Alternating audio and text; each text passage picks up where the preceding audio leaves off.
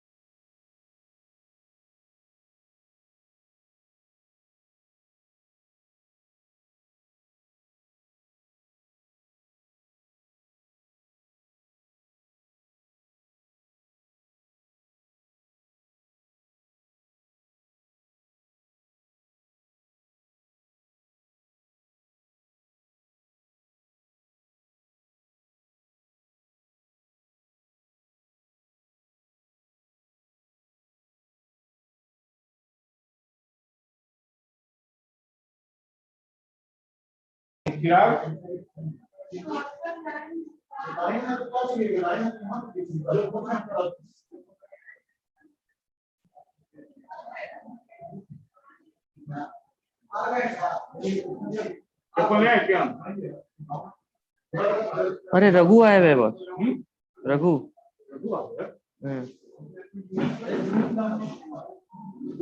Of नहीं किया होगा वो है रघु आप ऑफ किए नहीं ये जूम भी डाउनलोड करना पड़ेगा अरे डाउनलोड करिए जूम जल्दी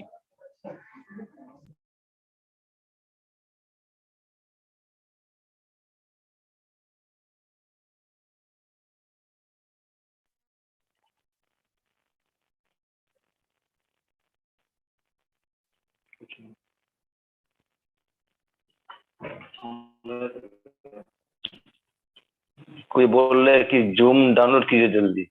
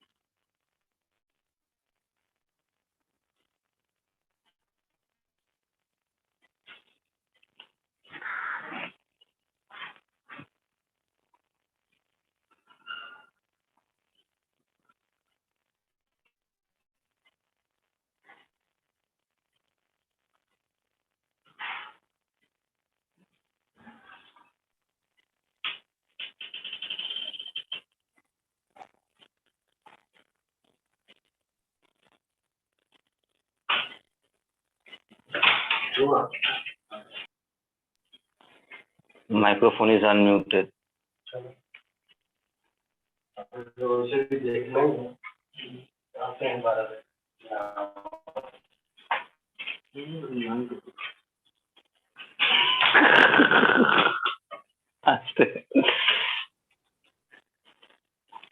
तौसीफ मुजताबा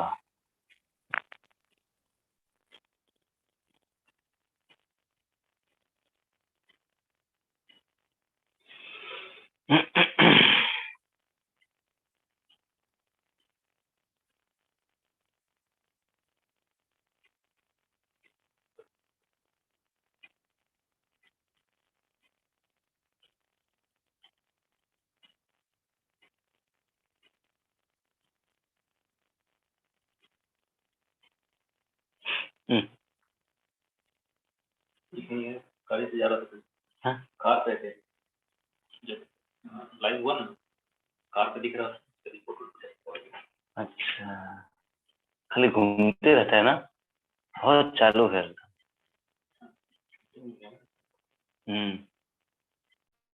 ऑनलाइन रहेगा, घूमते रहेगा। हमको तो कुछ सुनाई नहीं दे रहा है अविनाश जी। आपको? सब लोग वैसे ही बात कर रहे हैं यहाँ पे। कोई किसी को बोल रहे हैं कि जूम ऑन की।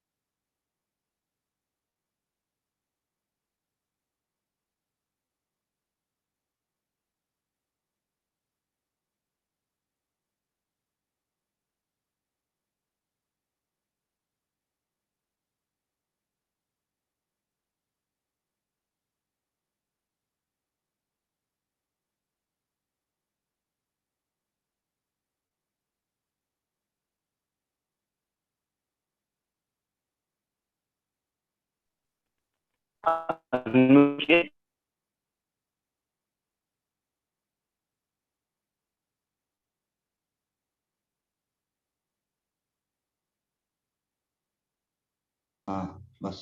अच्छा, वो हम लोग ने किए थे ना।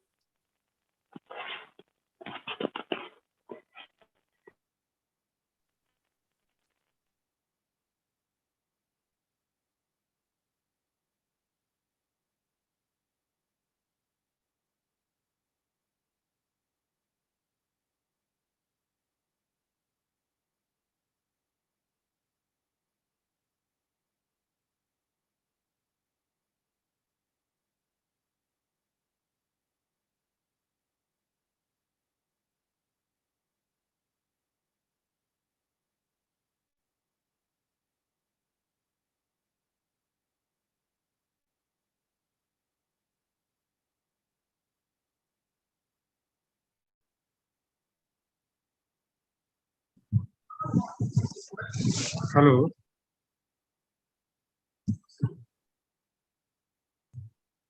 हेलो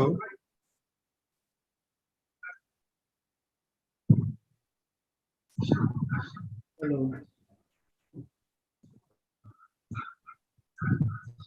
हेलो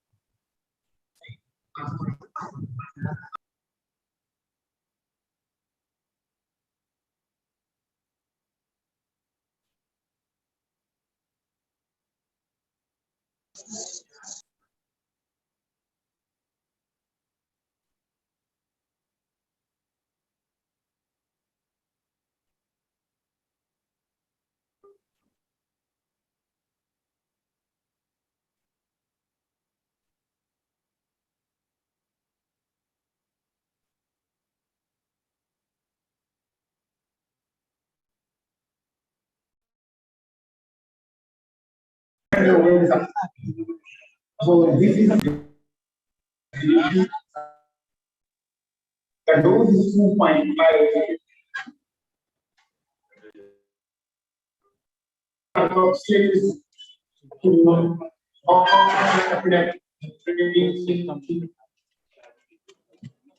देखा था अब तो सेटिंग ऊपर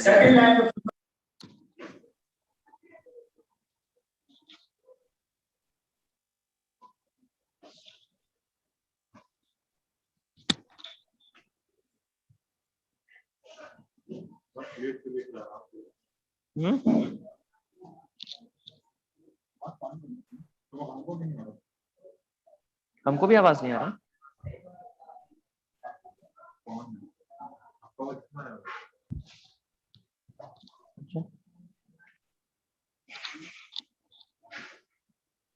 मेरा नहीं आ रहा, मेरा नहीं आ रहा।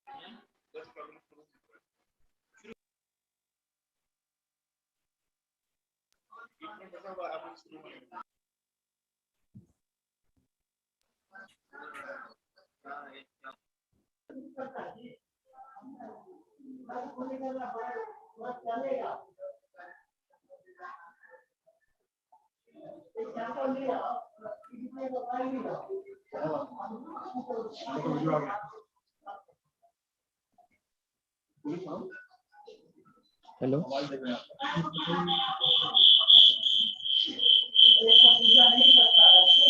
Hello doctor Tauseef. Yes sir.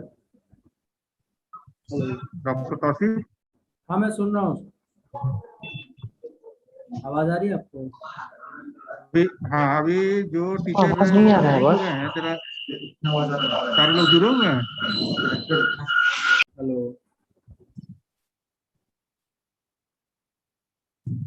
तुम ऑफ कर दिए। हाँ हेलो। हेलो हाँ बोलिए सर। हमको ऑडियो नहीं आ रहा है।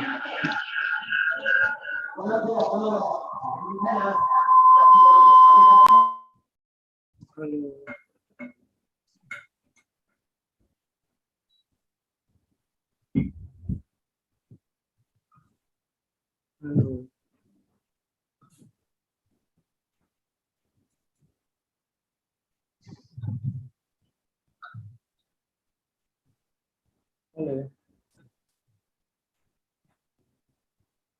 हाँ गुड मॉर्निंग, कहाँ है राजेंद्र सर?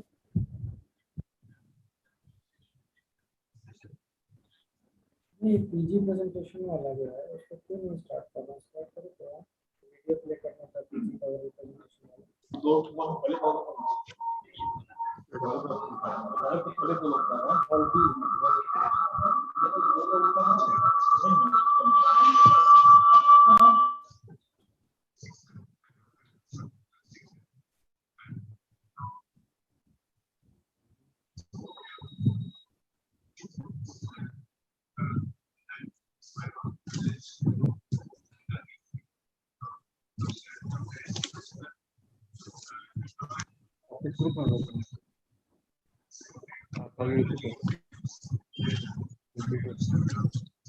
ग्रुप बी में आइए और शेयर कराइए।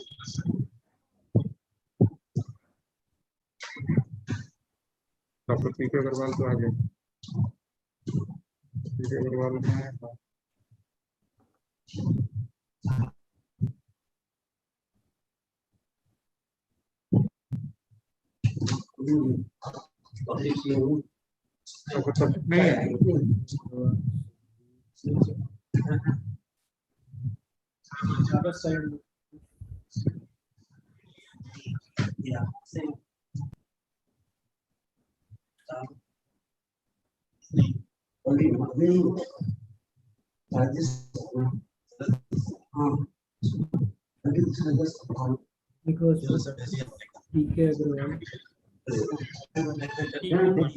इनको कल चार को हॉल बना करके स्क्रीन पर ये कर रहे थे, हम लोग बैठे रहते वहाँ। इसमें डॉक्टर तासिफ क्या बोल रहे हैं? Hello sir.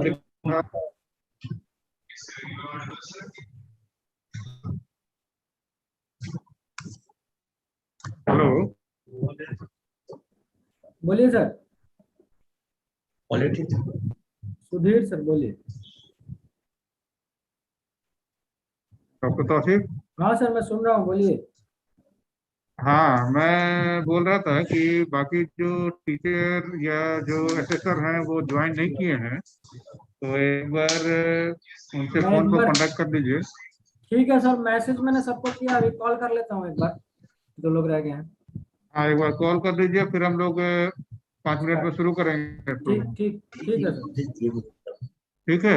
ठीक है मैं करता हूँ कॉल अगर सर। लोग जुड़ हाँ, अगर लोग जुड़ते हैं तो ठीक है, नहीं तो आप मॉडरेट करते जाइए और शुरू कर ठीक दीजिए। ठीक है sir.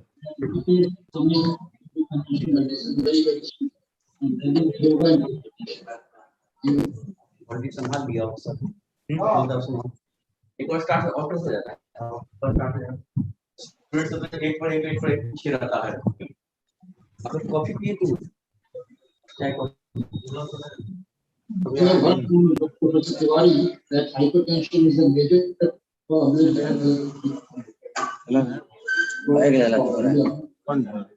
All over India. Water is calendar पर लगाइए तो।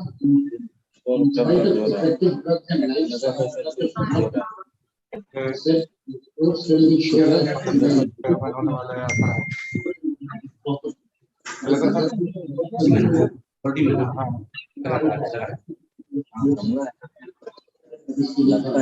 नहीं तो मतलब होता है क्या साला आपका कोई लक्षण है तो किसी को बोला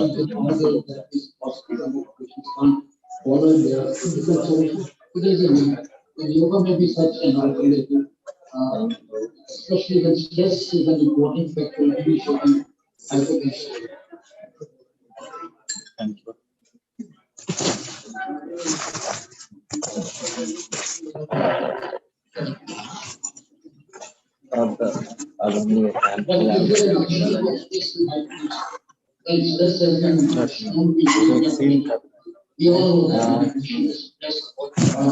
रिक्शे का बैग है 100 रुपए का, इससे ज्यादा करो।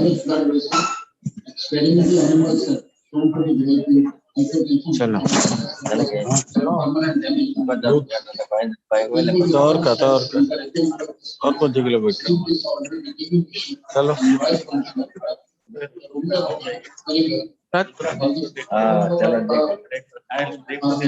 चलो हॉल चलो ना देख करो हाँ भेजो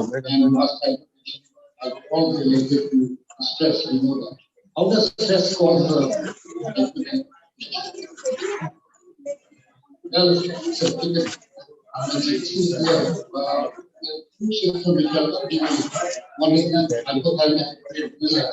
BAPICON चूरा मिल गया सब सैनिटाइजर पे कौन सी ना ये सब को तेरा चलो मास्क है काम है दे दो तो मास्क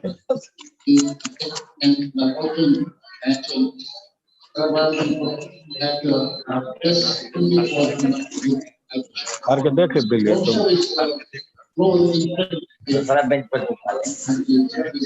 सब टेबल को घूम के समेट लिया सब टेबल में घूम के समेट लिया है चलो हो गया चलो सुधीर बाय चल जाओ हाँ चलिए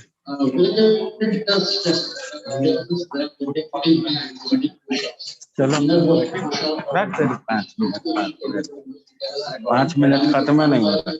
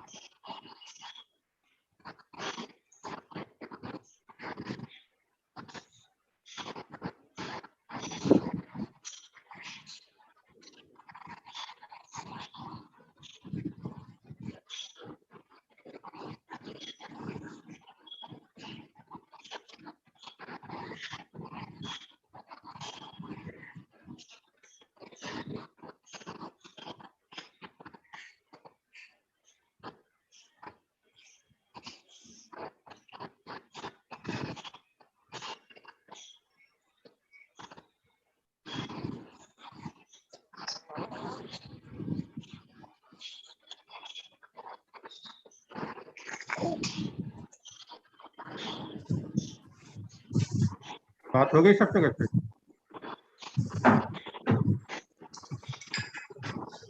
हेलो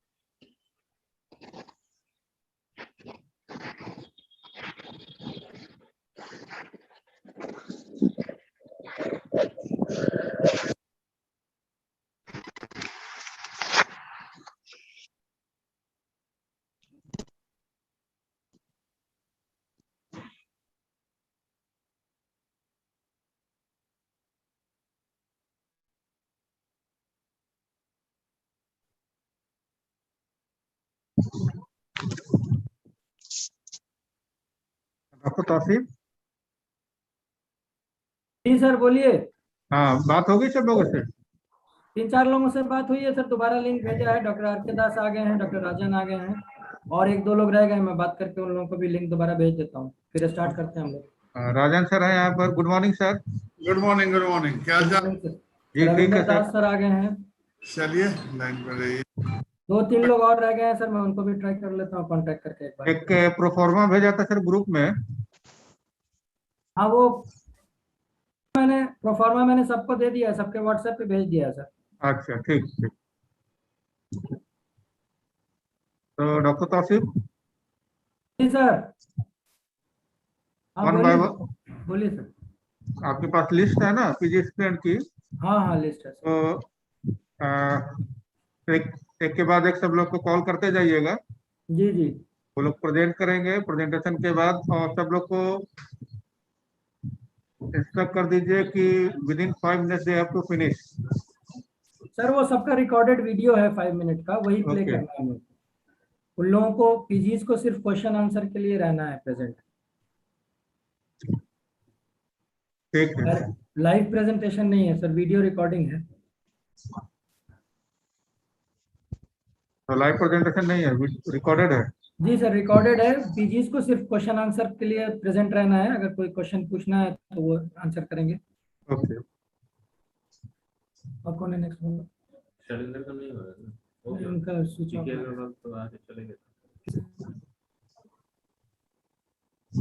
हम लोग शुरू करते हैं, बुलाइए एक एक करके, एक एक करके शुरू किया जाए।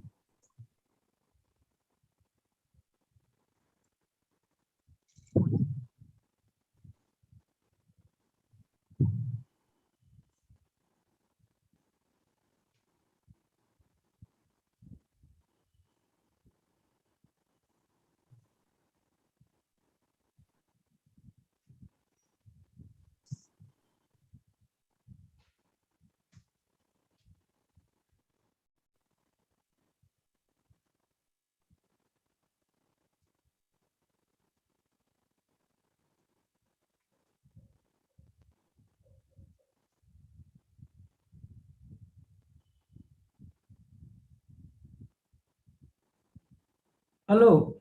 हाँ हेलो। हाँ सर, हाँ शुरू इसमें कीजिए। जो हाँ स्टार्टिंग में नाम है doctor Rahul Bharti. Doctor okay. Rahul Bharti properly present नहीं है यहाँ पे, हम्म। तो उसको हम लोग स्किप करके जो प्रेजेंट है उनका स्टार्ट कराते हैं। या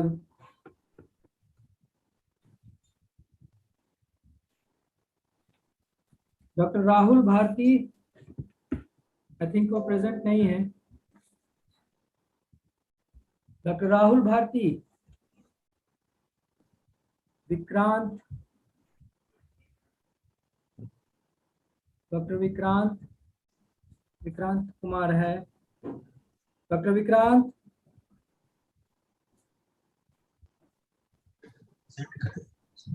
डॉक्टर विक्रांत प्रेजेंट है?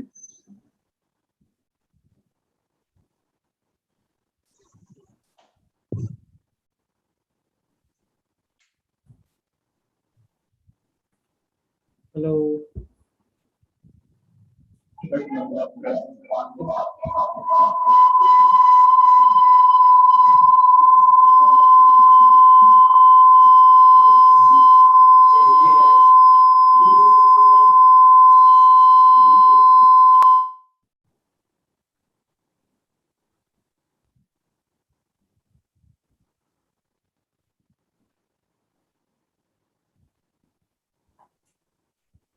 हेलो।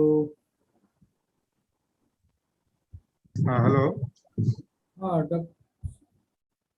डॉक्टर विक्रांत का वीडियो प्ले करें।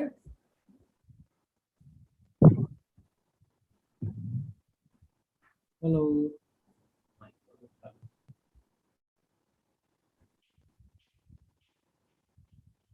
ये तो दोनों म्यूट करके बैठा है ना। Next name.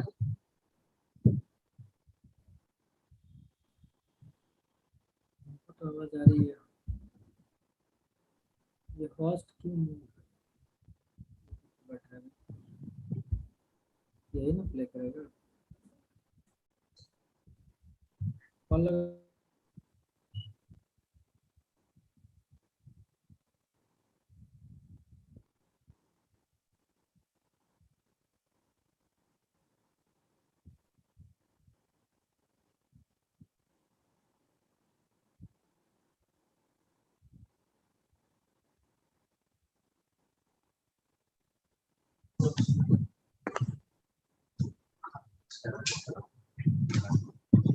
ठीक है ना बस कहते सरकार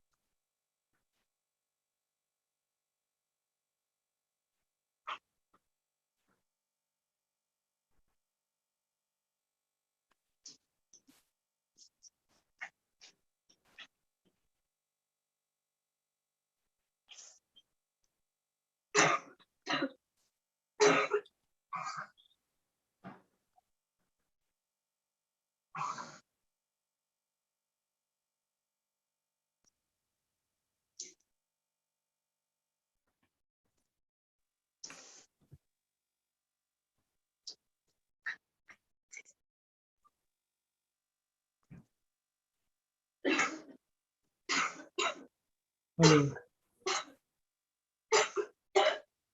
सुधीर सर, हेलो।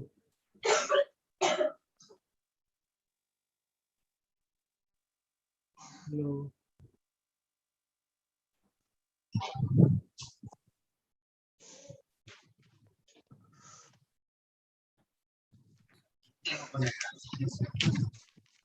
हेलो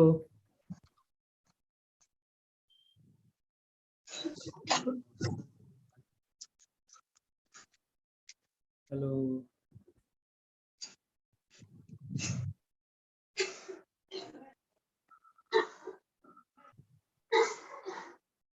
और किसी से बात की उसके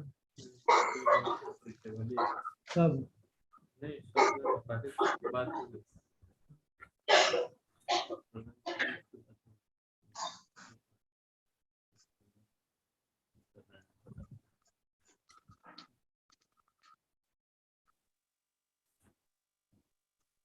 रिप्लाई नहीं आ रहा है।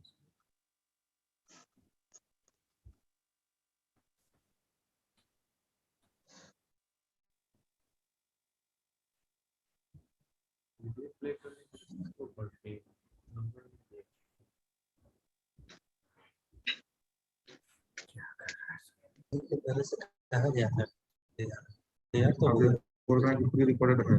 प्री रिकॉर्डेड है तो इसको प्ले ना करके जाइए। हेलो आंसर का जवाब दे दो।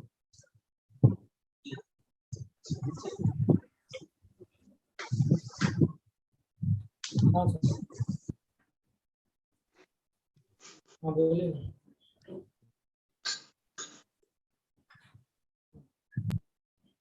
बात कराइए। हाँ बोलिए। हॉल डी में जो वीडियो प्ले करना था पीजी पेपर्स का, वहाँ कौन है आपका आदमी? हाँ हाँ, सोन, सोन हॉल में। जी हाँ, उसको स्टार्ट कराइए फौरन, सीरियल वाइज जैसे है।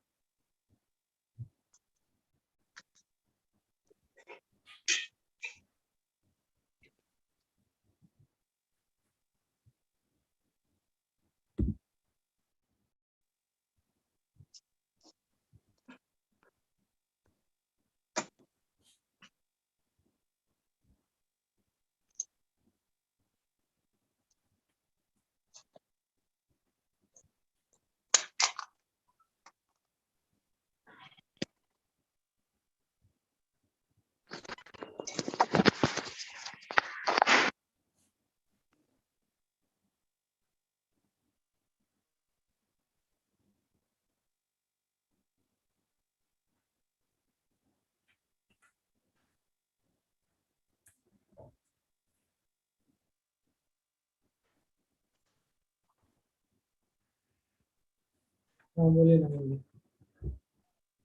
Hello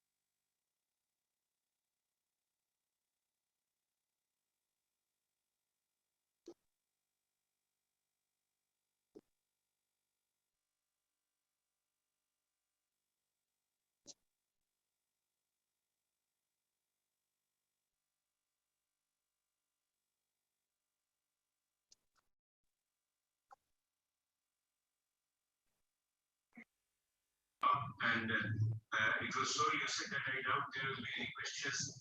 Nevertheless, if there are any queries, I would like everybody to put them in the chat box so that Professor Manchanda sir can get them directly and we can save our time. It's again my proud privilege and it's the biggest privilege a student gets when one gets the opportunity to use his guru, his staff.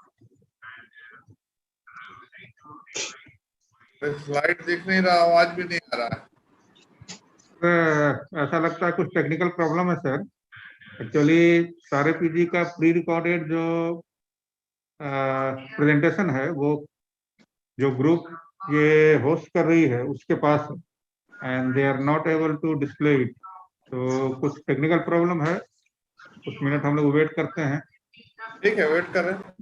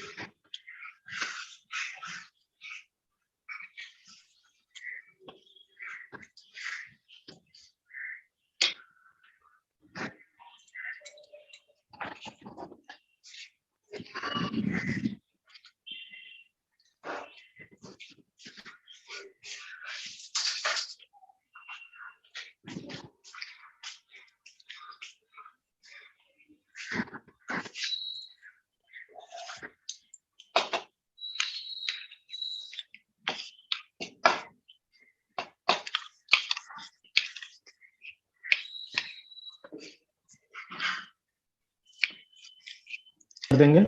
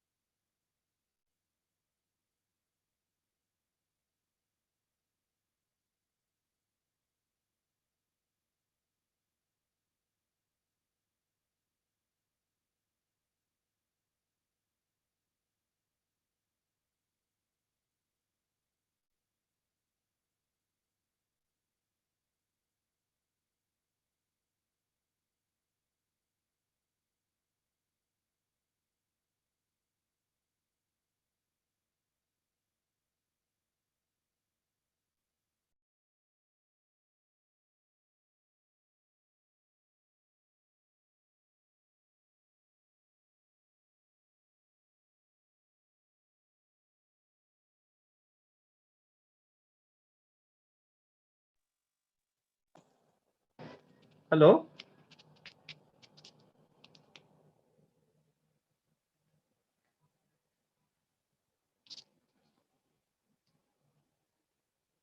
हाँ hello बोलिए।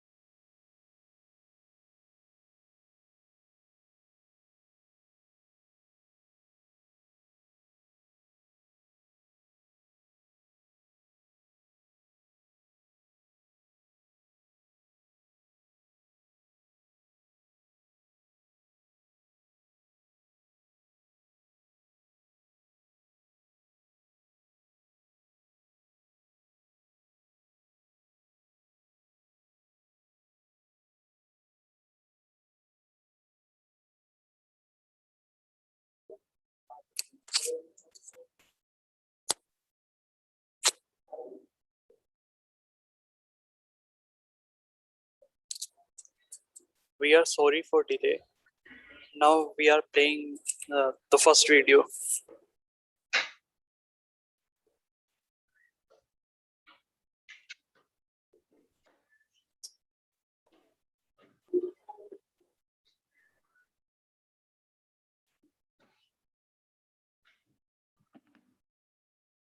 Hello Sudhir sir हैं? Sudhir sir आप present हैं? Good morning, respected teachers. Myself, Dr. Rahul Kumar Bharti, going to present on the topic to evaluate the diagnostic value of CT scan and RT-PCR for COVID-19 pneumonia. Contents include introduction, purpose, methods, results, and conclusion. Introduction. COVID-19 is the infectious disease caused by the coronavirus, which is a respiratory pathogen. The first known human infections were in Wuhan, China. Official publications from the WHO reported the earliest onset of symptoms as of 8 December 2019. Human-to-human transmissions was confirmed by the WHO and Chinese authorities by 20th January 2020. On 30th January, the WHO declared the coronavirus a public health emergency of international concern. Globally, as of 6th August 2021, there have been 202 million confirmed cases of COVID-19, including 4 million deaths reported to WHO. The first case of COVID-19 in India was reported on 30th January 2020. India currently has the largest number of confirmed cases in Asia and has the second highest number of confirmed cases in the world after the United States. With almost 31 million reported cases of COVID-19 infection, more than 4 lakh deaths, and more than 30 million recovered. Symptoms. Common symptoms include fever, loss of appetite, fatigue, loss of smell, shortness of breath, cough, muscle ache and pain. In severe disease, there is difficulty in walking, confusion, coughing of blood, persistent chest pain, decreased white blood cells, kidney failure, and high fever. Transmissions. The disease is mainly transmitted via the respiratory route when people inhale droplets and particles that infected people release as they breathe, talk, cough, and sneeze. COVID-19 can affect the upper respiratory tract and the lower respiratory tract. The lungs are the organs most affected by the COVID-19 because the virus accesses the host cell via the receptor for the enzyme angiotensin converting enzyme 2, which is the most abundant on the surface of type 2 alveolar cells of the lungs. The virus uses a special surface glycoprotein called a spike to connect to the ACE2 receptors and enter the host cell. Clinical laboratory findings of elevated IL-6 indicative of cytokine release syndrome suggest an underlying immunopathology. A cytokine storm is due to an acute hyperinflammatory response that is responsible for clinical illness in an array of disease. But in COVID-19, it is related to worse prognosis and increased fertility. The storm causes acute respiratory distress syndrome, blood clotting events such as stroke, myocardial infarction, encephalitis, acute kidney injury, and vasculitis.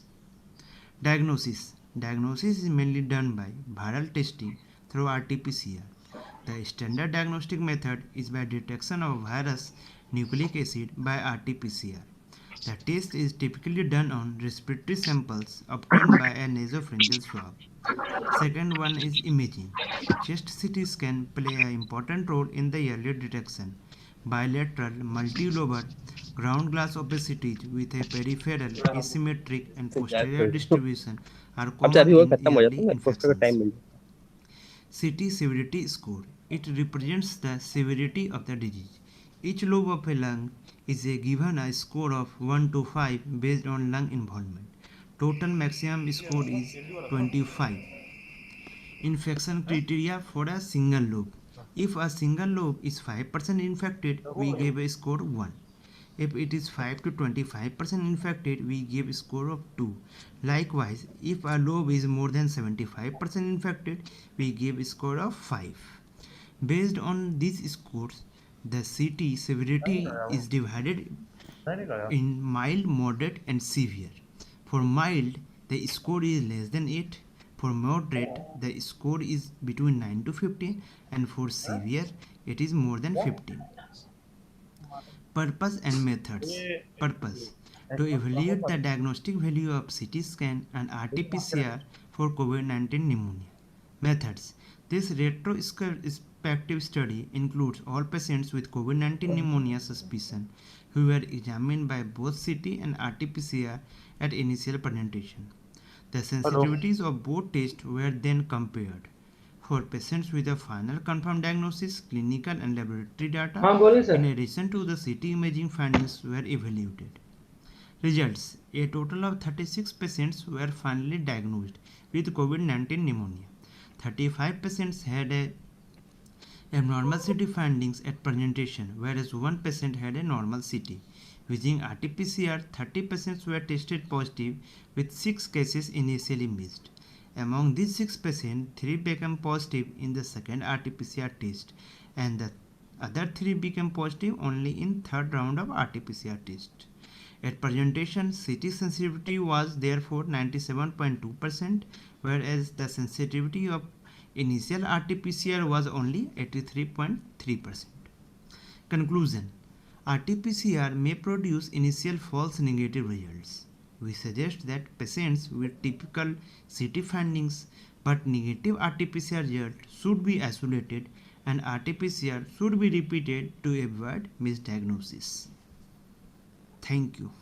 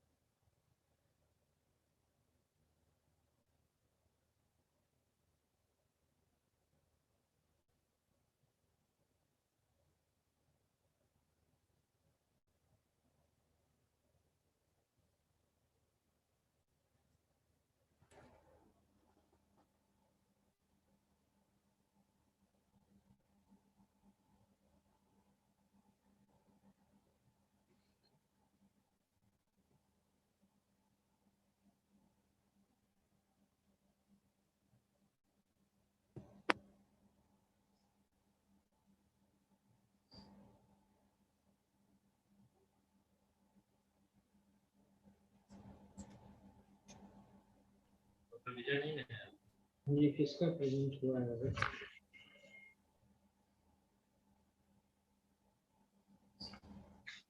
Hello hello hello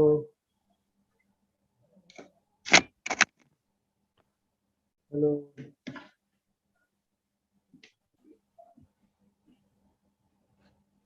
hello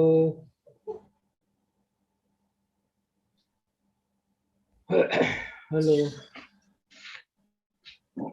hello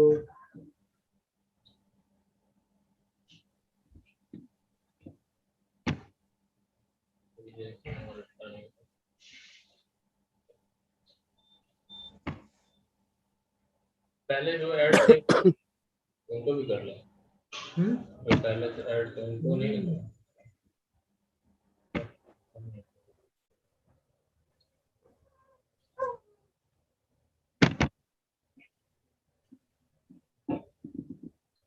hello आवाज नहीं जा रही।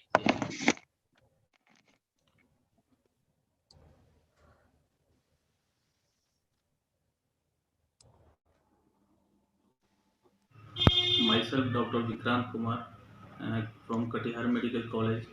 My topic is incidence of use of contrast indicator oral hypoglycemic drugs in the patient of diabetic nephropathy visiting OPD of tertiary care hospital. Introduction: diabetes is the one of the leading cause of chronic renal disease and end-stage renal disease.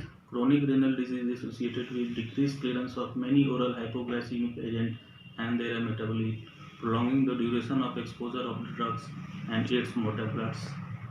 Aims and objective. In this study, we are focusing on the incidence of use of non-recommended oral hypoglycemic drugs in new patients of diabetic nephropathy visiting OPD of tertiary care hospitals. Materials and methods. Total 600 already diagnosed patients of diabetic nephropathy who visited OPD were recruited in respective evaluation for the oral hypoglycemic drugs. Discussion. Many studies of anti-diabetic drugs have excluded people with CKD, so we lack solid evidence of the effectiveness and safety of these drugs. Managing the hyperglycemia and nephropathy is difficult because of decreased GFR and its interference and its clearance. Conclusion. CKD is the common complication in type 2 diabetes mellitus. In this patient, use of oral hypoglycemic drugs is more common, complex, and CKD patient. A good number of diabetic nephropathy patients are still treated with contraindicated hypoglycemic drug with their respective renal function. Results. Out of 600 diabetic nephropathy patients, 3 were men and 300 were men and 300 were women. Out of them, 62% were taking contraindicated hypoglycemic drugs according to their respective CKD stages. Thank you.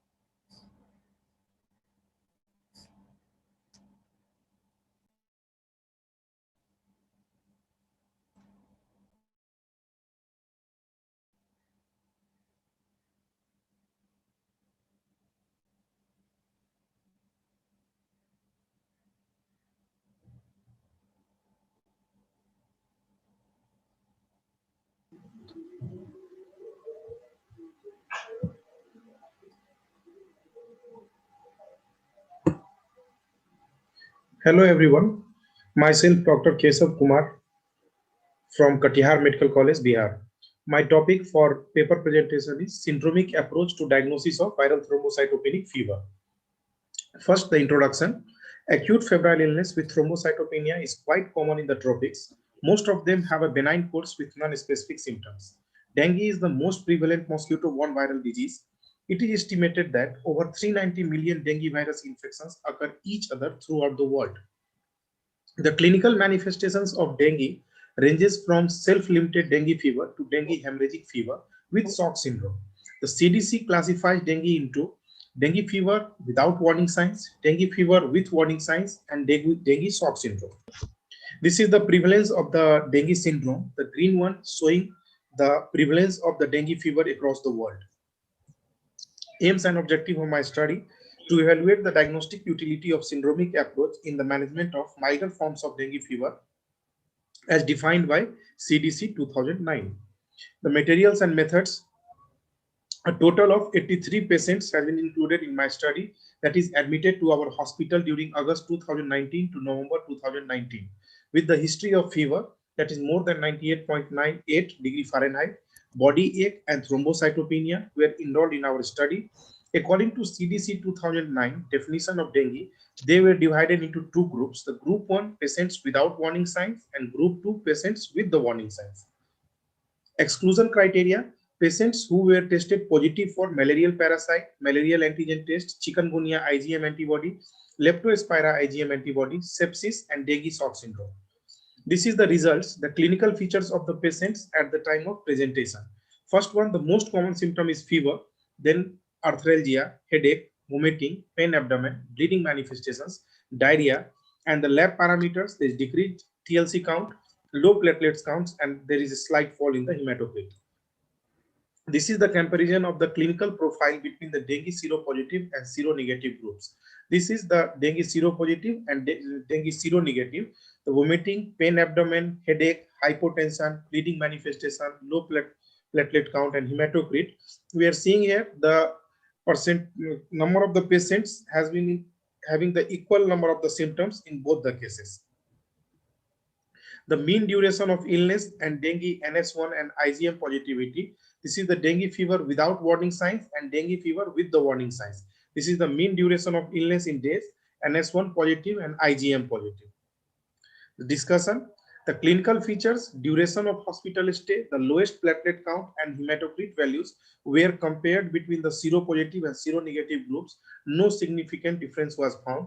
Complications were similar in the both the groups. The specificity and sensitivity of the serological test do not seem to be uniform across various studies. So based on the results of this serological test, patients should not be missed in the setting of dengue epidemics in resource limited areas. So supportive treatment as per CDC recommendation is appropriate, with which majority of patients recover. This is the dengue case management assessment.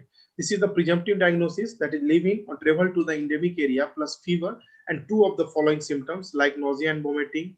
Rash is present, aches and pain like headache, eye pain, muscle ache, and joint pain. The warning signs, tourniquet test positive and leukopenia, and the warning signs like mucosal bleed, persistent vomiting, liver enlargement, clinical fluid accumulation, lethargy, restlessness. The warning signs, if there is no warning signs present in the patients, then we have to do manage the patient in outpatient. Then for patients with having the warning signs or severe dengue or coexisting conditions like pregnancy, infancy, diabetes, poor social situation, old age, then we have to do the inpatient management. And for patients with any of the severe plasma leakage with shock, severe bleeding manifestations, or organ impairment, we have to do the inpatient management. Bleeding. The conclusion of my study is the clinical diagnosis based on syndromic approach is more appropriate in milder forms of thrombocytopenic fevers rather than trying to establish an exact guideline-based diagnosis in appropriate geographical location. The unusually high prevalence of vomiting persisting for 2 to 3 days is probably related to the consumption of herbal treatments like papaya leaf extract in the local population. Thank you so much.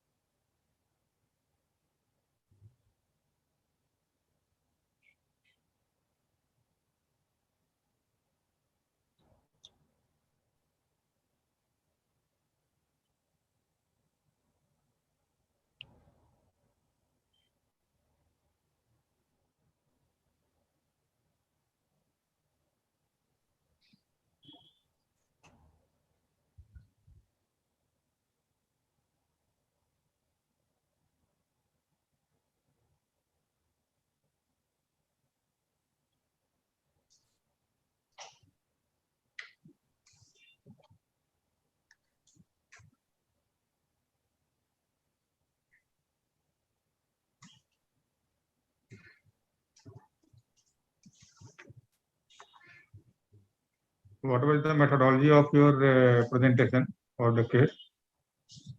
One second.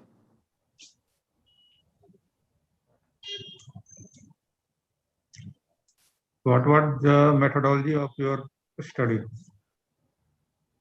Sir, my methodology of the study, I have to do the syndromic approach in the diagnosis of that viral thrombocytopenic fever. I have taken the 83 patients in my study, and with the history of fever, the body ache, and the reduced platelet count, and the reduced TLC counts. My exclusion criteria: the patient who are tested positive for the malarial parasites, chikungunya, IgM antibodies, leptospira, sepsis, and the dengue shock syndrome. Okay. What are the other common acute febrile illnesses cause of thrombocytopenia apart from all you enumerated? Yes. Sir, in viral infections which are causing the thrombocytopenia, the common cause like HIV, cytomegalovirus, hepatitis C virus, rubella, Epstein-Barr virus. These all the normal other viral causes of the thrombocytopenia. And after that, the acute febrile illness which has causes the immune destruction of the platelets like idiopathic thrombocytopenic purpura, hemolytic uremic syndrome, thrombotic thrombocytopenic purpura, like DIC, disseminated intravascular coagulation, and the certain drugs which are causing thrombocytopenia, like in antibiotics, vancomycin, in anticoagulant drug abciximab, rifampicin, ATT drugs which are causing thrombocytopenia, then phenytoin, cimetidine, these all the drugs, and certain B12 deficiency and folate deficiency, these all are will cause thrombocytopenia. Okay, thank you. Thank you so much, sir.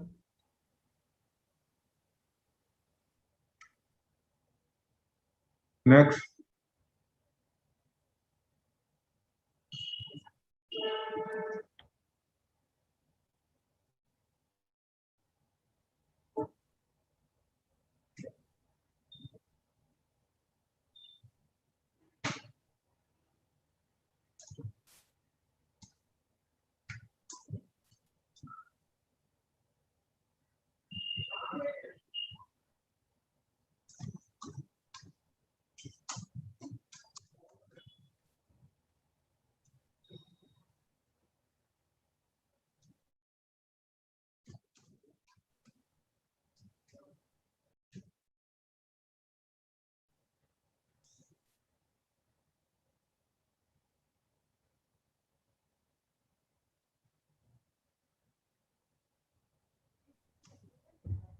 क्या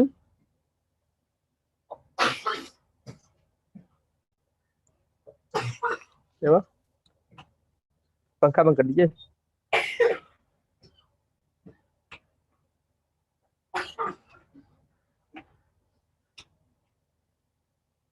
Next presentation.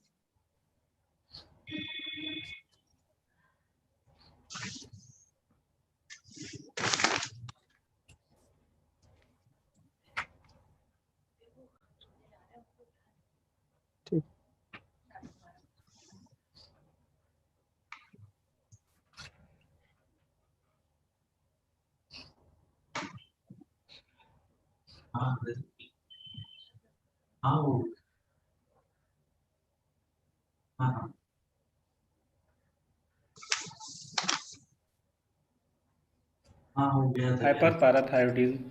Myself, Mohammad Wajid Hussain, Medicine PG from JLNMCH, Bhagalpur. Abstract. Primary hyperparathyroidism may lead to skeletal deformity, fracture, and renal failure in symptomatic patient if untreated. I present a case of 30-year-old woman presented with muscle weakness, weight loss, hypercalcemia, and a pathological fracture, eventually with rapidly progressive musculoskeletal disease, subsequent biochemical, radiographic, and scintigraphy findings were consistent with primary hyperparathyroidism from an ectopic mediastinal adenoma and concomitant vitamin D deficiency. The severe hypercalcemia was adequately temporized with hydration, forced diuresis, and intravenous bisphosphonates. Case report. Our case is of a 30-year-old woman with no known comorbidities and good baseline functional capacity. initially presenting with a 1-year history of progressive easy fatigability and generalized muscle weakness. In a few months, this rapidly worsened, especially in the lower extremities, resulting in frequent falls during ambulation and associated anorexia and estimated weight loss of 50%. She was eventually confined to her bed and was only able to ambulate with assistance. Owing to progressive symptoms, she was admitted at a private hospital where baseline laboratory workup showed hypercalcemia. Further diagnostic examinations were suggested but were but were but were not performed to financial constraint. After 1 month, while attempting to sit from lying position, she experienced sudden severe pain over her right thigh, worsened by movement, which prompted admission at our institution. She was initially seen with a stable vital sign and intact sensorium, but was markedly undernourished. The rest of her initial physical examination was unremarkable except for a swollen, severely tender right thigh. Palpation of the neck did not reveal a quieter or discrete thyroid nodule. Plain radiograph revealed a close transverse fracture over left femur. Given the condition of a pathological fracture and a history of hypercalcemia, our initial differential diagnosis were an advanced malignancy with bone metastasis, multiple myeloma, and primary hyperparathyroidism. Investigation. Additional workup revealed persistent hypercalcemia up to 3.68 millimole per liter, albumin corrected, hypophosphatemia, normal renal function by estimated glomerular filtration rate GFR, and an elevated intact parathyroid hormone measurement of 986.5 picogram per ml. Normal value is 10 to 65 picogram per ml. As part of baseline workup for pathological fracture, determination of 25 hydroxy D revealed vitamin D deficiency at 9.32 nanogram per ml. Deficiency is called when its level is less than 20 nanogram per ml. Treatment. During her initial admission for a pathological fracture and severe hypercalcemia, she was initially managed by hydration with intravenous isotonic saline 3 liters per day along with oral fluids, followed by forced diuresis with furosemide 40 mg intravenous bolus. After 48 hours, given after every liter of intravenous fluid. These measures were only partially able to lower the serum calcium to 3.08 millimole per liter from 3.68 millimole per liter. Thus, intravenous bisphosphonate pymetonate 60 mg was administered as a slow infusion, which subsequently lowered her calcium to the upper normal range 2.43 millimole per liter. She was then discharged with plans of localizing the source of excess PTH and surgical intervention. Learning point. Major differential diagnosis in patient presenting with hypercalcemia, including primary hyperparathyroidism and malignancies. Most cases of primary parahyperthyroidism are asymptomatic on diagnosis in areas where routine biochemical screening of serum calcium is performed. A small but significant proportion of cases, primary hyperparathyroidism, 9 to 16% are due to adenomas in ectopic location remote from the thyroid lesion. Vitamin D status appears inversely correlated with parathyroid hormone level, with severe studies suggesting increased severity of parahyperthyroid in vitamin D deficiency individuals. The relationship between vitamin D and primary hyperparathyroidism is still poorly understood and needs more investigation. Thank you.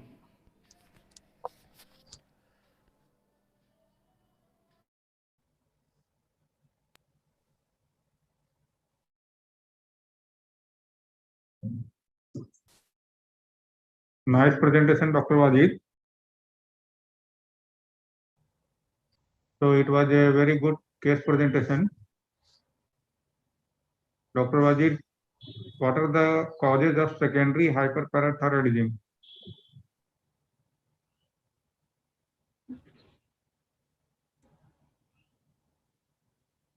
Dr. Wajid, are you available? Dr. Wajid.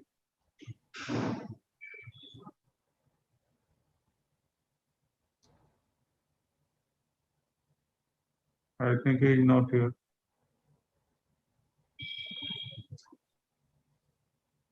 Next presentation.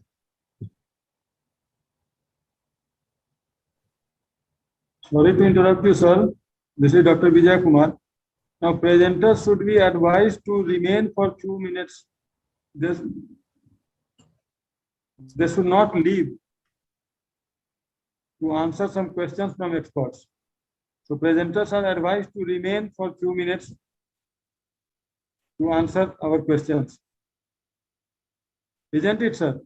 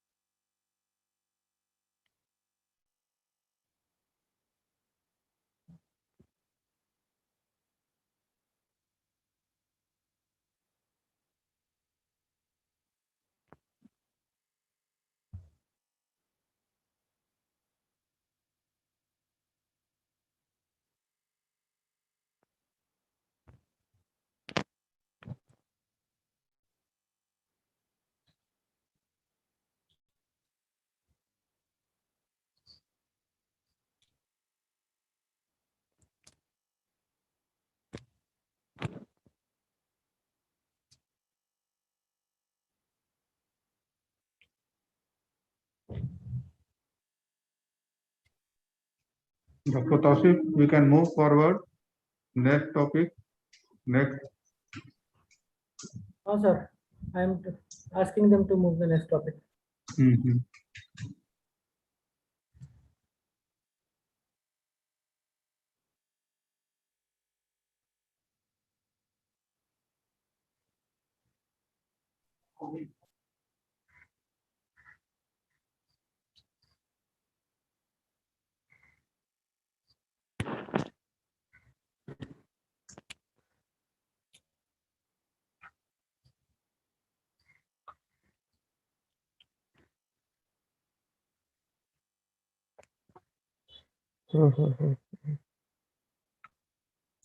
Experts.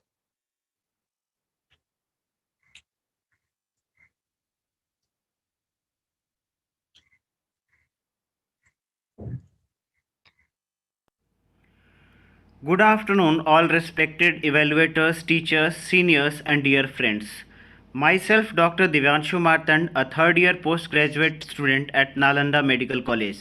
I feel privileged to present a rare case of valproate induced leukocytic vasculitis diagnosed, evaluated, and managed from our OPD. Leukocytoclastic vasculitis is a cutaneous small vessel vasculitis of the dermal capillaries and venules. LCV is a process believed to be related to the presence of circulating immune complexes. The main clinical reasons of LCV are palpable purpura, although other clinical findings secondary to ischemia, including ulceration, may occur. An estimated 20 to 30% of all vasculitis cases are attributed to drug administration. Skin reactions associated with sodium valproate are an uncommon occurrence. In patients with biopsy-proven LCB, 24% have drug exposure within a week of presentation. Hypersensitivity vasculitis due to drugs can be identified on the basis of 5 defining characteristics: age more than 16 years, use of a possible offending drug in temporal relation to the symptoms, palpable purpura, a maculopapular rash, and biopsy of the skin showing neutrophils around an arteriole or venule. Here I present a patient who developed LCV after the administration of sodium valproate. Pooja Kumari, a 21-year-old female from Patna city, presented to the medicine OPD with a complaint of red rashes over both lower limbs, upper limb and buttock for last 1 day. She was a known case of seizure disorder on oral phenytoin for last 5 years. However, she left taking her medication 10 days back and presented in a private hospital with multiple episodes of GTCS, from where she was discharged on oral sodium valproate a week back. There was no associated fever, itching, joint pain, pain abdomen, bleeding gums, hemoptysis or hematemesis. There was no history of initiation of any new medication other than sodium valproate in past 2 weeks. On clinical examination, the patient was afebrile and there was no pallor, edema, jaundice or lymph node enlargement. Erythematous, palpable purpura and plaques were present mainly over both legs and dorsum of foot and some over forearm and buttock. Per abdomen examination revealed no tenderness and organomegaly. Her chest, CVS and CNS examination were within normal limit. This is the OPD ticket of the patient and a photograph showing her lesions on leg and the dorsum of foot. A CBC renal function test, liver function test and coagulation profile was ordered. In the next visit, the patient turned up with the blood reports. We showed a normal WBC, hemoglobin and platelet count. Her renal function test, LFT and coagulation profile were also within normal limit. The patient was subsequently referred to a skin OPD where a skin biopsy was taken and sent outside for histopathological examination. Her skin biopsy showed a superficial perivascular and interstitial infiltrate with neutrophils, karyorrhexis, focal fibrinoid necrosis, erythrocytic extravasation. The vessels involved were primarily the postcapillary venules. This is the report of the patient showing the normal BTCT, PT-INR and the negative viral markers. And this is the skin biopsy report of the patient.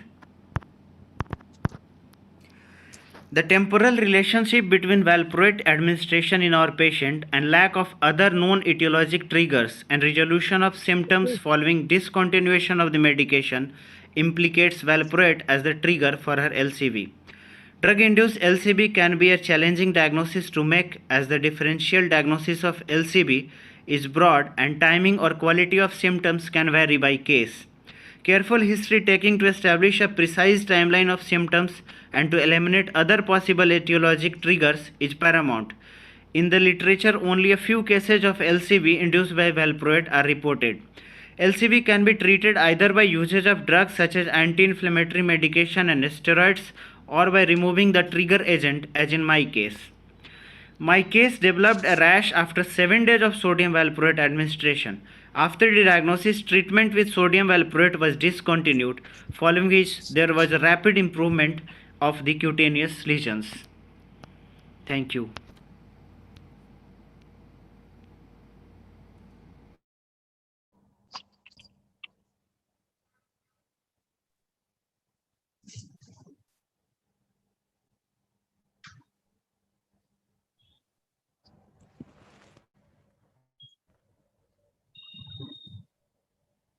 Sudhir sir, may I ask you questions?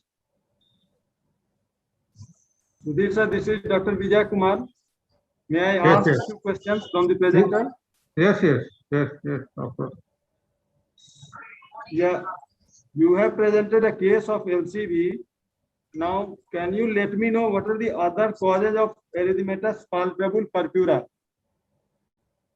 Doctor Divyanshu, are you present? Doctor Divyanshu यहाँ present हैं? Dr. Divyanshu, please join. If you left, then please join. Dr. Dr. Divyanshu. Okay, sir, I am sending a message on his number. Please, he is not joined yet.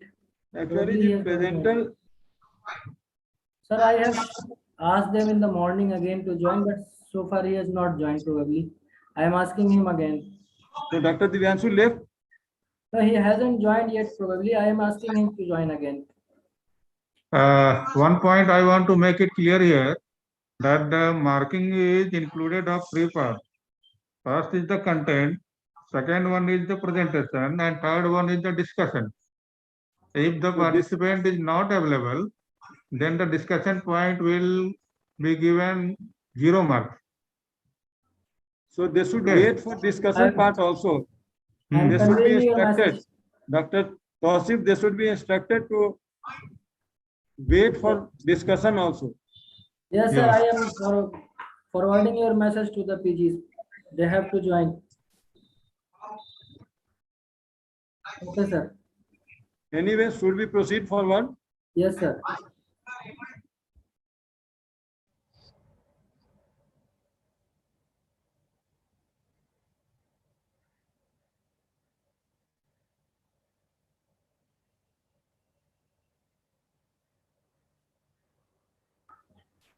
Dr. Divyanshu is not receiving calls. Okay, okay. Who is the next presenter? From now onwards, presenters should be instructed to wait for discussion at least. They should not live like that. Do you agree, sir? Dr. Sudhir, sir? Do you agree? Yes, yes. Now we move to the next participant. I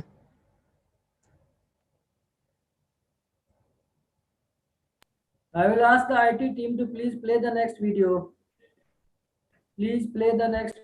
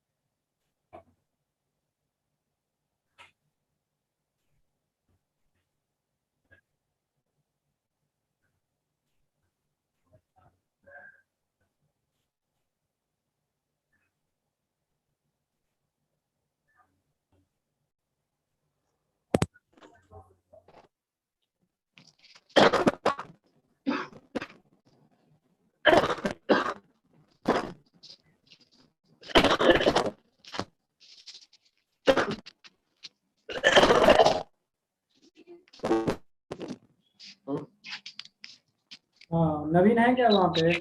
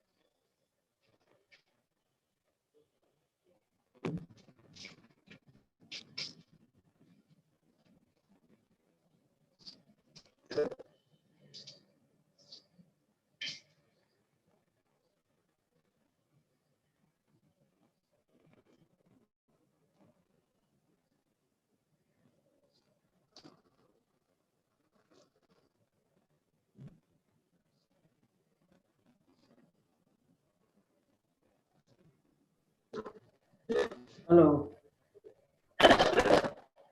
Hello. Hello.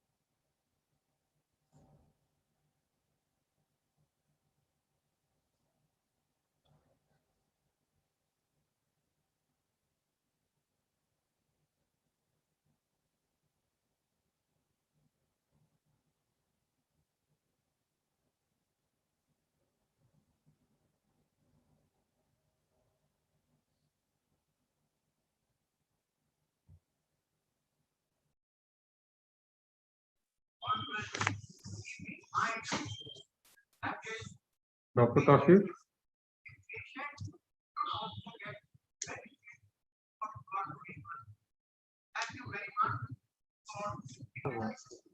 Hello. Dr. Tausif?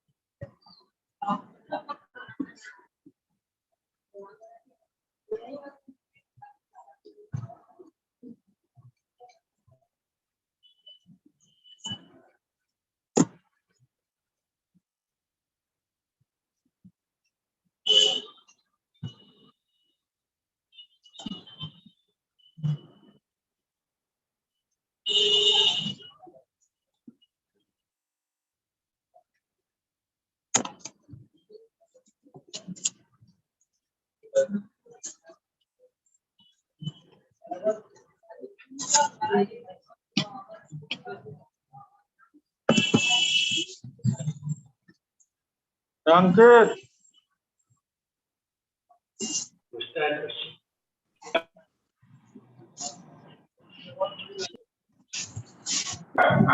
उसका तो photo वाला नहीं real में topic दिया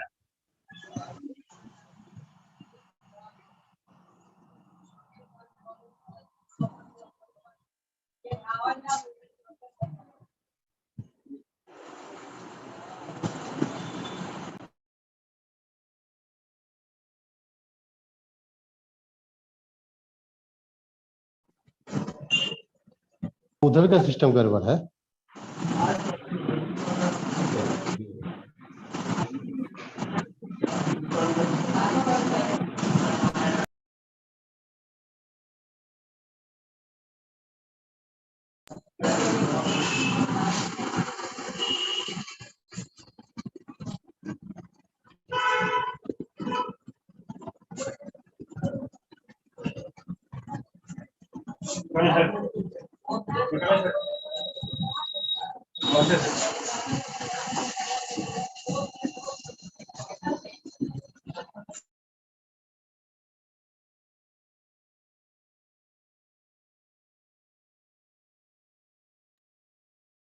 Dr. Priyanka from NMCH is here to report a case of delta F508 deletion mutation cystic fibrosis.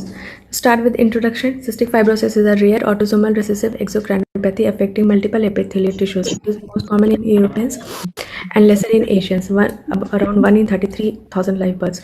The gene responsible for the disease is the CFTR gene, cystic fibrosis transmembrane conductance regulator gene, which serves as an anion channel in the apical plasma membrane of epithelial cells and regulates volume and composition of exocrine secretion. Case report: a 45-year-old male presented at NMCH emergency department with chief complaints of severe breathlessness, cough with expectoration and loss of appetite for 2 days. At the time of admission, his oxygen saturation was 50%. Pulse rate and BP was normal. He was thin-built.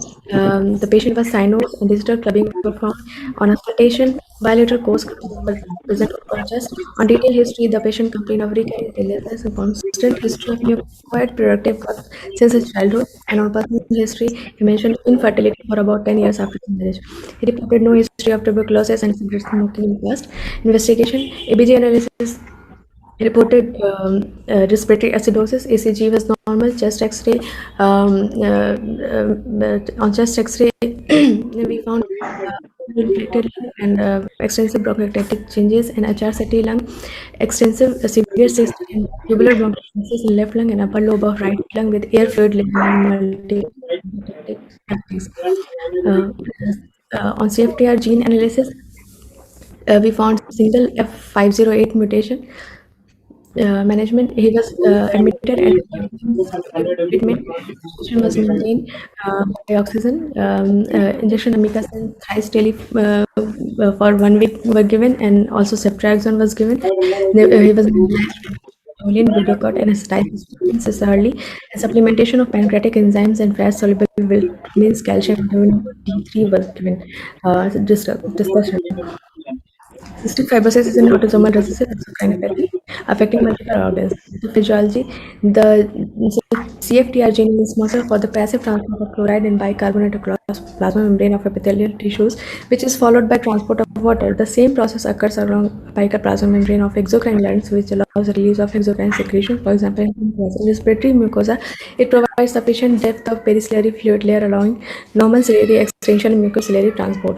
Absence or defect in this protein manifests as in respiratory system copious hyperviscous adherent secretions that obstruct small and medium-sized airways with complex bacterial flora, including Staph aureus, H. influenzae, and Pseudomonas aeruginosa. Pancreatic manifestations are fibrosis and destruction of exocrine pancreas, obstruction of pancreatic ducts causing malabsorption syndrome, poor growth and deficiency of fat-soluble vitamins, high level of immunoreactive trypsinogen and destruction of islet cell mass causing diabetes mellitus, bile duct obstruction, meconium in newborns, distal intestinal obstruction syndrome in elderly, infertility, and sinusitis. Several types of mutation are found, of which the most common is delta F508 deletion mutation, which denotes omission of single phenylalanine from CFTR 508 position, which is a class 2 defect which leads to folding abnormality. Screening is done by immunoreactive trypsinogen and then diagnosis. We first of all do the sweat chloride test, and according to the level, if it is 29, cystic fibrosis is very unlikely. If it's more than 60 millimole per liter, we confirm the diagnosis, and if in between, we proceed for the gene analysis. Management: outpatient management are done by antibiotic coverage, recombinant DNA aerosols for decreasing mucus viscosity, nebulized with hypertonic saline and exogenous pancreatic enzymes, supplementation, bronchodilators, and just physiotherapy. Inpatient management are done by antibiotics, typically aminoglycosides and beta-lactams for about 14 nebulization, nutritional supplementation, pancreatic enzyme supplementation, and the new one is the safety modulation. The first one is the drug evacaftor, which is for potentiation of mutant CFTR getting, which overcomes G551 CFTR getting defect, and the second one is lumacaftor, which is for correction of F508 deletion processing abnormality.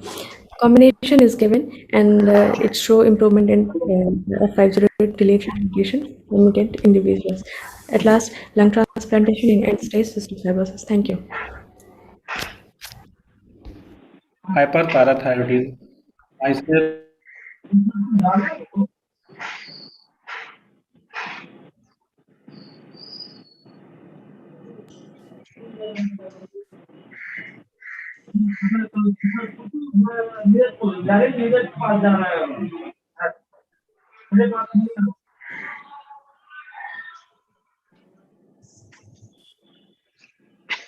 Hello.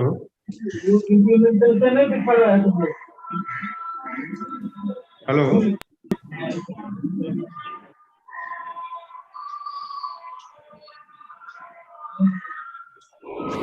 Respected guests, myself Dr. Amit Kumar, PG resident, third year, Ryan Medical College and Hospital, Jammu, Sasa. Today the topic of oral presentation is awareness regarding COVID-19 among healthcare workers in a tertiary care hospital in southern Bihar. Introduction: healthcare workers are the primary sector in contact with the patients and are an important source of exposure. So they need to have adequate protocols and precautions. My review article was a study conducted by Modi et al. In Mumbai, where the overall awareness about COVID-19 was 71.2%.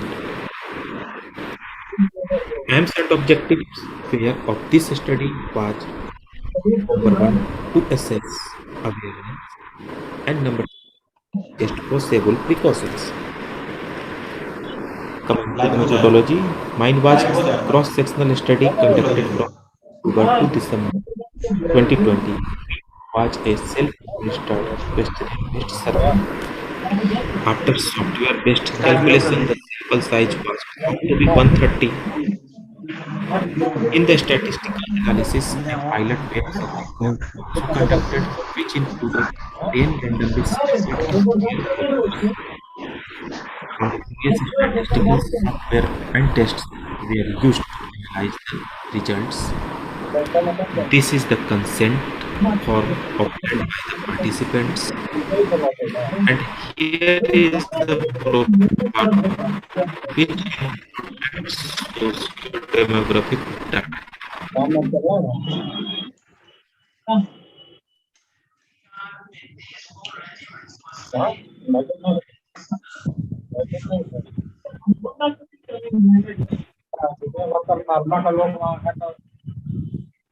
And questions about COVID-19 awareness.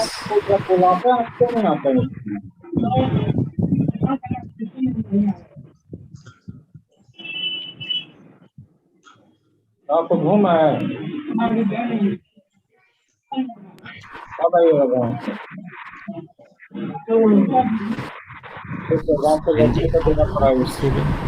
A cutoff level of less than to indicate poor knowledge, whereas poor was considered.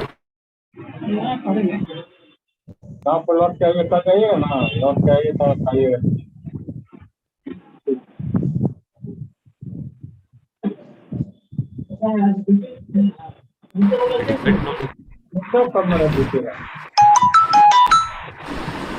These are the slides show a tabular representation of the data of my study.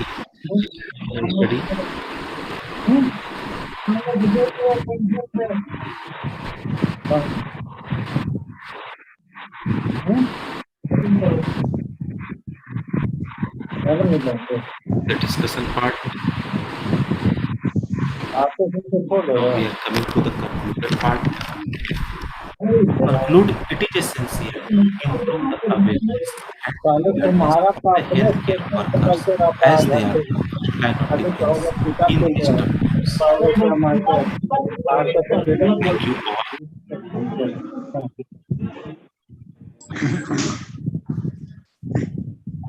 Hello. Can you tell me what type of study you have done? Sir, What sir, type this of was study?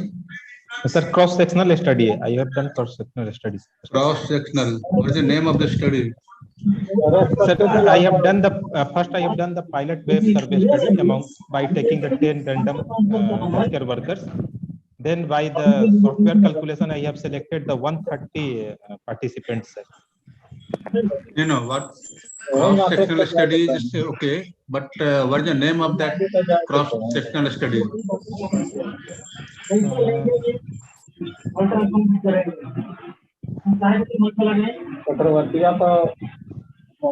Hello. It is called. It is no. It is called survey. Okay. Yeah. This is the survey. It is called survey. Survey-based studies. Survey-based studies. Sir. Yeah. Okay. Thank you.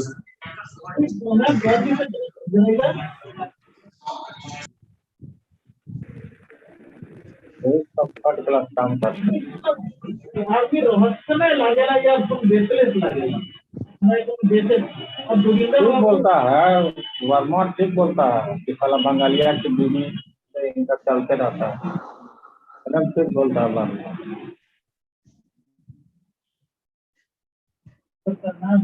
ना साले कौन सी तो साला चक्रवर्ती कौन है हिसाब से वहाँ था ही हाँ उसको रहना चाहिए फूल चक्रवर्ती इसी रिलेटेड टू मेडिकल आइडर फार्मा और डॉक्टर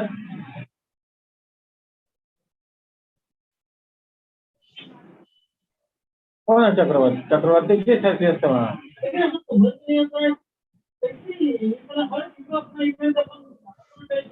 उनका इवेंट है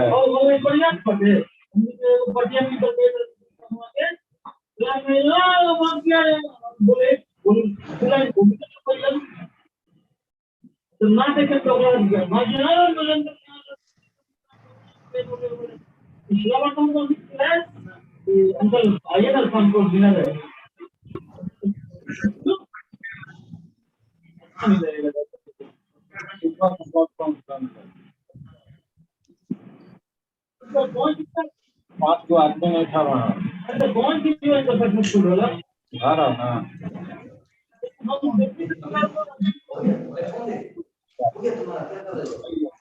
केस प्रेजेंटेशन वाला है मेरा जो क्लियर करना है 10:30 बजे लौटे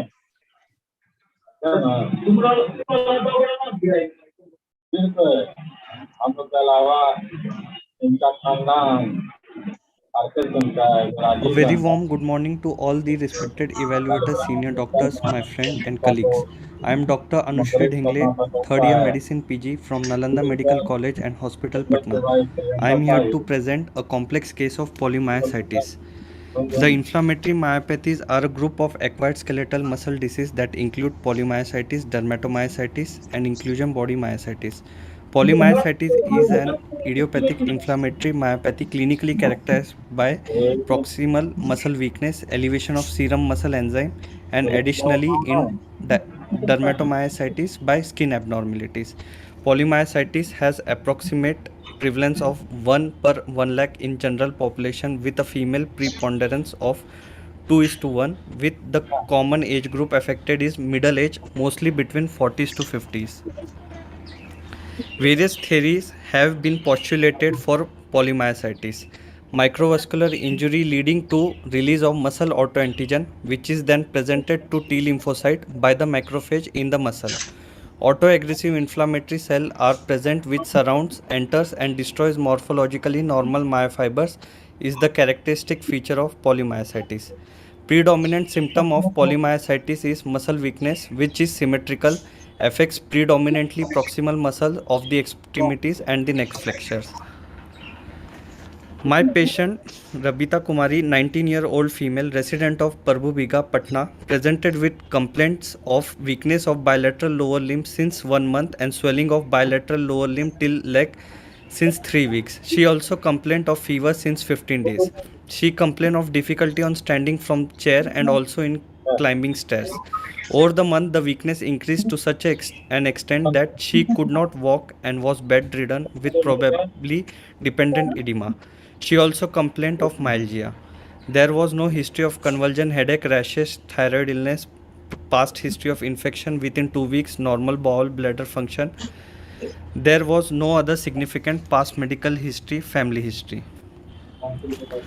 On examination, higher mental functions was normal. Cranial nerve examination was within normal limit.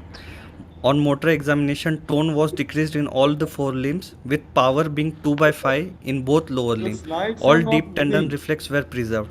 On The slides sensory are not moving. examination was normal. Cerebral function were intact with no signs of autonomic dysfunction or meningeal irritation.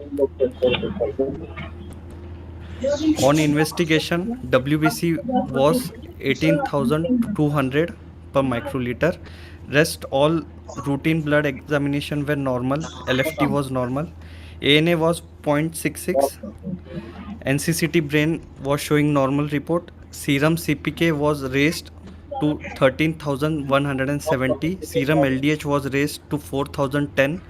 Muscle biopsy microscopy showed a features of area in favor of myopathy.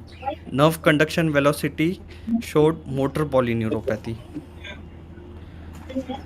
When the symptoms complex are suggestive of inflammatory myopathy, creatine phosphokinase muscle specific CPK-MB, lactate dehydrogenase and liver enzymes such as SGPT, SGOT are often used to diagnose the disease. Specific polymyositis on autoantibodies, anti-Jo antibody and anti-SRP antibody along with non-specific antibodies like ANA and anti-RNP are also useful and are often present. Electromyography and nerve conduction study are also helpful in establishing the diagnosis, although no specific pattern are recognized. Muscle biopsy are also helpful in diagnosing and demonstrating the muscle fiber in various stages of injury.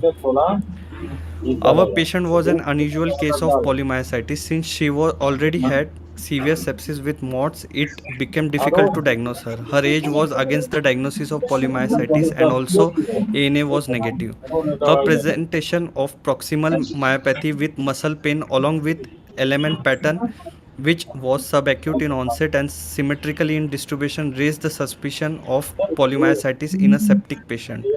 Her highly raised CPK-MB and LDH along with her NCV, EMG and muscle biopsy with no skin manifestation confirmed the diagnosis of polymyositis.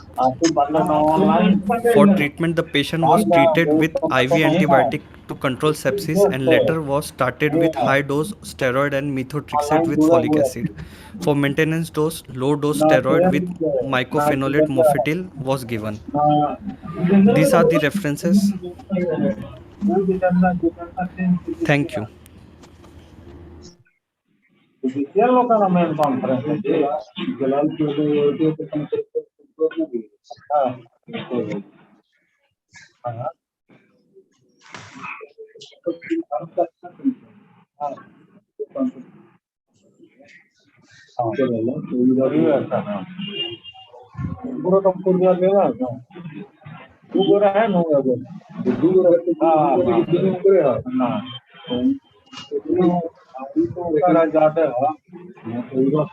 Dr. Anusuri. Yes, sir. Good afternoon, sir. Good afternoon. Thanks for your nice presentation. And I want to ask only one question. Why did you went for CT scan brain in this case? Sir, pardon, sir. Hello. That's I requested to mute. Hello. Yes. Sir, for which investigation? A CT brain is not routine investigation. Yes, sir. But on a presentation, patient was presented with some power loss of both lower limb. So we needed to rule out some intracranial causes such as hemorrhage or infarct, cerebrovascular accidents. For that, we did NCCT brain on admission. Your patient had power loss of both lower limbs. Yes, sir. Both lower limb, proximal more than distal, sir. And involvement of upper limb? No, sir. There was no involvement of his company colleague. वाला है ये पागल ऐसा कौन सी भाई करता है company arrange किया है सब कंपनी अरेंज तो कोई There was कंपनी involvement करता of both lower limbs symmetrically. How will you follow a case of polymyositis? So we will call patient after 4 weeks of initial treatment, and we will repeat with his CPK-MB and liver enzymes. If CPK-MB is raised, we will raise the dose of steroid, or we will, if it comes under reference range, then we will continue the patient with low dose steroid. If patient is not responding even with high dose steroid, we will add some other immunocompressant other than steroid. And we will look for patient for development of steroid induced myopathy or osteoporosis, or we will look for obesity, hypertension and diabetes progression in that patient. There can be associated or developing carcinoma, for which we will look and follow up patient. Okay. Dr. Vijay, Sir, Dr. Alok, sir, can you please mute your mic? This you are disturbing us. Please mute your mic, sir.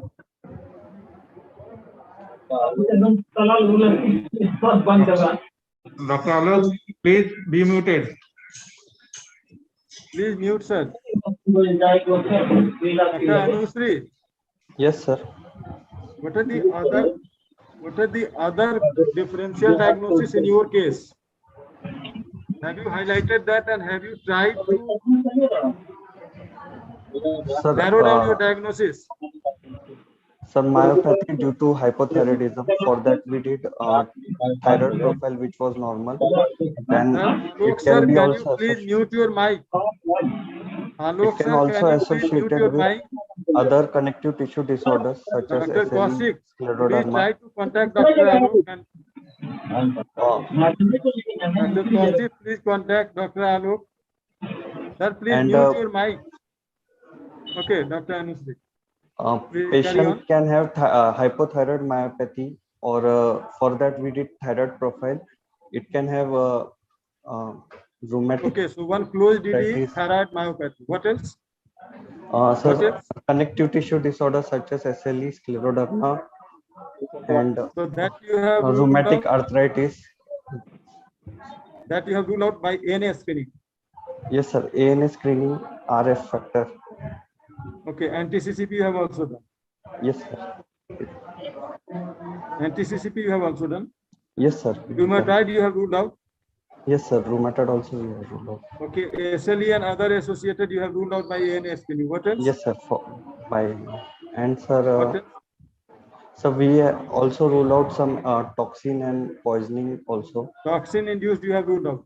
Yes, sir. Toxin induced myopathy you have ruled out. Okay. Yes. What are the other closed DD?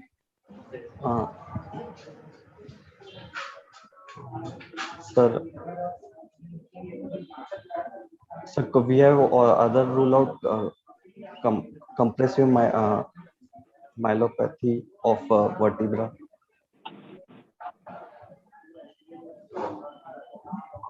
Compressive myelopathy. Other causes of paraplegia such as transverse myelitis. What are the points against compressive myelopathy in your case? Clinically? Sir, there was no bowel and bladder involvement, and the sensory system was intact. There was no involvement of sensory system also. So that rule out and there was only motor involvement. So all these point clinically rule out spinal involvement. Sensory involvement was there in your case? No, sir. There was no sensory involvement. Sensory system was intact. Okay. Okay, thank you. The nice presentation.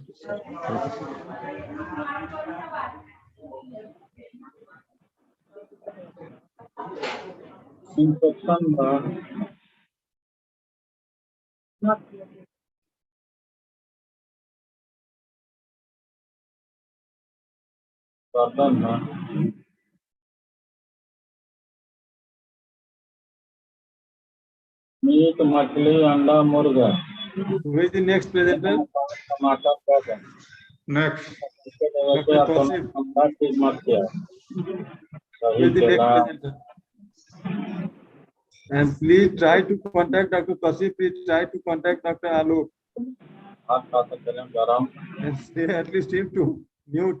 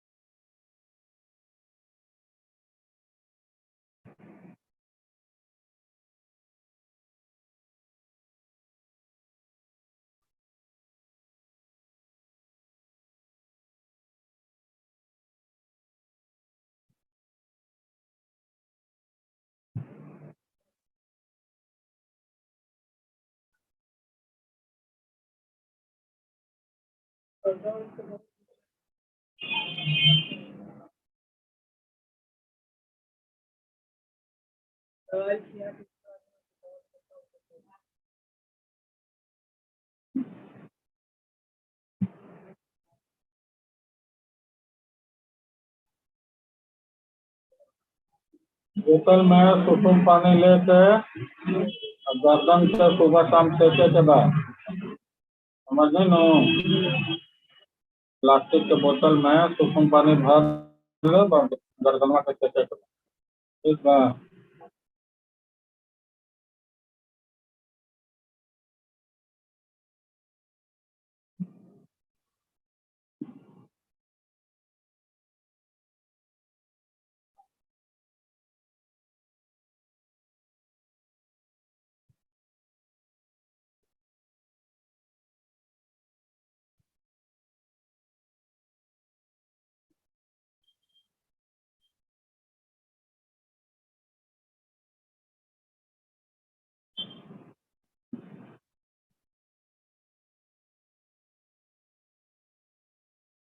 Arun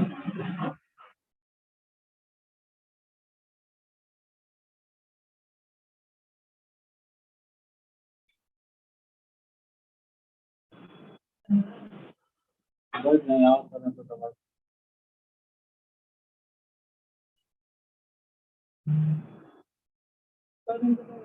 10 minute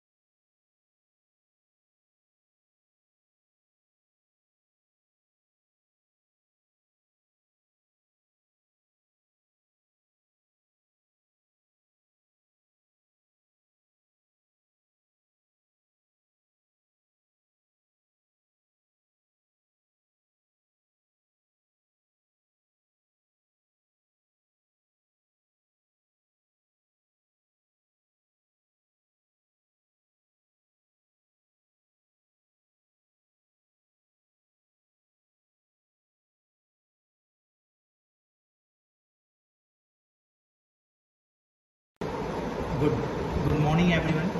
I am a Dr. Saurabh Jaswal, PG third year in Narayan Medical College, Jammu North. Today is my oral presentation. Topic is prevalence of hypothyroidism in coronary artery diseases. Introduction. Coronary artery diseases are the leading cause of death across the world. Studies in patients with spontaneously occurring hypothyroidism and hypothyroidism indicate that thyroid hormone has profound effect on the heart and cardiovascular system. A series of studies available have reported that a high level of TSS will be associated with the deleterious changes of serum lipid with an increase in the lipid abnormalities. But the issue is subjected to debate as most the studies having found no such association. Hence, this study was taken up to better understand these aspects in relation to cardiovascular and thyroid function. This study was conducted in Narayan Medical College and Hospital, Sasaram, Bihar. All the patients included in the study were subjected for through the clinical history and physical examination for the sign of hypothyroidism. Result: blood samples were collected before the initiation. Any pharmacotherapy for coronary artery diseases was considered for the evaluation of thyroid function status and for lipid profile of the patient. Result: screening indicate that majority of patients were euthyroid with a minor fraction harboring overt hypothyroidism. Most patients were result. Screening indicate that majority of patients were euthyroid with a minor fraction harboring overt hypothyroidism. Most patients were also normal for cardiac parameter, BMI, diabetes, lipid profile, and thyroid function. Test of proportions show the proportion of patients with age more than 50 years was significantly higher than the patient with age less than 50 years. Proportion of male patient was significantly higher than the female patient, and almost all the patients had a history of angina. And ECG changes were found in most of the patients. Most of the patients were having euthyroid, and only a few had overt or subclinical hypothyroidism and hypothyroidism. Conclusion is, comparing patient with and without hypothyroidism indicate that hypothyroid patients who had a habit of tobacco chewing and smoking and altered total cholesterol and LDL profile had a significant higher risk compared to those patients without hypothyroidism. This data thus indicate the subtle association between hypothyroidism and coronary artery disease, the risk factor which could in turn be used for prevention, early detection and organized management of the disease.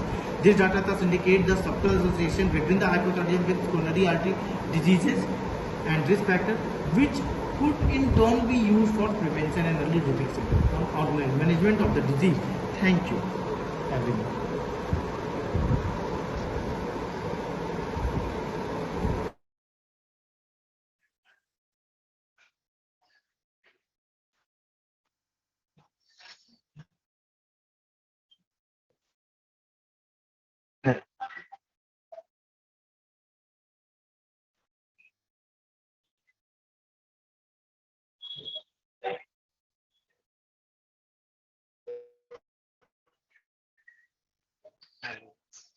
Morning everyone, I am Dr. Rituraj Lakar, PG, resident, third year, Department of Medicine from Narayan Medical College. My oral presentation is on the study on the factors affecting the need for invasive ventilation in patients of neurotoxic snake bite at a tertiary care center of Bihar. Introduction: snake bites remain a public health problem in many countries even though it is difficult to be precise about the actual number of cases. According to toxicity, they are categorized as hematotoxic, neurotoxic and myotoxic. Among the neurotoxic group, the majority of bites are due to naja, common cobra, Ophiophagus, hana, king cobra and Bangrus celerius crate in India. The snake venom consists of different enzymatic and non-enzymatic components loosely categorized as neurotoxins and hemorrhagins. In our ICU, most of the cases admitted are neurotoxic snake bites from the above mentioned three commonest varieties. Neurotoxic inflammation has the potential to cause a broad spectrum of presentation starting from ptosis and ophthalmoplegia to respiratory arrest. Timely administration of anti-snake venom and ventilatory assistance can prevent the mortality and morbidity of the victims. Methodology: in our ICU, all the patients of neurotoxic inflammation presented with neuromuscular involvement with respiratory paralysis from March 2020 to March 2021. They were received in the emergency where they were resuscitated and shifted to ICU as early as possible. Detailed history and systemic examination, site of the bite and any local reaction at the site of bite was recorded. Routine lab investigations including arterial blood test and a complete hemogram with coagulation profile were sent at the time of admission, and Apache 2 scoring was done for every patient at the time of admission. With the improvement of neuromuscular paralysis, weaning was implemented through CPAP mode. It successfully tolerated. They were put on TP's trial. Extubation was done after assessing clinically and arterial blood gas parameters.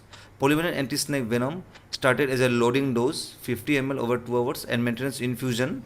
We have also used anticholinergics and anticholinergic combination as an infusion to reverse the neuromuscular blockade till dosage was improved in every case. The outcome measured studies was survival, duration of ventilation, and requirement of ASVS and anticholinergics. Results: out of 12 patients, 4 were bitten by cobra, 6 were bitten by crate, and for 2 patients, the type of snake could not be determined. Neuroparalytic symptoms started within an hour of bite in 4 individuals. The site of the bite has been localized from history as well as from the bite mark. One patient has developed local cellulitis at the site of bite, for which higher antibiotic coverage and low molecular weight dextran was given. In all patients, anti-snake venom was given within a short period of the onset of symptoms till the recovery was regained in the power of all the forelimbs and intercostal muscles. ASV requirement was varying from 10 vials to 30 vials, maximum to 48 hours of the bite. No patient in our series demonstrated hypersensitivity reaction to anti-snake venom. Anticoagulation therapy was continued till the improvement of the ptosis. We have started ceftriaxone and metronidazole on an empirical basis in all the patients on admission to prevent soft tissue infection at the site of the bite. Most of them recovered uneventfully. No patients presented with any bleed episode or renal involvement or any cardiac injury. No patient needed re-intubation in our series. Mean duration of stay in the ICU was 5 days.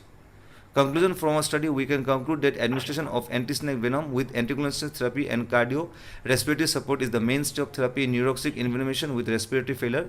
The outcome is excellent if management is started early and before irreversible hypoxic insult. Thank you.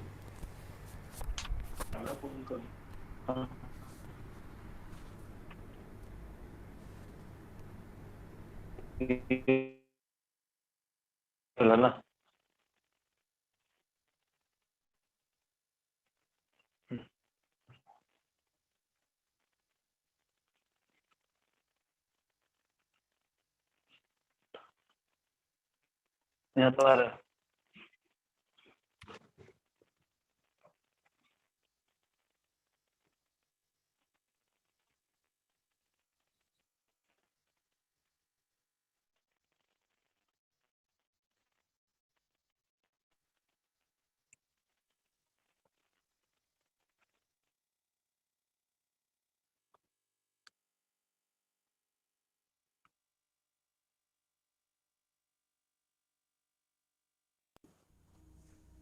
Good morning, respected judges. Myself, Dr. Raghavendra Kumar Singh, PG student in MCH, Nalanda Medical College, Patna. My oral topic is lupus nephritis, a case report. This is my patient. Up to 40% of SLE case will have lupus nephritis. The peak incidence of lupus nephritis is age of 15 to 45 year, more preventive movement. Case presentation: Kavita Devi, 35-year-old married female, presented in central emergency NMCH with the chief complaint of swelling of face since 4 months, swelling of abdomen, and bilateral leg swelling since 3 months. History of presenting complaint: according to my patient, she was asymptomatic 4 months back. When she developed swelling of face, it was sudden in onset, progressively started from feet and moved upward.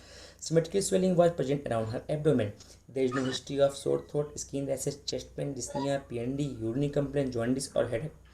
Past history: joint pain since 2 years, symmetrical on and off in hand, wrist associated with morning stiffness. Patient was known case of hypothyroidism and on medication. Drug history: no drug allergy, no history of diabetes mellitus, hypertension, TB, ischemic heart disease. Obstetric history: patient had to for full-term pregnancy with a spontaneous delivery. Gynecological history: age of menarche 13 years, regular menstrual, no history of contraceptive use. Personal history: sleep normal, bowel normal, menstruation normal, addiction none. She is housewife and has 2 children, eat meal cooked at home. On examination: BP 170 by 90 mmHg, pulse 68 beats per minute, temperature FB, respiratory 16 per minute, SpO2 96 with room air. General physical examination: parallel present, ictus, cyanosis, इसमें clubbing, share कैसे करते polyonychia, हैं? Share dehydration, कैसे करते bilateral हैं? periodema, अगर share करना पड़ा तो edema, non-scanning alopecia, video share hair, करना पड़ा आपको? systemic examination, abdomen, inspection, distended umbilicus, was central inverted percussion, tender in नहीं ना epigastric करना region, था। percussion fluid, thin अगर and करना CT पड़ा was नहीं present, लोग gut प्ले कर sound were पाया। audible, respiratory inspection normal, safe of chest movement were equal on both sides, palpation, trachea, central chest movement were equal, percussion, dullness at birth, auscultation, leakage air entry on base crypts was present.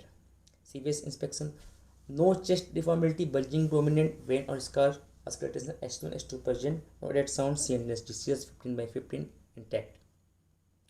The blood picture of SLE is hemolytic. Here hemoglobin 8.5, RBC 3.8 into 10 to the power 6 micro per liter, WBC 4.5 into 10 to the power 3, MCV 88 femtoliter.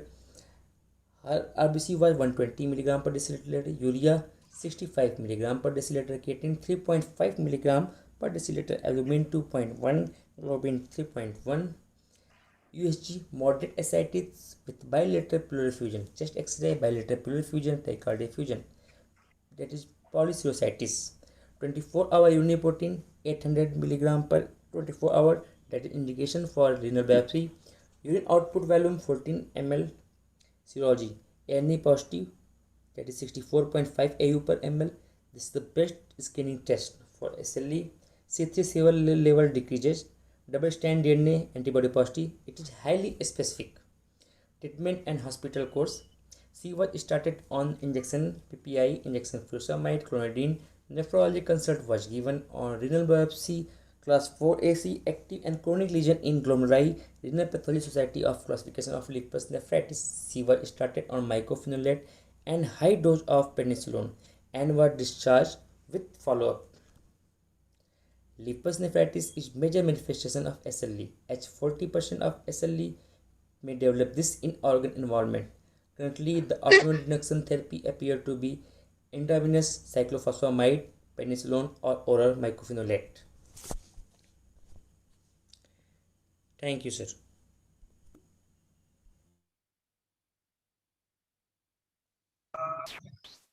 Sometimes we ask for measurement of CPK and like in pregnancy also we have abnormal and the current is D4 or D3 so sometimes we go for fully assessment of D4 and that will add up in our diagnosis. How will you diagnose a case of lupus nephritis? Yes, first, good afternoon, sir. First diagnosis on the basis of symptom and then renal biopsy. To rule out renal biopsy, lupus nephritis by the drug induced or SLE. In the case of SLE, there is a C3, C4 level is decreased, double strand DNA antibody positive, and there is proteinuria, and we sir advise for a renal biopsy, and sir there is 5 stage. Okay. Yes, Which sir. antibody is most specific for SLE? The most specific antibody, so that is anti-Smith antibody. Do you know about the newer classification? Yes, sir. Sir, new criteria systemic lupus international collaborative clinics. So there is a clinical criteria and immunological criteria. For diagnosis of more than 4 criteria, in which one clinical criteria and one immunological criteria. So clinical criteria is acute cutaneous, chronic cutaneous, oral, arthritis, polycystitis, renal involvement, neurological, hemolytic, and in sir immunological there is NA, anti-DS, DNA, anti-Smith, APLA, low complement, and direct Coombs test positive. Yes, sir. Is the fever was included in the newer classification criteria? No, sir. Okay, thank you. You're welcome, sir.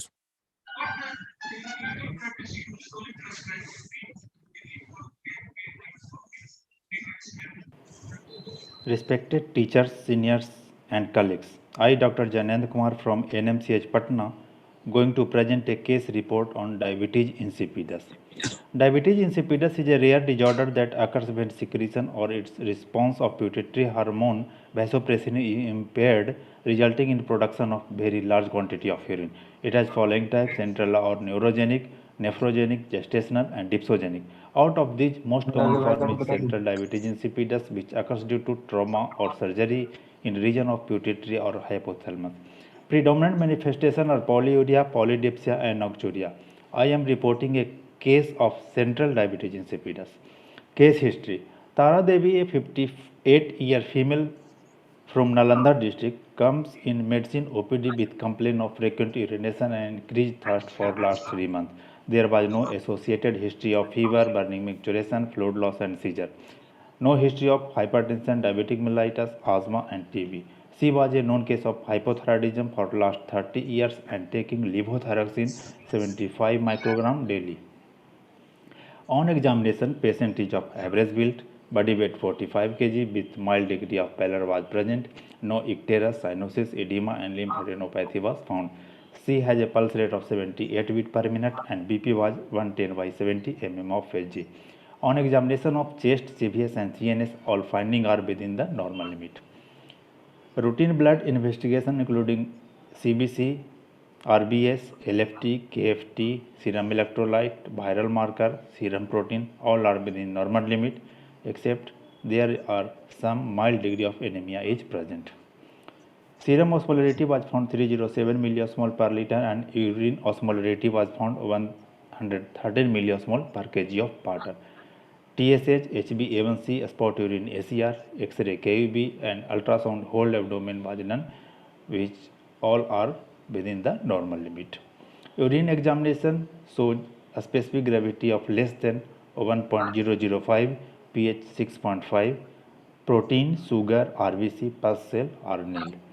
Culture में no pathogen found. MRI pituitary and hypothalamus show absent posterior pituitary bright spot on a T1 weighted mid-sagittal image. This is the lab report showing serum osmolarity of 307 milliosmol per liter, and this is the lab report of urine osmolarity showing 113 milliosmol per kg of water. This is the MRI brain report showing absent posterior pituitary bright spot on T1 weighted mid-sagittal images. Discussion. Symptomatic diabetes insipidus is diagnosed on the basis of following feature: nocturia and polyuria, excessive thirst, high serum osmolality, low urine osmolality, absent bright spot of posterior pituitary on T1 weighted mid-sagittal image, urine specific gravity less than 1.005 and low plasma ADH level. Conclusion. This was a case of central diabetes insipidus with the following positive finding: high serum osmolality and low urine osmolality. Positive response to water deprivation test, that is urine output decreases and a specific gravity increases after fluid restriction. It is differentiated from other form of polyuric state like primary polydipsia by water deprivation test. Other cause of polyuria like diabetes mellitus, UTI are excluded by routine blood investigation, blood sugar level, routine blood and culture sensitivity of urine. Treatment. This patient was treated with IV fluid, plenty of oral fluid intake, low sodium diet and intranasal desmopressin 10 microgram BD. Thank you.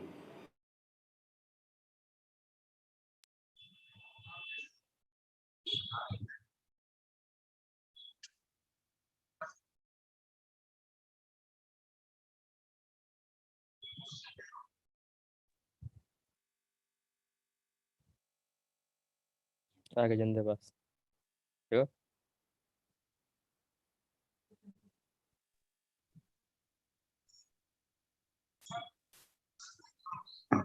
Dr. Vijay. Okay. What are the secondary causes of diabetic insipidus? Secondary causes of central diabetes insipidus like infection, trauma, granuloma in the or some toxin. These are secondary causes of central diabetes insipidus. And secondary causes of nephrogenic diabetes insipidus like drugs like toxin. Most common drug is lithium, dimethyl aminoglycoside, and amphotericin B. So tell me how to do water deprivation test. The water deprivation test is started. First, patient baseline urine osmolarity was measured and then patient is restricted for fluid intake for 8 hours. Then patient, if then repeat urine osmolarity after 8 hours. If urine osmolarity are increased after water deprivation test, then conclusion is primary polydiuresis. How frequent you will do urine osmolality and serum electrolyte? Sir, every 2 hours. Every 2 hours. When to stop water deprivation test? Sir, when body weight more than 3% is lost, then we stop the water deprivation test. Okay, thank you. Thank you, sir. Dr. Raghavendra. Hello. Dr. Raghavendra. Good morning. I'm going to present a case report of diabetic ketoacidosis as first presentation of latent autoimmune diabetes in adult. Latent autoimmune diabetes of adults, LADA, also known as type 1.5 diabetes, is adult onset autoimmune diabetes which shares features of both type 1 diabetes mellitus and type 2 diabetes mellitus. The onset of LADA is in adult life. The age is usually greater than 30 years and the disease is initially not insulin requiring. So the patient appear clinically to be affected by type 2 diabetes. These patients have islet cell autoantibodies. Most common autoantibody is glutamic acid decarboxylase, relatively low C-peptide secretion and higher rate of progression to insulin dependency, behaving like type 1 diabetes patient. Patients with LADA usually tend to be younger and leaner and do not present with ketoacidosis at the time of diagnosis, owing to the slow progression of beta cell destruction. Acute hyperglycemic crisis in the form of DKA or hyperglycemic hyperosmolar state is unusual finding. This is a case report of an obese patient who presented with gastroenteritis and was found to have diabetic ketoacidosis and subsequently was diagnosed with LADA. Case report. A 54-year-old female presented with abdominal pain, nausea, vomiting and diarrhea for 2 days. The patient stated that she had been eating a regular diet and she did not eat anything from outside and none of the family member has similar episode. Past medical history was positive for hypothyroidism and family history was negative for diabetes. 1 year prior to the presentation, the patient had routine blood work with fasting blood glucose of 95 mg per deciliter. The patient reported polyuria and polydipsia for 1 month prior to this presentation, but she did not take any medical advice. On physical examination, her BP was normal, heart rate normal, temperature 37 degrees Celsius. Her body mass index was 35 kg per meter square. She was in mild distress and had no thyromegaly, clear lungs, regular heart sounds without any murmur, soft abdomen but with generalized tenderness, and hyperactive bowel sounds. The remainder of the physical examination was normal. In laboratory test, we got WBC increased 14.8 into 10 to the power 3 per microliter with neutrophils 89%, bicarbonate 12 millimole per liter, and her ABG showed acidosis with pH 7.25 and serum ketones are positive. Her HbA1c was 13.7% and urine analysis was positive for glucose and ketones. With the laboratory test, it was clear that the patient was having diabetic ketoacidosis with high blood glucose, low bicarbonate and positive ketones with anion gap of 21. The patient was treated on the line of diabetic ketoacidosis. CT scan of the abdomen was normal and initially she was started on meropenem and metronidazole. Stool sample was sent for analysis and the results were negative for leukocyte or Clostridium difficile toxin. So she was treated as viral gastroenteritis. Later on, the patient's symptoms have improved and her anion gap closed. So we started her on liquid diet. She was switched to subcutaneous insulin injection as insulin glargine at bedtime and sliding scale insulin before each meal and transferred to medicine indoor. Her blood culture did not show any growth and stool culture was negative. Insulin autoantibodies were negative. C-peptide was lower than normal, 0.34 nanogram per ml, and her glutamic acid decarboxylase autoantibodies were highly positive, greater than 30 unit per ml. After having diabetic education, the patient was discharged home on subcutaneous insulin treatment with a diagnosis of latent autoimmune diabetes in adults. The patient was encouraged to do regular exercise and lifestyle modification. The patient was very compliant with her discharge plan and she was regularly followed up in diabetic clinic. 3 months later, her hemoglobin A1C was 7.7%. The patient had not experienced any adverse or unanticipated events. Discussion. Latent autoimmune diabetes in adults is an autoimmune endocrine disorder in which, despite the presence of pancreatic islet antibodies at diagnosis of diabetes, the progression to beta cell failure is slow. Metabolically, LADA shares features of both type 1 diabetes and type 2 diabetes. With type 1 diabetes, LADA patients share a severe and progressive defect in beta cell function. With type 2 diabetes, they share insulin resistance and elevated glucagon levels. Patients are typically diagnosed after 35 years of age and are often misdiagnosed as type 2 diabetes. This is the comparison between type 1 diabetes, type 2 diabetes, and type 1.5 diabetes.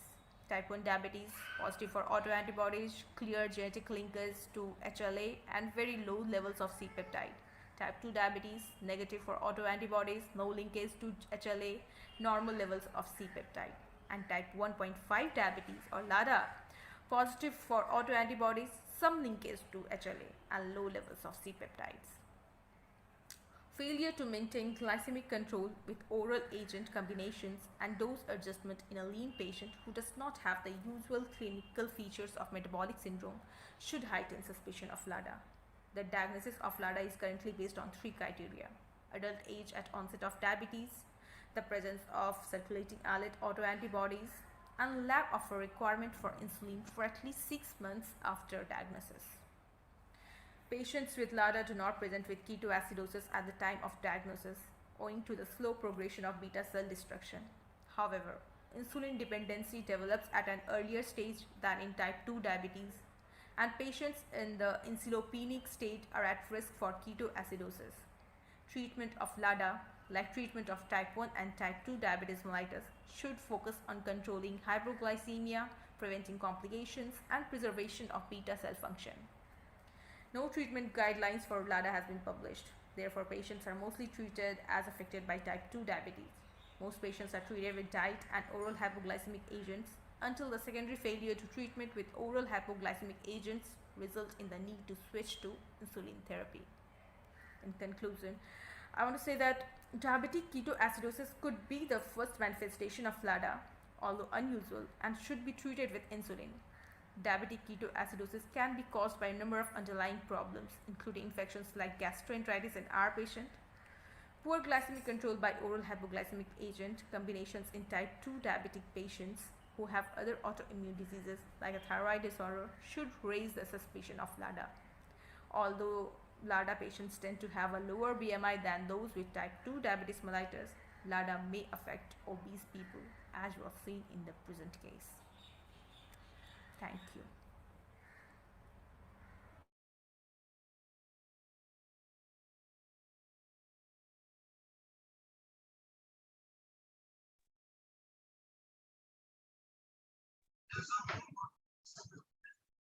A very nice presentation.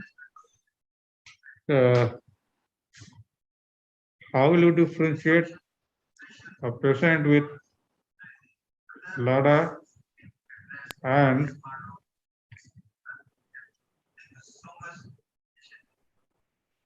type 1 diabetes mellitus?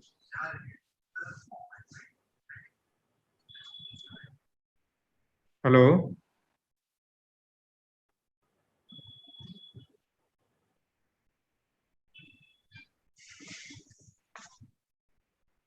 The presentation was recorded. It is not available for discussion, sir. Yeah, it will show. So we should move forward. Yeah.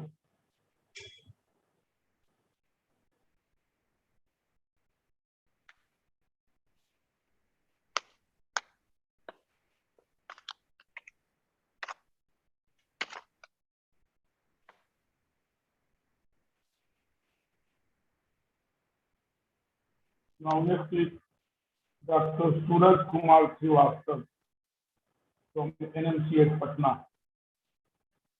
A case of Sihan syndrome. Dr. Suraj, are you available? Hello. Dr. Suraj Kumar Srivastava from NMCH. A case of Sihan syndrome. Dr. Suraj is available here. So let us move forward. Hello, am I audible? Sure. Thank you so much for giving me some. Thank you so much, President Dr. Kamlesh Tiwari, DPC, Dr. Tausif. Dr. Tausif, we should move forward. Yes, sir. Next presentation. I am asking him to move forward, sir. Dr. Sudha is not receiving calls. She is not online. Okay.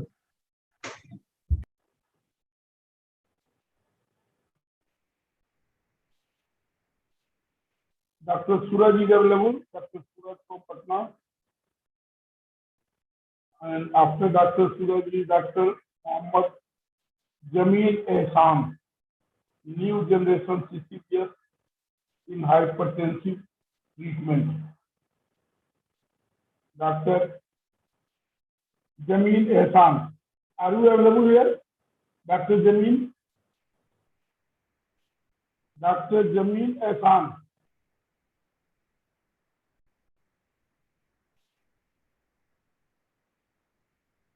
Not available. Am I audible? Am I audible? Yes, sir, you are audible. So after Dr. Jameel Ehsan is Dr. Avinash Kumar from Sasaram. A case of mixed sigma coma. Dr. Avinash Kumar. Mixed sigma. Yeah, he's available. Yes, sir. Dr. Avinash Kumar.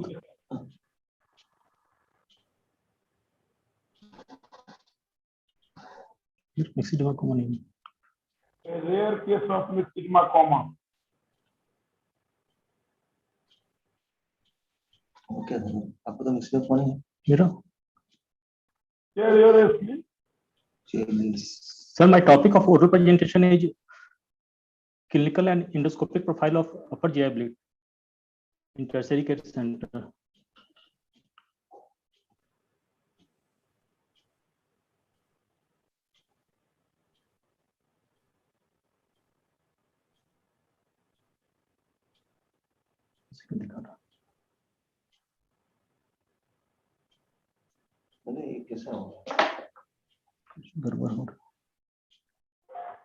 Any problem, Dr. Avinash? Any problem? Sir, my topic is different for oral presentation, sir. But here in my list, sir, this was the topic of my poster presentation, sir. Mixed edema coma. Okay. Ji, sir. Okay. What is your topic? My topic for oral presentation is a study on clinical and endoscopic profile of patient of upper GI bleed in a tertiary care hospital in southern Bihar. Okay.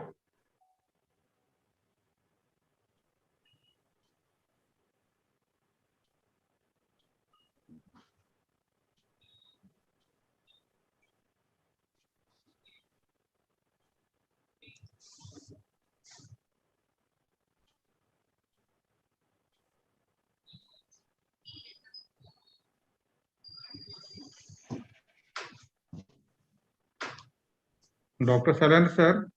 Yeah. Sir, actually, all PG's presentation were given to the central agencies and they are putting it one by one. It is not in the hand of local people to upload here. That's why the problem, that's why we are facing a lot of problems since morning.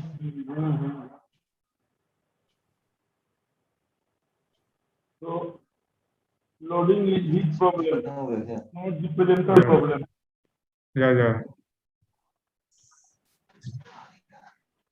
Hello, myself Dr. Avinash Kumar, Medicine PG, Narayan Medical College, Sasaram. The topic of my paper is a study on clinical and endoscopic profile of patient of upper gastrointestinal bleed in a tertiary care hospital in southern Bihar. Introduction. Upper GI bleed refers to the blood loss within the intraluminal GI tract from any location between the esophagus to the duodenum. It is a common medical emergency associated with the significant morbidity and mortality. Cause of upper GI bleed have been classified to the variceal and non-variceal bleed. H. pylori infection and the use of NSAIDs are two of the major risk factors for peptic ulcer and ulcer complications. Variceal bleed is the major cause of upper GI bleed in cirrhotic patients. The primary diagnostic test for evaluation of the upper GI bleed is endoscopy. Early endoscopy helps to guide care and thereby reduce the cost and duration of the treatment. Upper GI endoscopy has a crucial role in the diagnosis and treatment of upper GI bleed. It also offers the opportunity for interventions such as band ligation, clipping, sclerotherapy, and biopsy of the lesions. However, epidemiological studies are still limited and data for developing countries like India are still lacking. Aims and objectives: to determine the common etiologies of upper GI bleed in patients presenting to the hospital, to assess the clinical and endoscopic feature of upper GI bleed, materials and methods. Study design: an observational study was conducted in General Medicine Department in Narayan Medical College, Sasaram. Sample size is 60 patients. Duration of the study is 6 months and nature of the study is observational study. Study material: the data of the all patients, that is detailed history, clinical examination, laboratory and the radiological investigation was collected and analyzed. Laboratory investigation was done including CBC, LFT, KFT, prothrombin time, stool focal blood, USG abdomen. Upper GI endoscopy was done in to detect change in esophagus, stomach and duodenum. Inclusion criteria: all the patients aged 18 years and above who presented with the hematemesis or melena or both within 7 days were included in the study. Exclusion criteria: pregnant women, patient with who did not give consent for upper GI endoscopy, patient with hematochezia. Procedure: approval was obtained from the ethical committee before commencing the study. A voluntary, informed and written consent was taken from the participant. All participants' relative was explained regarding possible benefit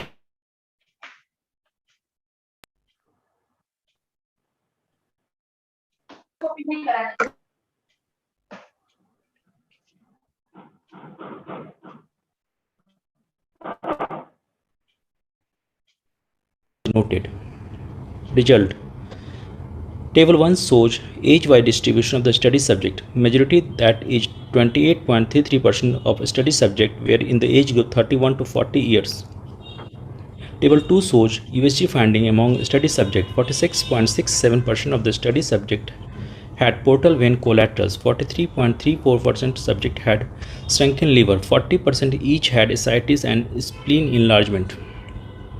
Table 3 shows endoscopic finding among the study subject. Most commonly observed were esophageal varices in 58.33%, portal hypertensive gastropathy in 31.67%, duodenal ulcer in 20%, gastric ulcer in 15%, and among the less frequent findings were hemorrhagic gastritis in 10%, carcinoma stomach in 6.66%.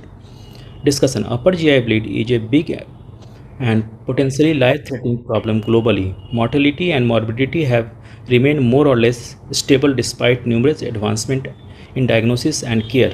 The minimum presentation age in our sample was 18 years and the maximum age was 82 years, and the majority of the patients were 31 to 40 years of the age. In our research, esophageal varicose vein were seen in 58.33% of the patients.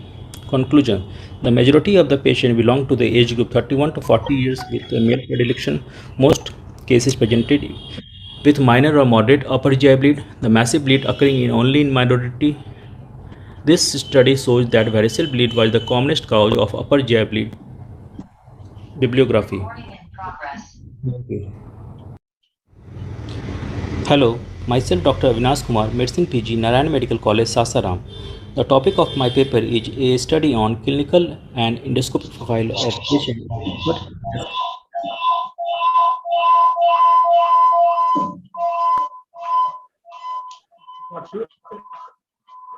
Avinash, जी sir, good band afternoon sir. ligation and Dr. Avinash, band ligation and explorotherapy is जी सर। available at your place, your medical college, yes sir, band ligation is available sir here.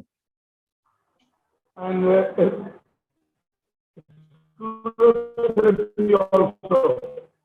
Yes sir, both are Explorotherapy available is है। also available. जी Okay. Sir.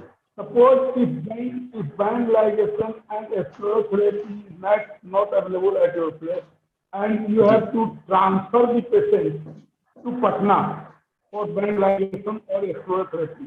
So what you will do to stop upper GI bleeding in case of esophageal varices for few hours? What measures you will do?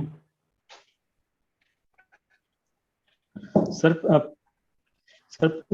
pantoprazole infusion sir we can give, or in the if we suspect a varicose bleeding, then octreotide infusion will be started, or blood transfusion for we can give, or sir tranexamic acid. जी sir. Any device which can be used to stop the bleeding. Have you heard balloon tamponade, balloon tamponade sir. Have you heard the name of Sangasecond tube? Have you seen Sangasecond tube? Sir, can't audible sir. Sangasecond tube. Have you heard Yes, the sir. name of Sangasecond tube? Yes, yes sir. How it is? What is it? How it is used? What is Sangasecond tube? What is its principle and how it is used? Because it can stop esophageal varices for few hours. You can use it. Sir, we can use a balloon tamponade, sir. Transportation. Sir, balloon tamponade can be used, sir.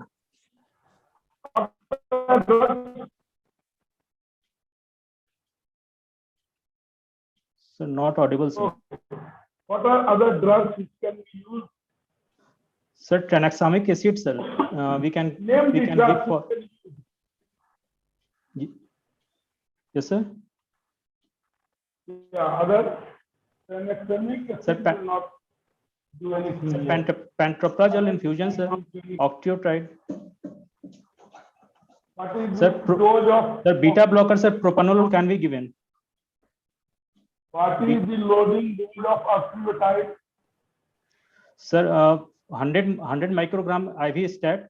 Then we can give by infusion 5 ampoule plus 50 cc NS at the rate of 4.2 ml per hour.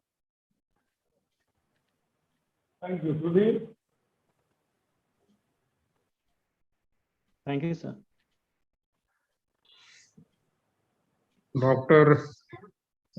Avinash, what is the extent of upper GI? Sir, upper GI from the esophagus to the ligament of Tridge of at the second part of duodenum. At the to the ligament of Tridge. Okay. What are the common esophageal cause of bleed? Sir, esophageal varices is the most common cause. After that, portal hypertensive gastropathy, duodenal ulcer, gastric ulcer, hemorrhagic gastritis. I'm talking only about the esophageal bleed. Sir, esophageal varices is most common. Then? So malodorous tumor, esophagitis.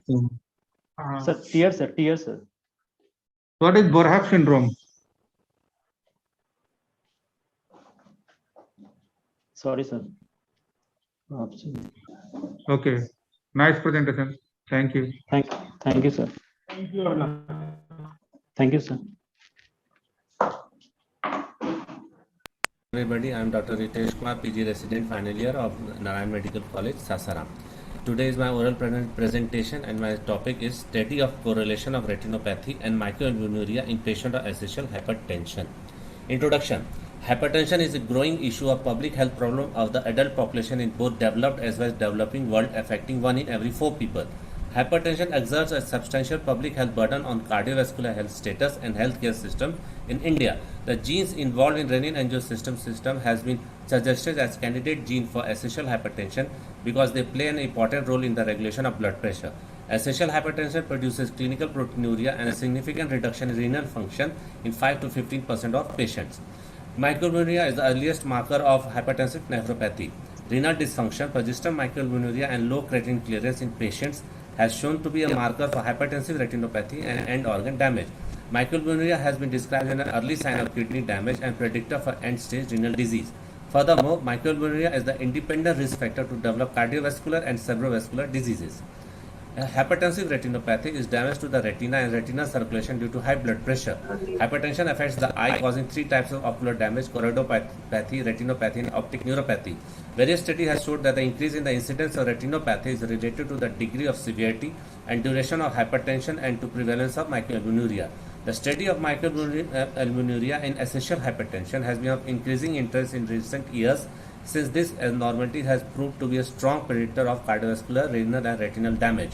Ophthalmoscopic examination provides the opportunity to observe the progression of vascular effects of hypertension.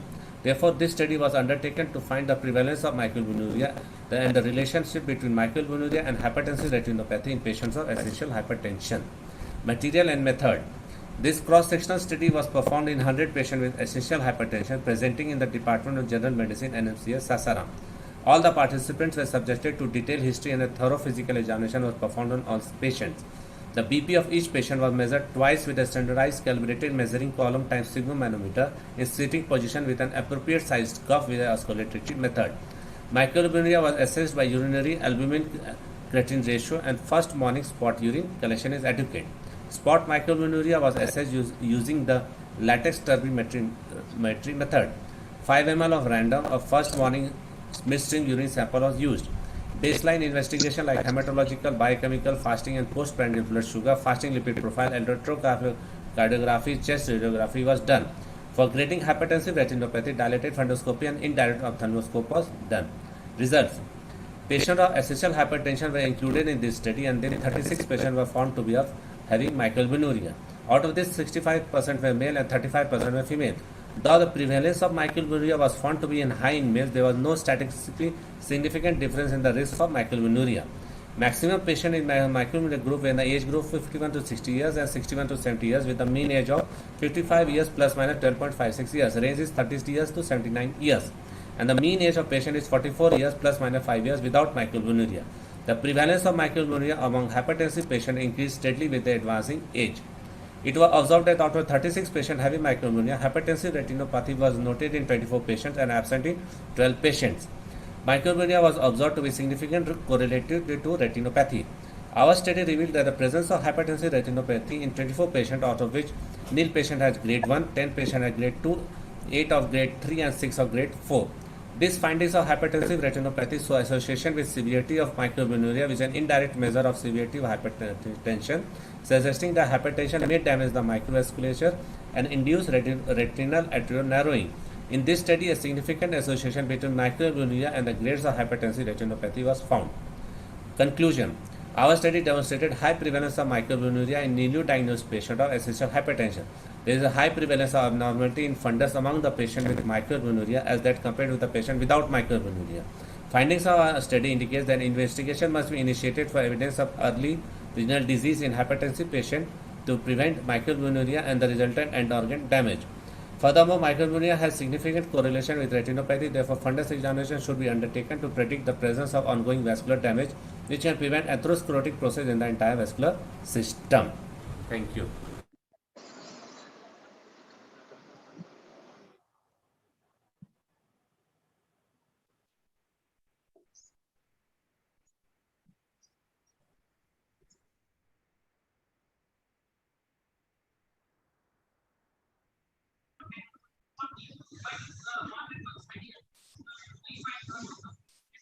Okay.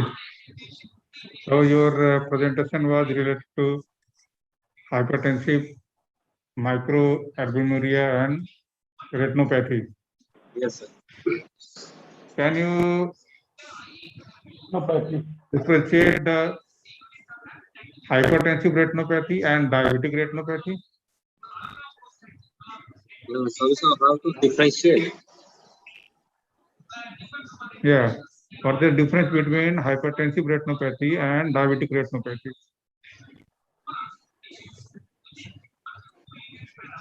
So in diabetic retinopathy, we mostly get this regmentation, retinal detachment is more in diabetic retinopathy, and there's widening of the retinal layers.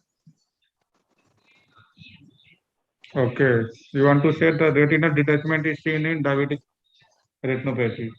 Yes.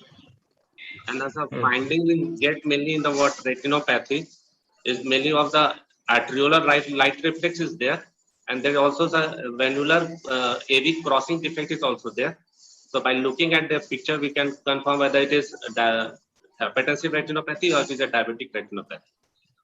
What is the particular term used for that crossing defect in arterial vein? What particular term is used for that crossing defect? Pardon, sir. There is particular term Yes, sir. used in diabetic retinopathy. You call that is crossing defect. What particular term is used for that?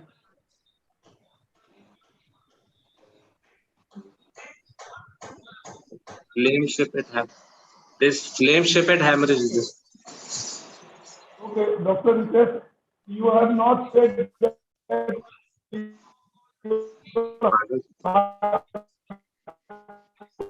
hypertensive patient, which we have in which hypertensive they were taking, which medicine they were taking. Yes. Because it will also affect albuminuria. The medicine, the molecule they were taking may affect albuminuria, finding of albuminuria. So you have not mentioned in your study what antihypertensive they were taking. Sorry, sir. Audio is not clear. Important.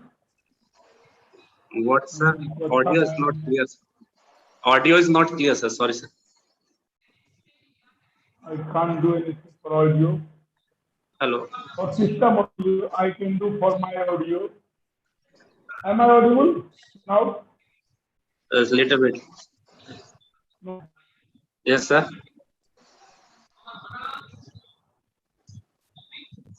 Am I audible? Yes, sir. What antihypertensive your patients were taking? Some mainly, sir, this age group will mainly of this age groups are 30 to 79 years of age. Which drug they were taking for the treatment of hypertension?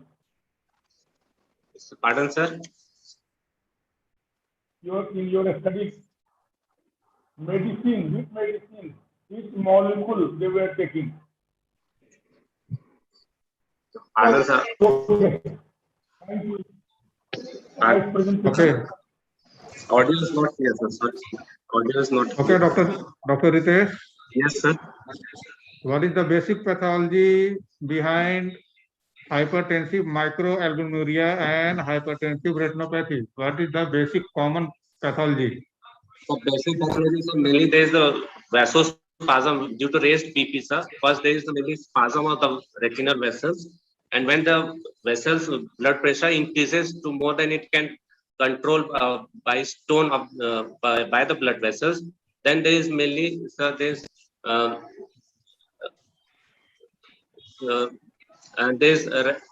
vasospasm is there, and that is followed by retinal arterial narrowing is there, sir. Okay, thank you. It is mainly because of endothelial dysfunction. Yes, sir. There is incipient nephropathy and endothelial damage is there, sir. That measured by microalbuminuria, that measure that part. Okay, thank you. Thank you. Thank you.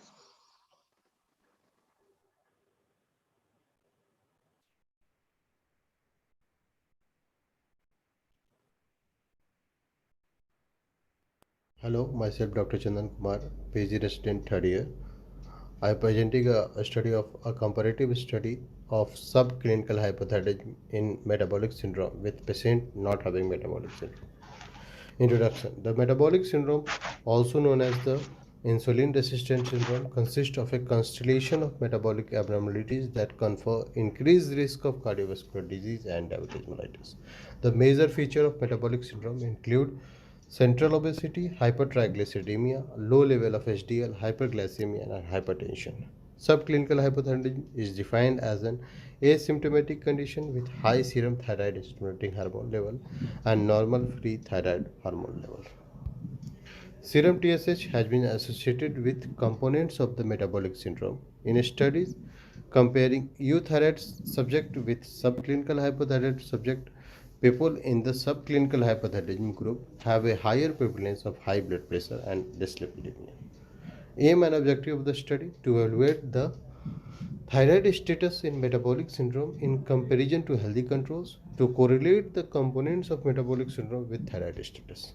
Methodology. This was a cross-sectional study was done in Department of General Medicine, Narayan Medical College and Hospital, Sasaram, Bihar, India for 1 year. A total sample size of 150 cases of metabolic syndrome matched with 50 controls were included in the study. The factor of metabolic syndrome were expressed as mean plus standard deviation and significance was tested by student t-test. Pearson correlation coefficient was used to correlate the components of metabolic syndrome and thyroid function test. Result. The significant difference with p-value less than 0.0001 was observed in each of the components of metabolic syndrome between cases and controls. Thyroid profile comprising of T3, T4 and TSH was assessed in the study group. TSH showed significant difference P is equal to 0.02 with the mean TSH in case group as 8.42 plus minus 3.12 and in control as 3.11 plus minus 0.42, whereas T3 and T4 showed no significant difference between both the groups. Subclinical hypothyroidism is the predominant pattern of thyroid dysfunction observed in 24% of patients having metabolic syndrome, followed by overt hypothyroidism in 6%. The correlation of TSH with the components of metabolic syndrome was assessed using Pearson correlation coefficient. Waist circumference positively is correlated with high TSH and was statistically significant. Fasting blood glucose, HDL and blood pressure negatively correlate while triglycerides showed positive correlation with high TSH but none of them were statistically significant. Conclusion. Thyroid dysfunction, predominantly subclinical hypothyroidism, was more frequent in metabolic syndrome patients. It is thus imperative to screen metabolic syndrome patients for thyroid dysfunction in order to prevent cardiovascular related mortality. Thank you.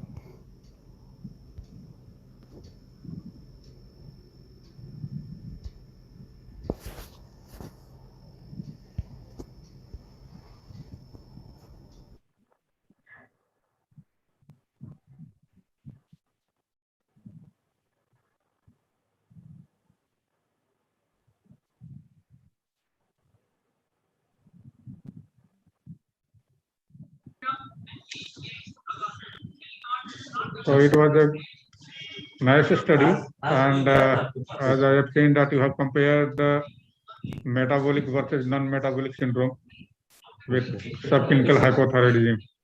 Yes. When to start treatment among the patient with subclinical hypothyroidism?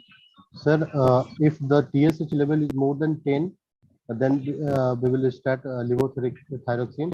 And if in low level, if there is any cardiovascular risk, if any cardiovascular risk, then we will start earlier also. Cardiovascular risk. What is the role of anti-TPO antibody in subclinical hypothyroidism? Sir, anti-TPO antibody will rule out autoimmune causes of hypothyroidism.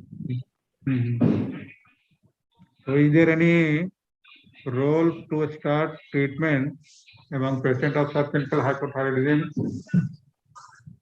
with anti-TPO antibody? Sir, in autoimmune cases, it is beneficial. Dr. Chandan, Yes, sir. am I audible?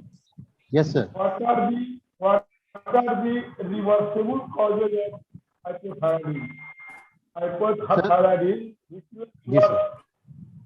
reverse. What Yes, are the sir. causes? Sir, reversible, if there is a decrease in weight loss or if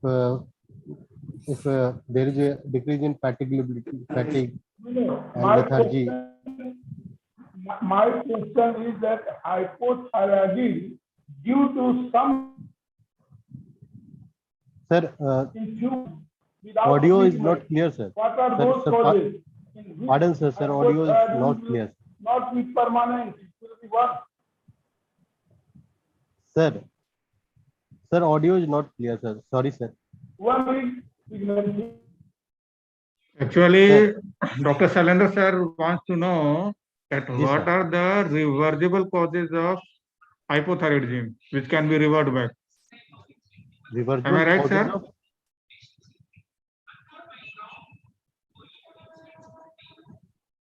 Okay. yes, sir.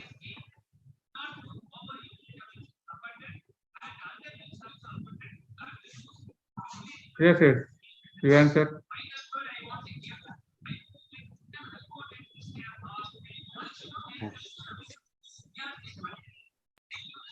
Good morning, everyone. Myself, Dr. Rishabh Mittal, first year PG, General Medicine, IGMS Patna. I am here to present a case report of unusual clinical presentation of acute lymphoblastic leukemia in a 25-year-old male. Acute lymphoblastic leukemia is an aggressive disease which causes accumulation of immature early bone marrow hematopoietic cells. Although being more common in pediatric age group, the disease incidence in adults ranges from 0.7 to 1.8 per 100,000 per year, being higher in younger adults, that is 15 to 24 years of age. Patients with ALL classically present with infection due to neutropenia, fatigue due to anemia, and abnormal bleeding secondary to thrombocytopenia. Musculoskeletal pain with symmetrical joint pain as a presenting complaint is rare and need to be reported.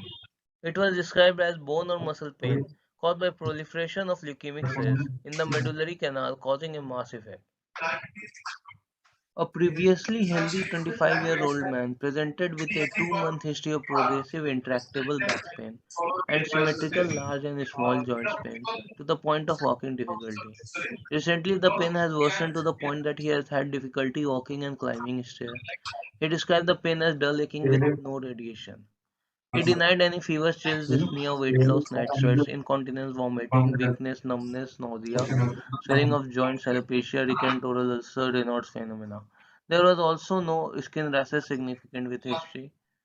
There wasn't any history of trauma of any kind either.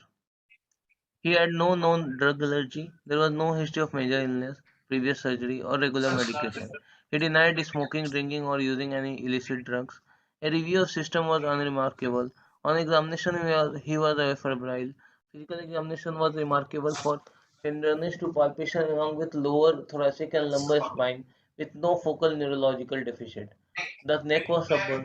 There was no spine deformity. Flexion and extension of the back was mildly limited by the pain. The urinary exam revealed normal testes with no testicular mass. His complete blood count showed WBC count of 7,000, a hemoglobin level of 3.8 gram%, and a platelet count of 42,000. MRI of the whole spine revealed abnormal signals with marrow Dr. infiltration, suggestive Vijay of Kumar is a infiltrative disease known with no cornerstone pharmacist involvement. of Gaya. Bone marrow He is a aspiration and biopsy were done and nephrologist demonstrated blast cells and involving 80% of was the a bone marrow cellularity. dear colleague to Flow me cytometric studies of at bone marrow IGMS aspirate earlier. showed atypical but small And populations of Dr. CD22, Mrityunjay and later CD38, on Dr. Vishal CD45, and will human leukocyte talk about antigen some D-related interesting positive cells cases. with And co-expression of interesting case CD19, presentation 20, 10, and is 6039, consistent with B-cell ALL. for all the clinicians Patient was transferred to who cancer department and was love to. started on hydro-CVAD induction chemotherapy, Okay, that is fractionated okay, stop, stop. cyclophosphamide, vincristine, idiamycin, and dexamethasone. Protocol also included intrathecal methotrexate prophylaxis. ALL is a heterogeneous disease with bimodal age distribution, which most commonly affects children between 1 and 4 years of age and adults above 60 years of age. Due to its rarity in adults, knowledge of musculoskeletal complication of ALL is largely based on pediatric population. Pain is mostly related to tumor infiltration and expansion, which rapidly improves once treatment is started. Most reported cases of ALL with musculoskeletal manifestation are B cell ALL. Generally, B cell ALL has more favorable survival than T cell ALL among children, while B cell ALL has a poorer prognosis than T cell ALL at older ages. The most frequent abnormality among adults with ALL is Philadelphia chromosome, that is the translocation between chromosome 9 and 22, which is also known as BCR-ABL1 fusion, which is detected in 11 to 29% of patients and carries a poorer prognosis. The translocation 17-19 is a recurrent cytogenetic abnormality reported in childhood ALL with osteolytic lesions. This case highlights an easy-to-miss diagnosis of ALL with musculoskeletal pain in adults, a rare but serious condition where early recognition and treatment would likely positively improve long-term outcomes. Thank you.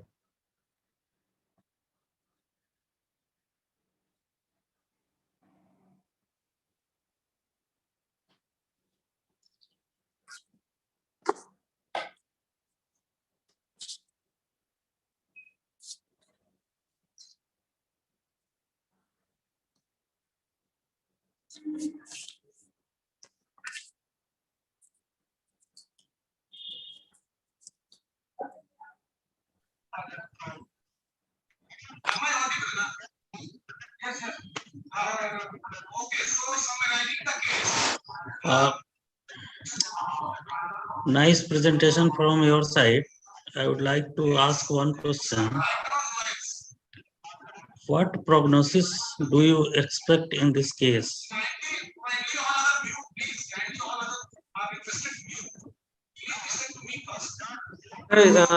It depends on the complete remission of the leukemic blood cell. Basically, if the remission if we target to achieve remission to less than 5% of blast cell with therapy, which is cyclophosphamide, vincristine, L-asparagine, and prednisolone.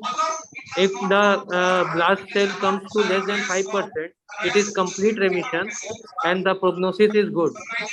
Up to the survival is up to 15 to 20 years. But sir, if the remission and uh, therapy induced remission is not as much as less than 5%, then prognosis is very poor and it is up to 5 years only. Yes, usually the prognosis is not very good because of many times we do not get the complete remission. Yes, sir.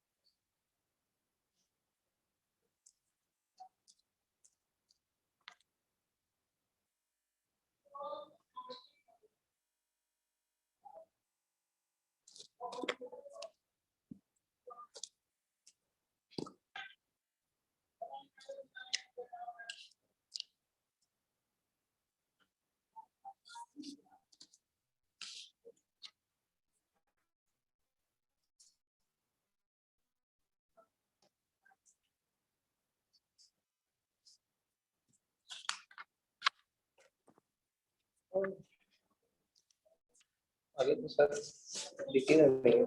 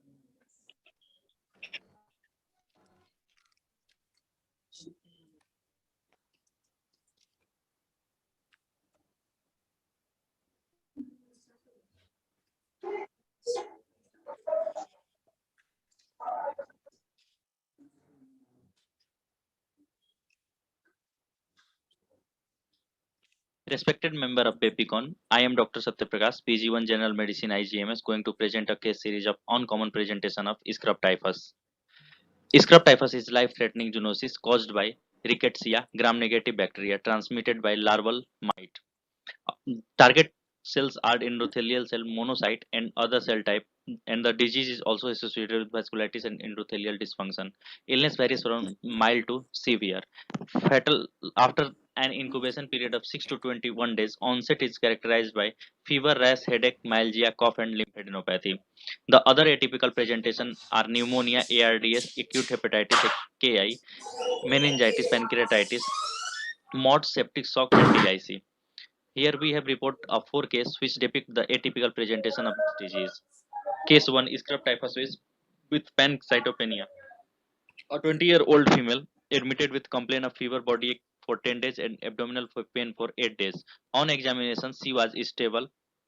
Lab analysis shows pancytopenia with MCV71 and viral marker was non-reactive. Reticulocyte count was 0.5. LFT deranged and KFT were also normal.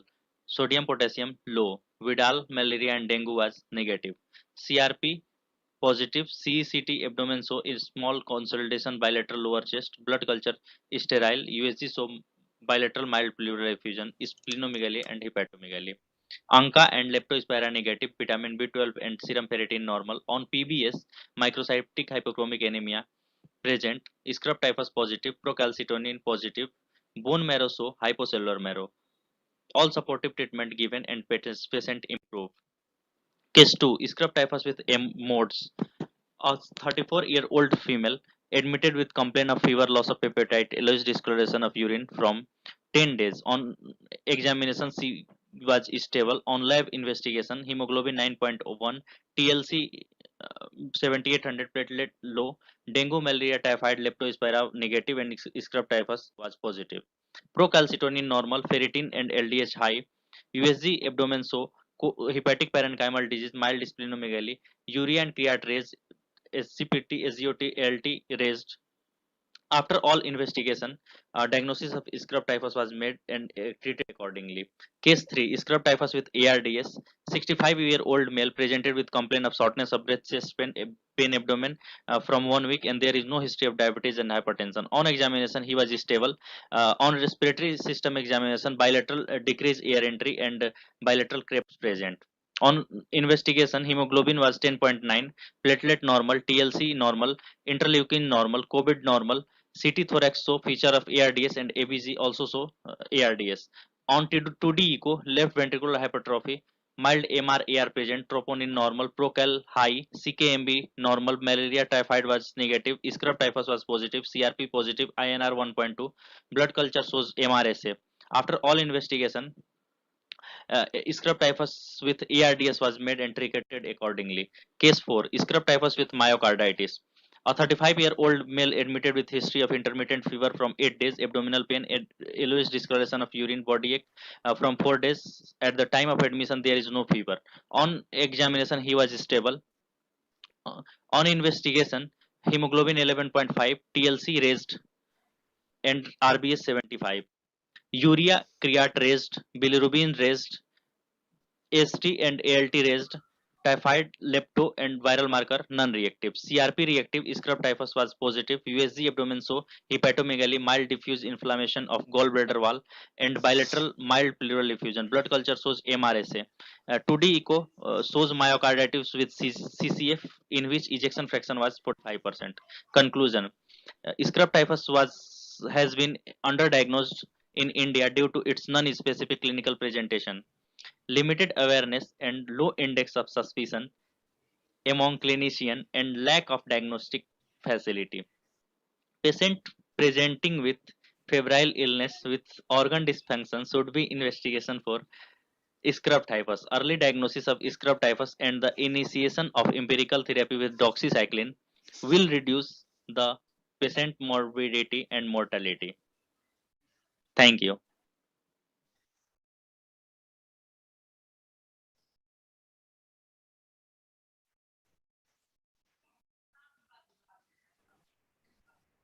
Dr. Satyaprakash. Yes, sir. Good evening. Good afternoon, sir. Good afternoon. How will you differentiate clinically by naked eye examination? Sir, there should be rash present over the body and fever. Let me finish my question. How will you differentiate between vasculitis and purpura? Clinically, not by investigation, by naked eye examination. Vasculitis and purpura. Sir, Because the legend you have told, I say that it is not vasculitis, it is purpuric lesion. Yes, sir. There is then how will you prove that it is a vasculitis, it is not purpura? Sir, in vasculitis there is pinpoint lesion, and in purpura there is a rash which is less than 0.5 centimeter. Or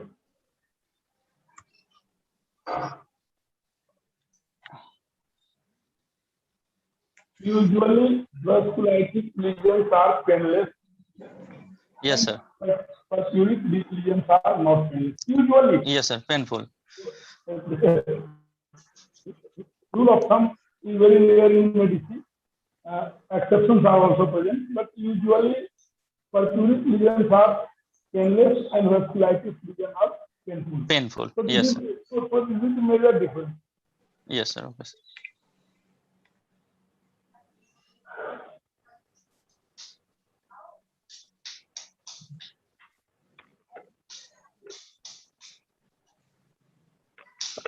Have you any idea about the incidence of scrub typhus in your pre-gang age area like Patna, Sasaram, Jahanabad, etc.?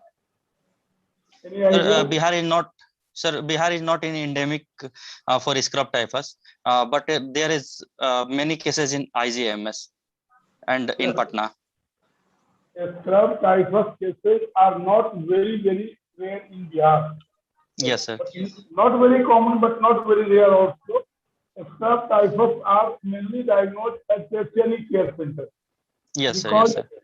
Because it is missed at primary care due to common feature, due to lack of availability of investigation facility and lack of ability of skilled observers like you.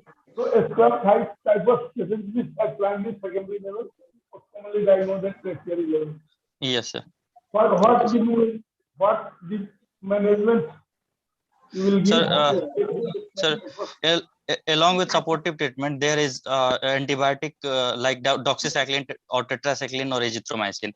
Doxycycline is the drug of choice for scrub typhus. Complication? Sir, there is many complications like ARDS, myocarditis, meningitis, pancytopenia, and so many, sir. DIC, what do you think about DIC? Sir, hepatitis and AKI is also common. Hello, sir.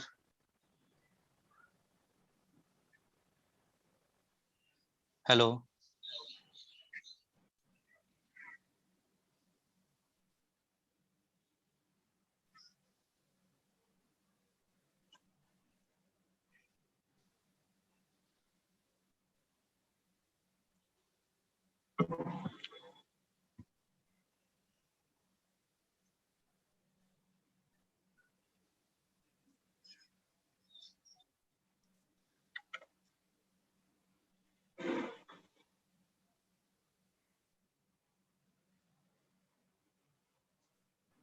Hello.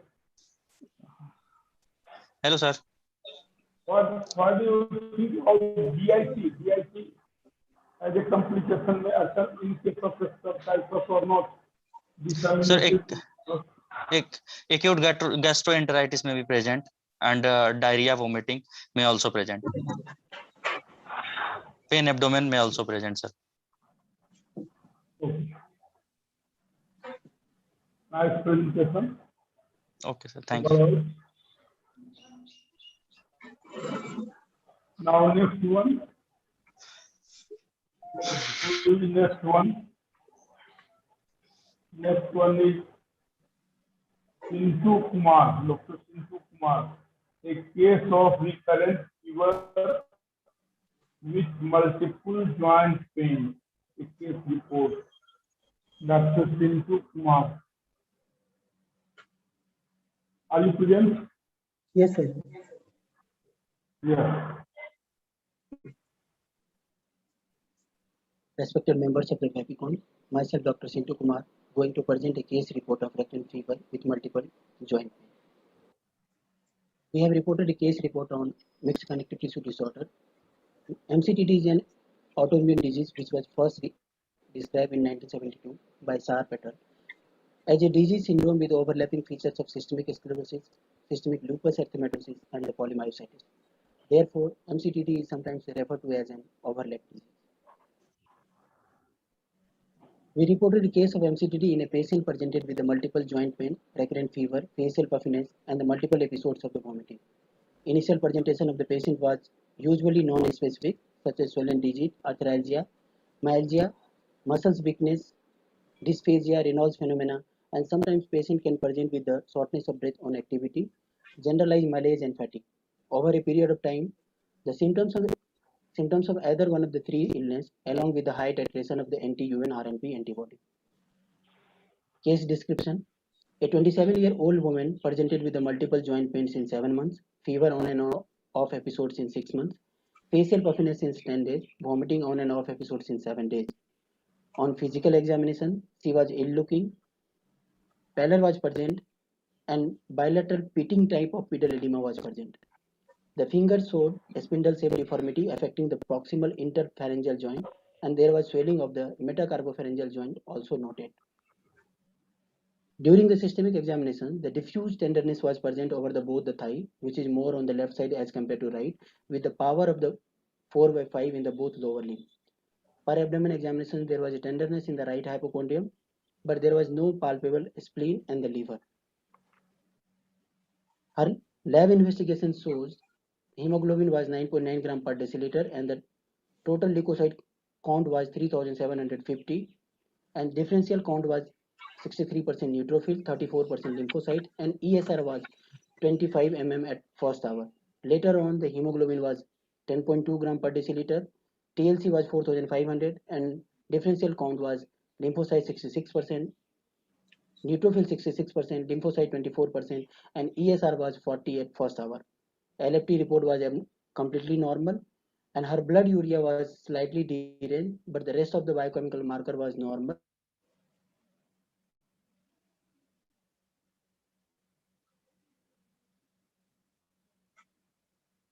RA factor was positive, CRP was positive, was negative.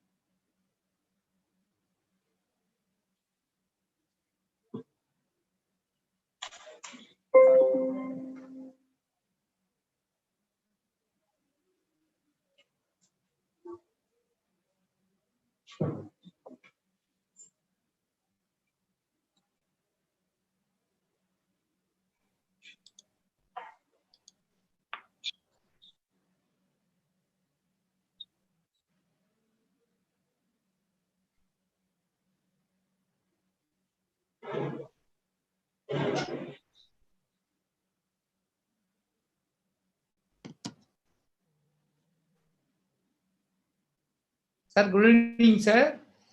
Hello. Yes, sir. Yeah. When is my session? There is a interactive, case-based interactive session. 2:30, no?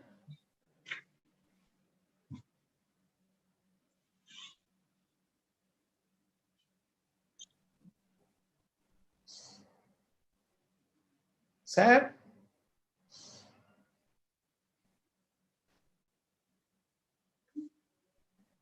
Ajay Kumar, sir.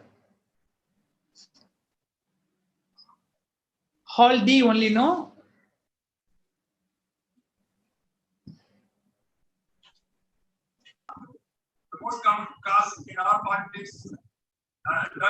Yes, sir. This is Hall D and case-based discussion from your side.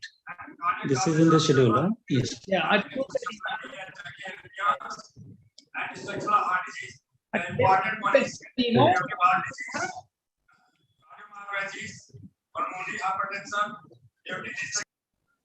At what time I have to start? Sir, just a minute.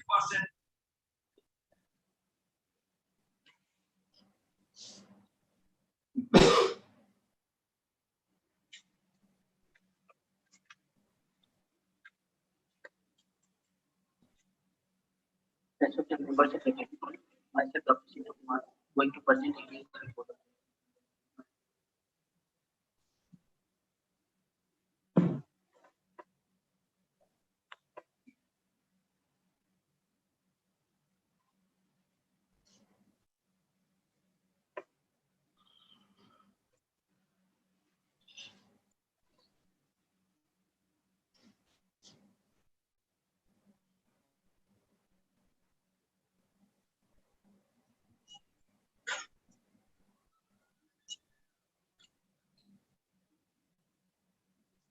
वहाँ बात करते हैं कि उपरोक्त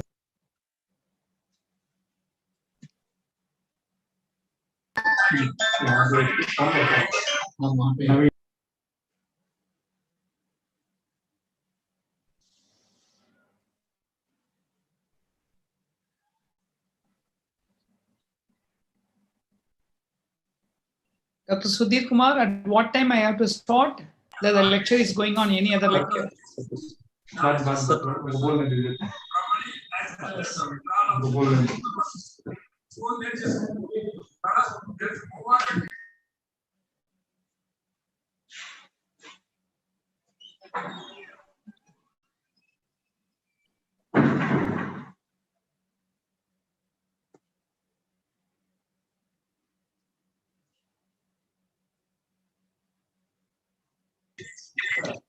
Sir, actually, an oration was going on in Hall A.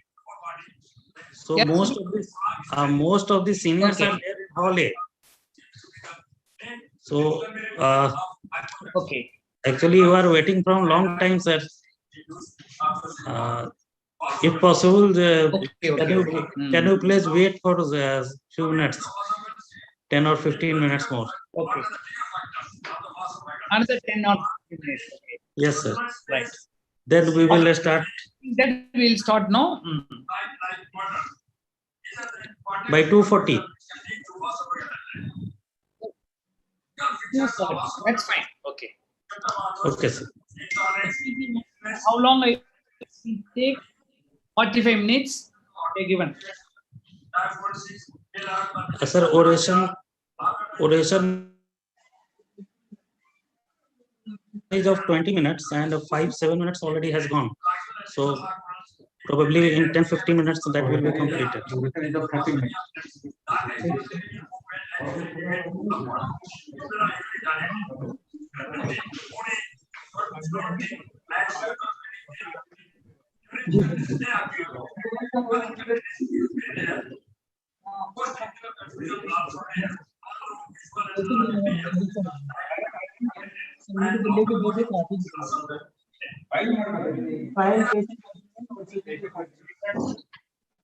क्या शुरू करवा दें क्या?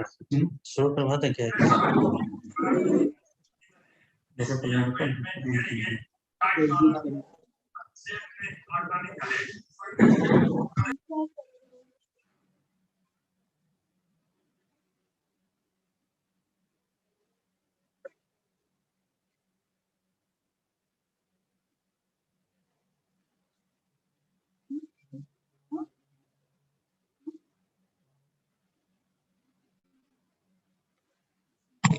हम कैसे करें इसे? पहला तो पोस्ट मिला ही है।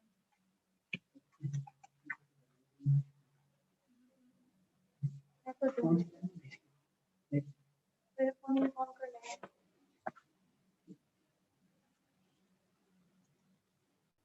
क्या हुआ? तुम्हारा कॉल कौन सा है? कॉल कौन सा है?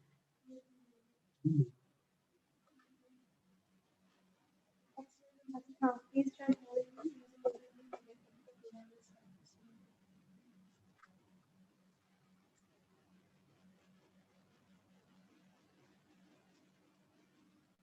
इसी को तुम यूज करना।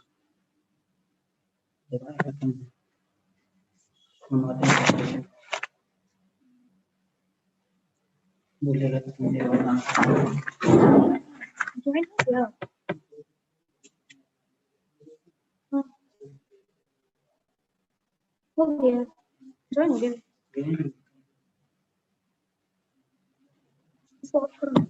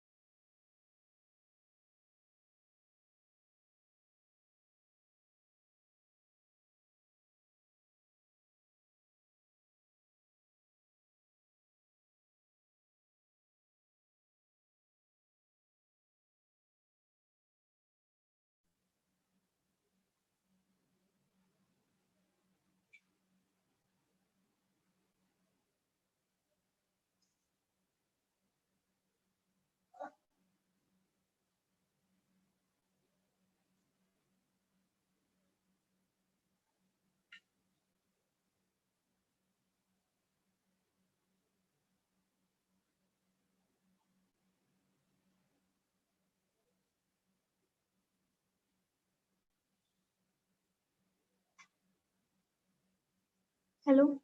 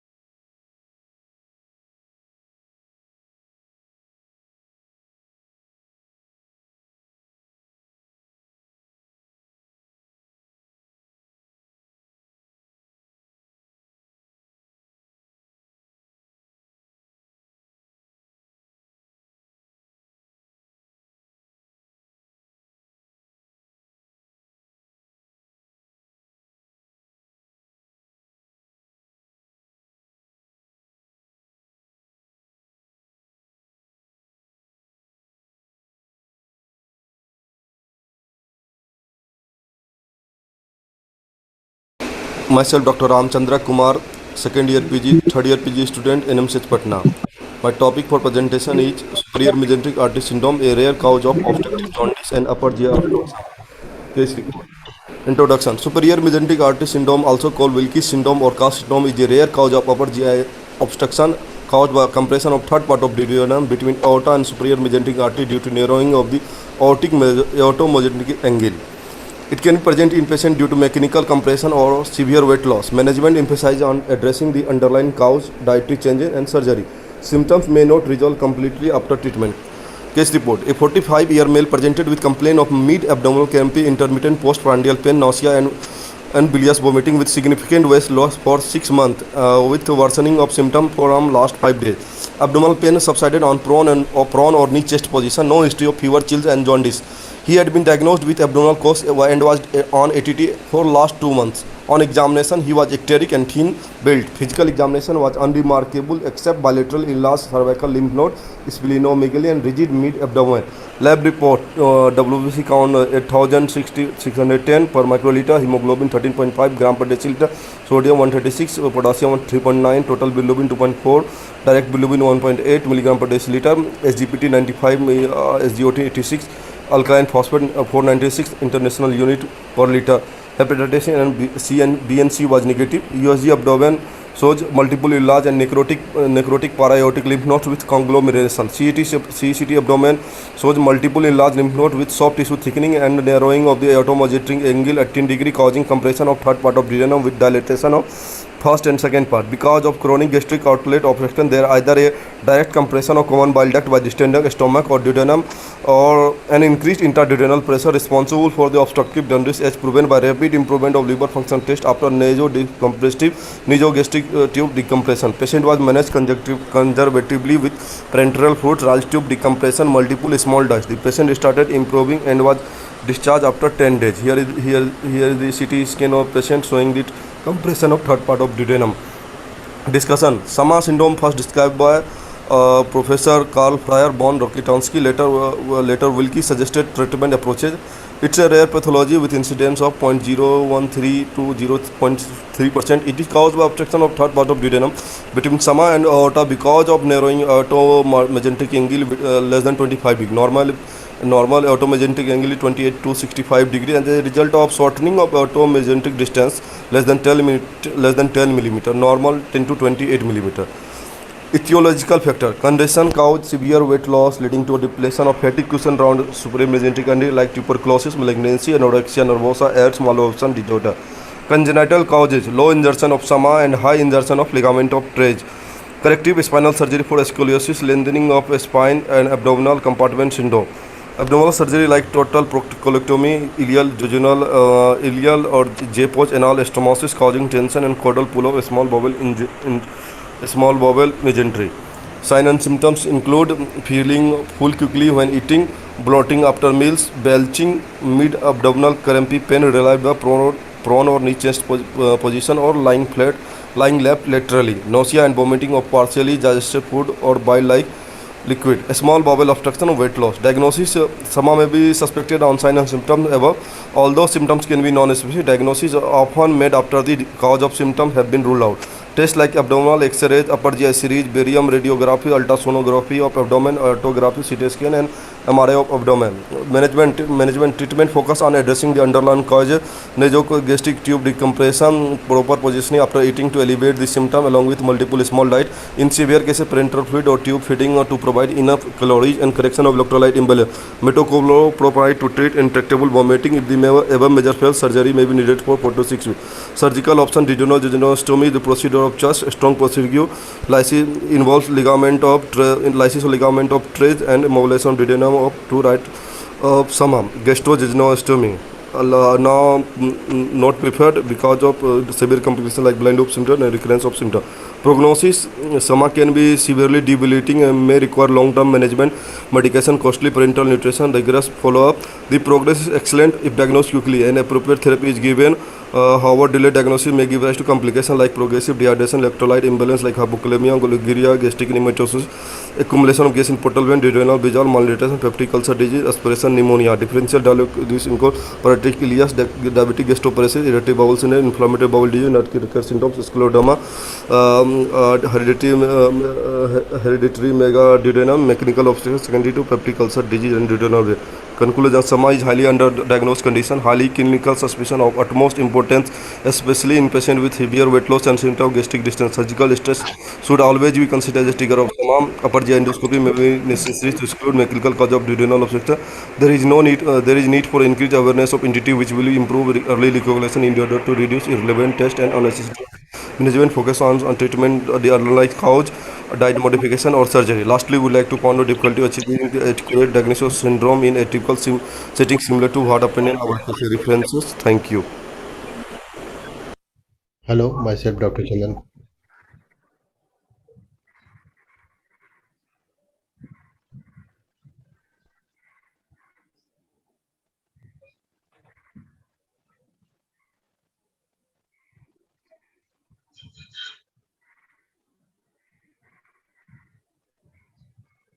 Hello, sir.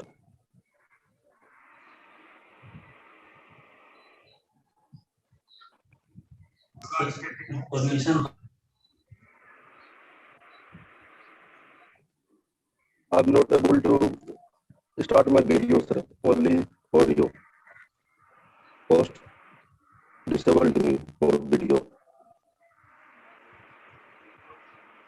Please host double my video.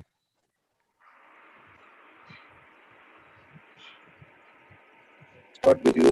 You cannot start your video because the host is disabled. Please double it.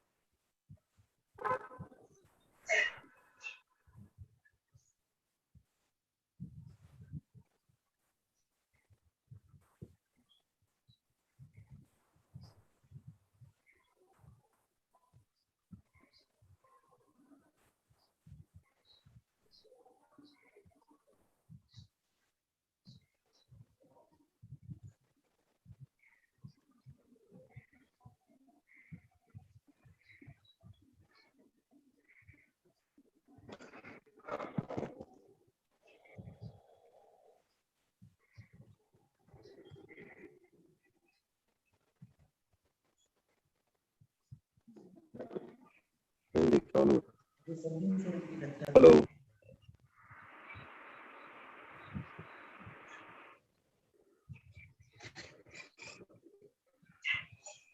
Hello, sir. Am I audible? Am I audible, sir? Yes.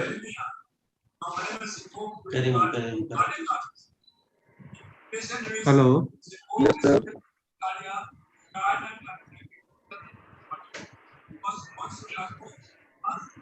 Hello, sir. Yes. So my presentation has been done, sir. Any question from your side, sir? You are not well audible. I'm not audible, sir.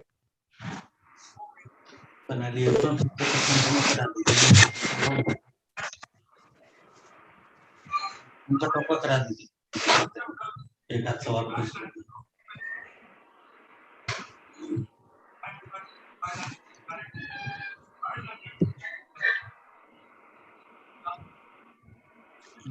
Invite करके vice president है भाई कौन ये बना लिया API के अभी तो ये बोल ही रहेगा ना ये डॉक्टर रामचंद्र को पता नहीं कौन Hello, sir. स्टूडेंट्स सब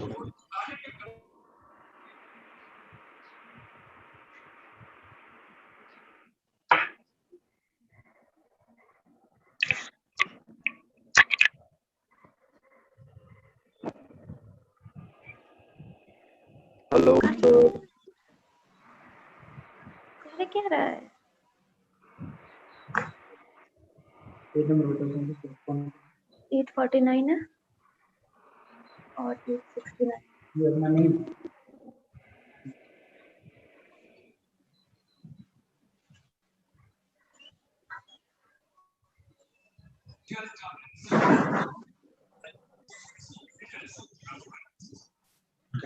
हैं।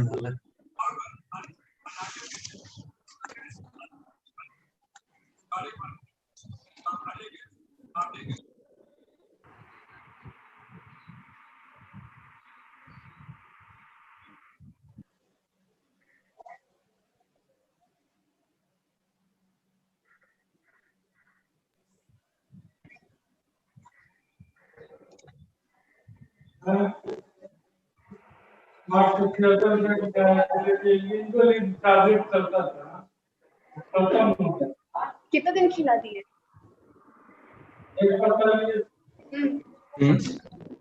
Welcome, Dr. V. Paliniappan, sir. Doctor साहब जब Now, आए ना all postgraduate students will learn the expert talk by Dr. V. Paliniappan. He will discuss various interesting interactive sessions of emergency medicine.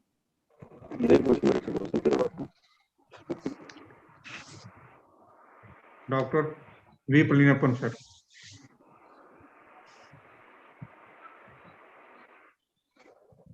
अब सौरभ का बचा हुआ है, चिराग का भी बचा हुआ है।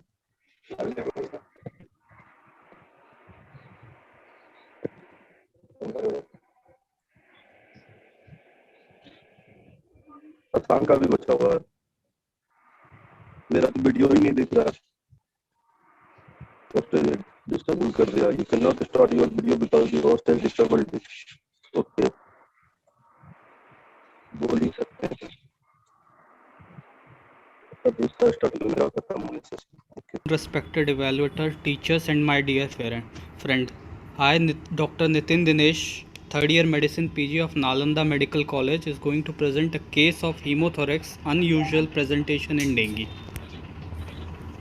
Dengue infection has wide spectrum of presentation ranging from asymptomatic to undifferentiated fever or even life-threatening hemorrhagic fever or dengue shock syndrome.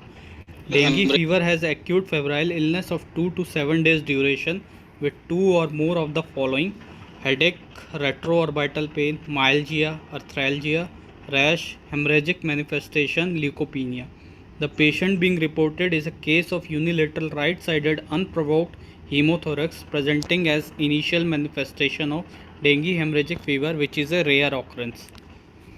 My patient was 32-year-old male, presented to emergency department NMCH with 7 days of history of high-grade fever and myalgia with 2 episodes of vomiting.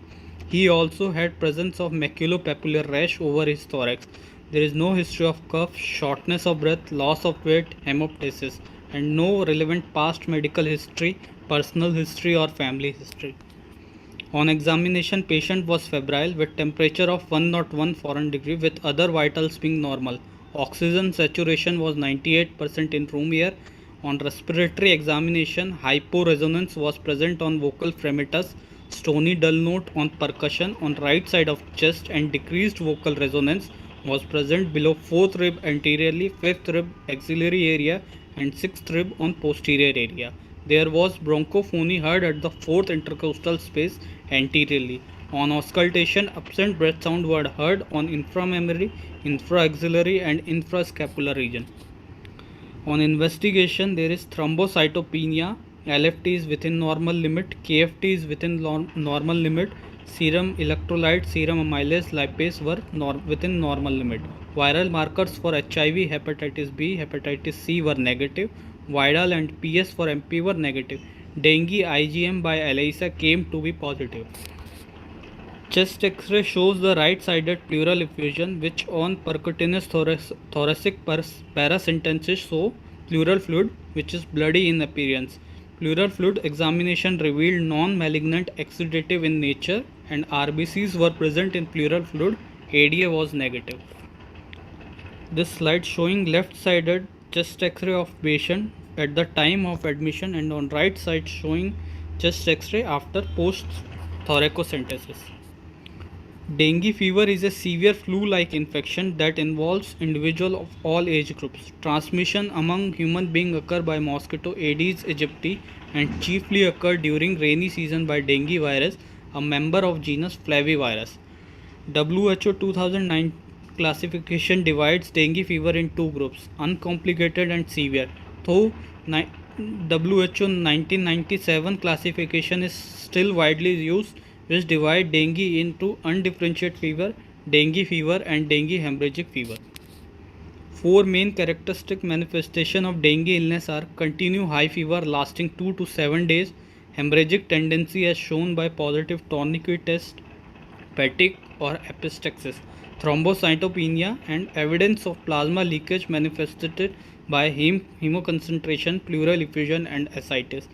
Causes of bleeding in dengue is multifactorial like thrombocytopenia, platelet dysfunction, defect in coagulation cascade, and DIC.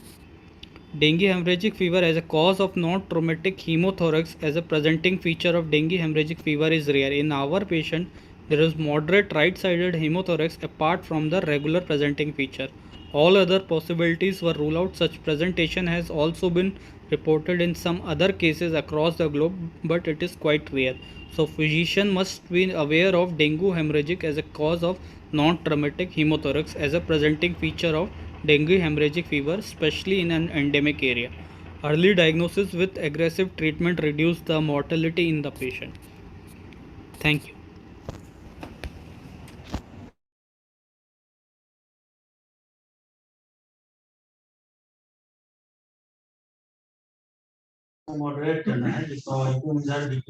Thank you. How often do you see cases of pneumothorax in case of dengue?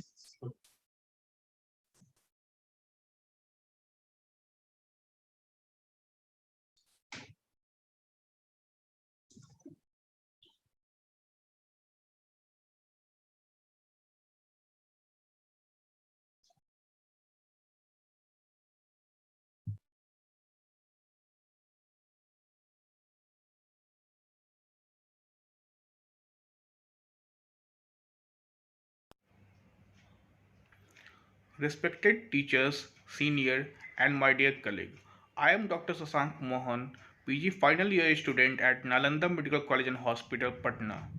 Topic for my presentation is a case report of lateral medullary syndrome. Lateral medullary syndrome, also called as Wallenberg syndrome, is a disorder in which a patient has a constellation of neurological symptoms due to injury to the lateral part of medulla in the brain resulting in tissue ischemia and necrosis. Clinical symptoms include swallowing difficulty or dysphagia, slurred speech, ataxia, vertigo, vomiting, nystagmus, Horner syndrome, diplopia, and possibly palatal myoclonus.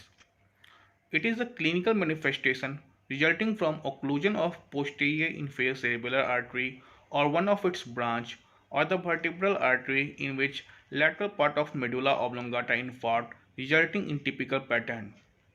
Most common affected artery are vertebral artery followed by posterior inferior cerebellar artery, superior middle and inferior medullary artery. Now I am going to present the case. A 65-year-old gentleman from Vaisali, Bihar came to central emergency of NMCH with the chief complaint of difficulty in walking, vertigo, 2 episodes of vomiting, and fall on ground 2 days back.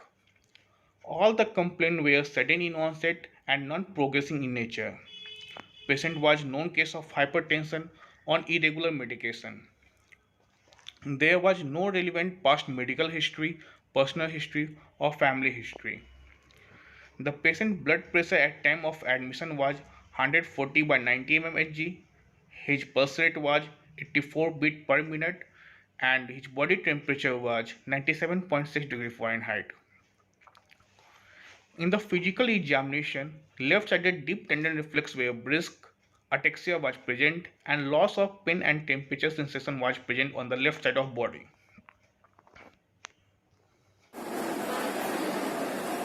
This is a video of my patient showing ataxia in the ward.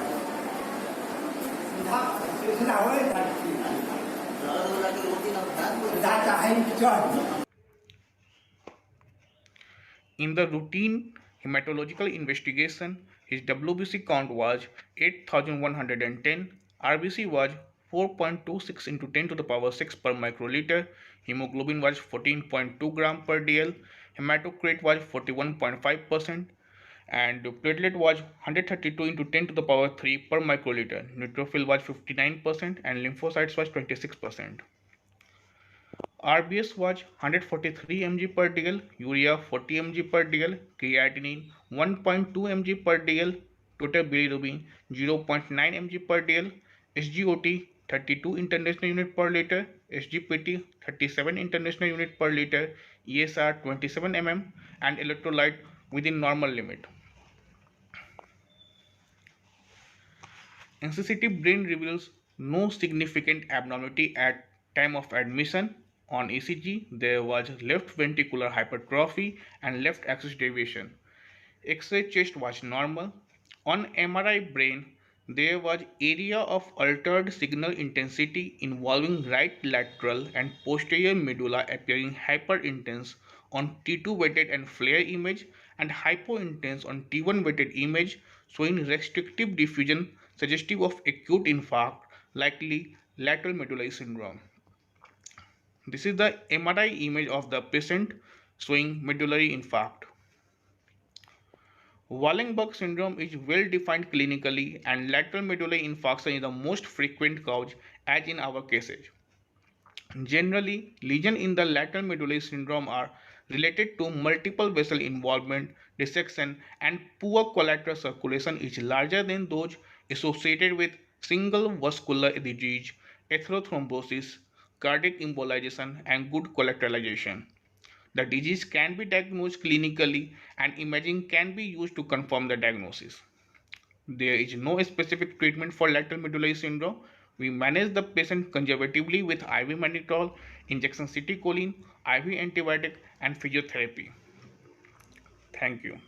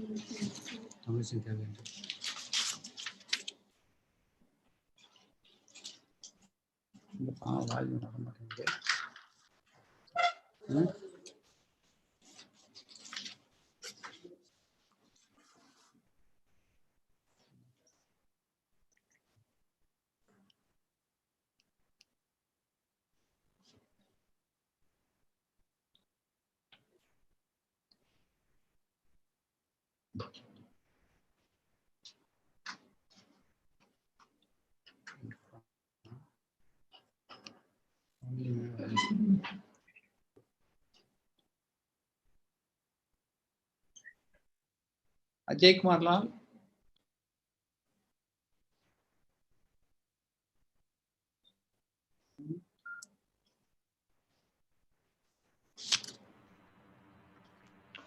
A very warm good afternoon to respected teachers, seniors, evaluators, and my dear friends. Myself, Dr. Saurav Raj, third year postgraduate student from Department of General Medicine, Nalanda Medical College Hospital, Patna. I have been privileged to present a case on non-secretory multiple myeloma observed, evaluated, and treated in my own college of Nalanda Medical College. We all know that plasma cell disorders are monoclonal neoplasms related to each other by virtue to the development from common progenitors in late B lymphocyte lineage. Multiple myeloma, Waldenstrom's microglobulinemia, primary amyloidosis, and the heavy chain disease comprise this group. The clinical manifestation of all plasma cell disorders relate to the expansion of neoplastic cell to the secretion of cell products and host response to tumors. Non-secretory myeloma is a rare variant of multiple myeloma.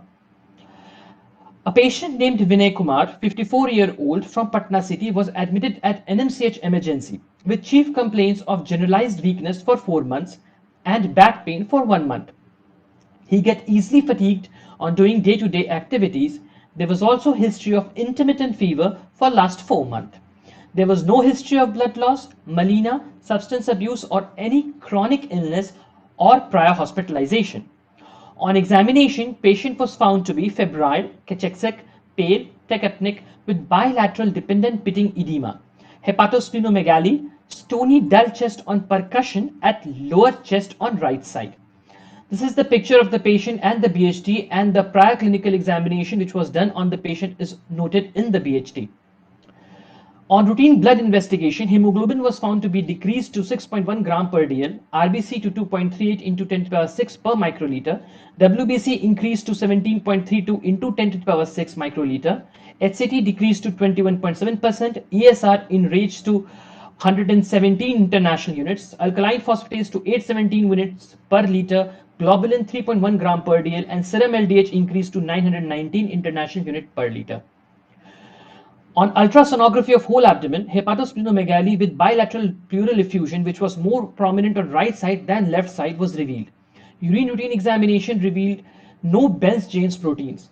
All the urine routine examination parameters were within normal limits. Pleural fluid examination revealed non-malignant transudate.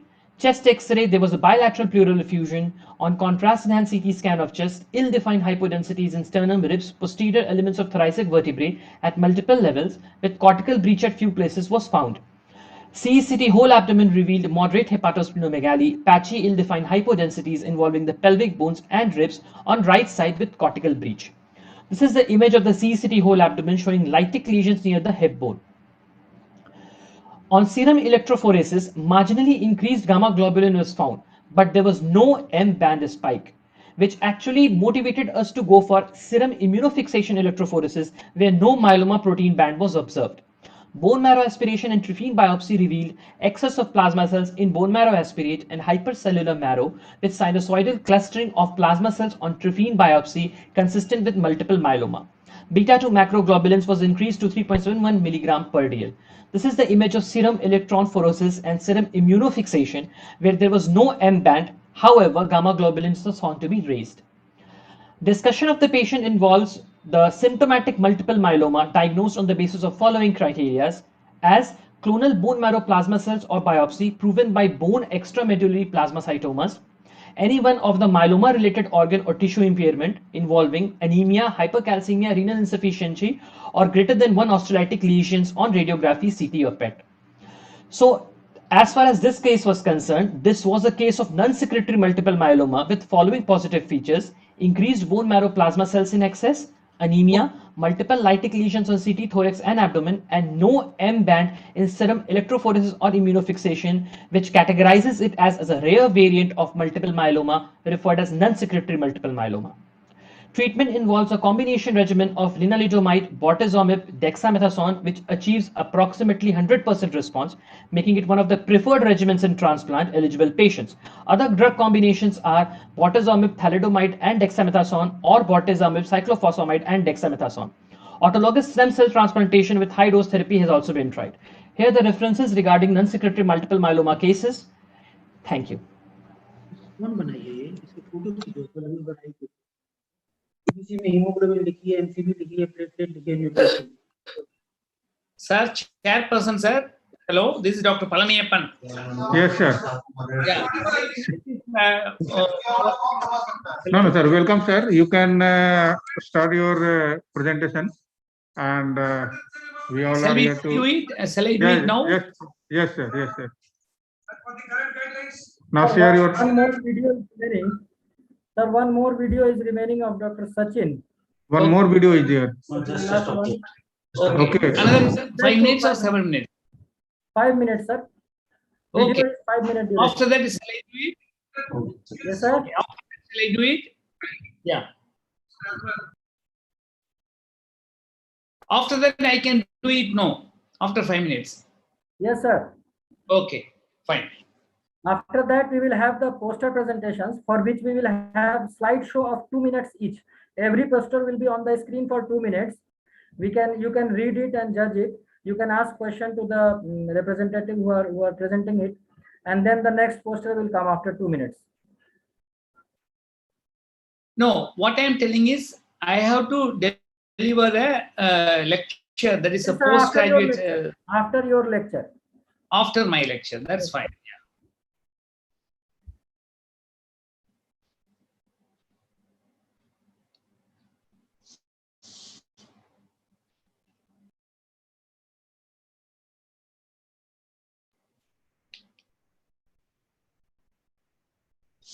So another oral presentation has to over, no?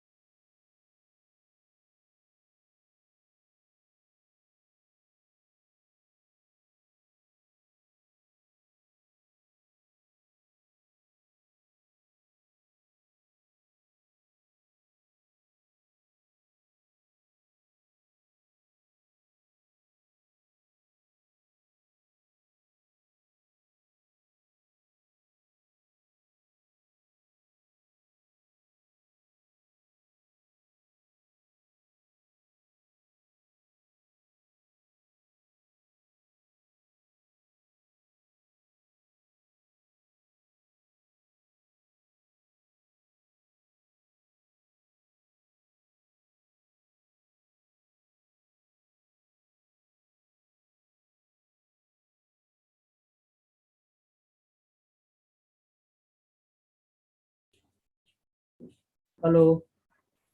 Hello. Hello. Hello. Hello.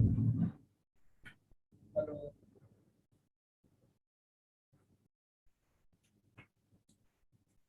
Hello.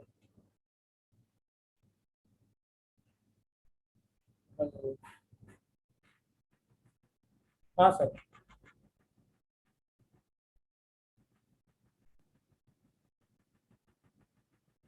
मैं वही कह रहा हूँ, lecture चल नहीं रहा है। उनको मैंने 5 मिनट रोका था क्योंकि 1-2 वीडियोस रह गए थे, तो उन वीडियोस में कुछ प्रॉब्लम है, उसके पास मिला नहीं है या उसको हो नहीं पा रहा है, जो भी है। तो मैं ये कह रहा हूँ कि सर से आप कह दीजिए कि वो अपना लेक्चर कर लें, उसके बाद जो 2 वीडियोस रह गए हम लोग प्ले कर लेंगे। तो उनको बोलिए ना कि वो कर ले। उनको मैंने 5 मिनट्स रुकने के लिए कहा था, उनको बोलिए कि सर आप कर लीजिए अपना लेक्चर, पहले उनको करा लीजिए, उसके बाद जो बचा है होता रहेगा।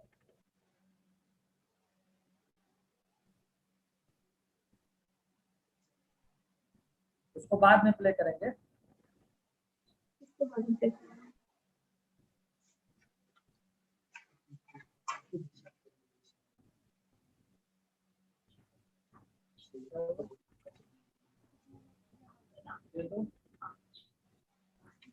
मंडे को दिखाएगा तो फिलहाल मंडे को पूछ ले।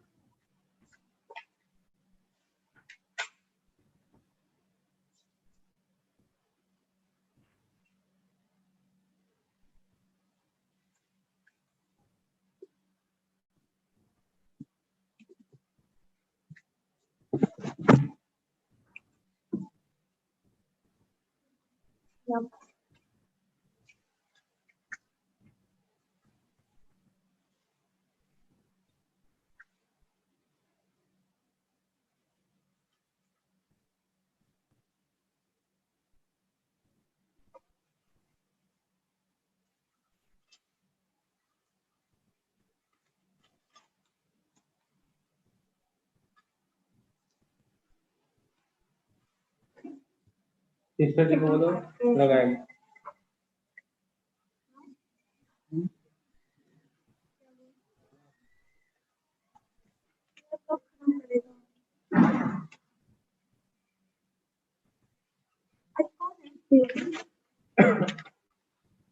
तबीयत क्यों खराब लग रहा है मेरा?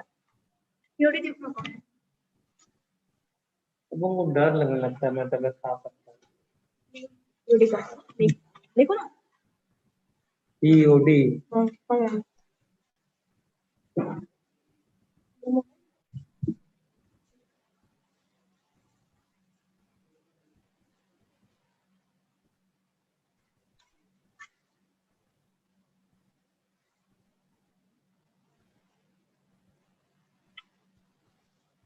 that is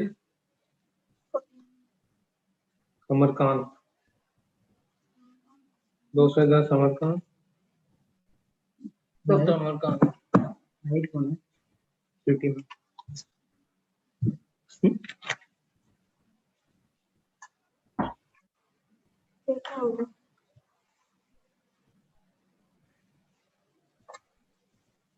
night job.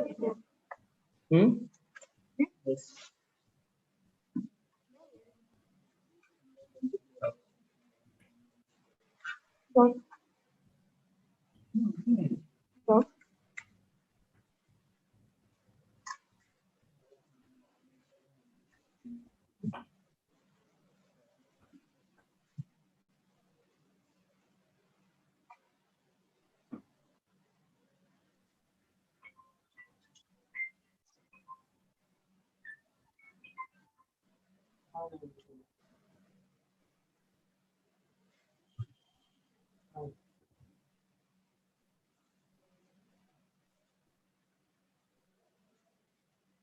पढ़ता होता है नहीं, आता कुछ नहीं है। सच्ची और उसका है ना का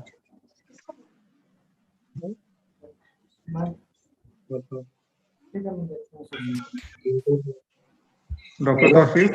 डॉक्टर तौसीफ सर अभी तो केवल पोस्टर प्रेजेंटेशन है ना? सर 2 और लेक्चर्स रह गए हैं, तो वो वीडियोस रह गए हैं, तो उसको सर के लेक्चर के बाद प्ले करेंगे हम लोग। कलिवेपुन सर का लेक्चर हो जाए उसके बाद प्ले करेंगे। हाँ तो सर तो लगता है कि कहाँ है अभी, तो ग्रुप में तो दिखाई नहीं दे तो रहे हैं। कॉल करके बोलना पड़ेगा। राजीव रंजन सर से मैंने बोला, एक बार आप भी बोलिए उनको, कॉल करके बोल दें कि वो कर ले। वैसे नहीं भी नहीं, वो तो राजीव सर ही बुला सकते हैं, है ना, राजीव जी से बात हुई है उनकी। हाँ, तो मैंने बोला है उनको, एक बार आप भी कह दीजिए कि सर बोल दें उनको फोन करके। तो सर चले क्यों गए? उसके बाद 2 वीडियोस और हैं, उसमें कुछ इश्यूज हैं, वो हम लोग उसके बाद प्ले कर देंगे।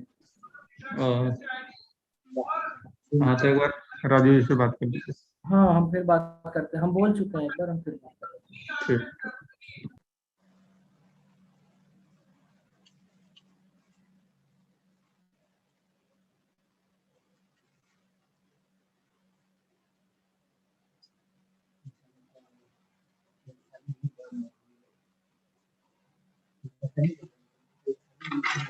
ओरल एब्जॉर्प्शन क्या होगा?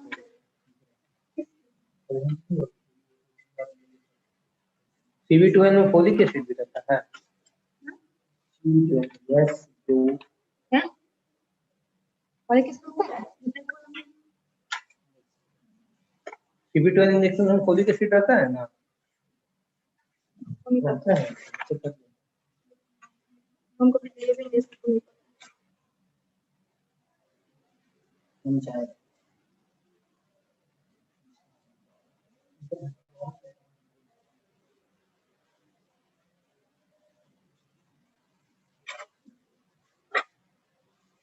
क्या है मतलब पार्टीशन? नहीं एक्स्ट्रा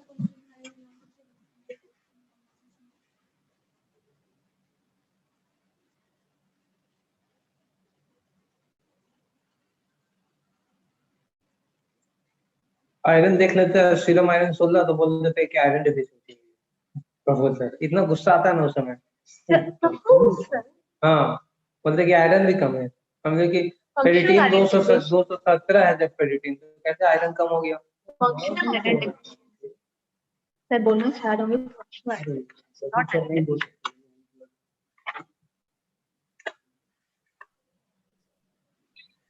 सही तुम लोग आकांक्षा, आकांक्षा,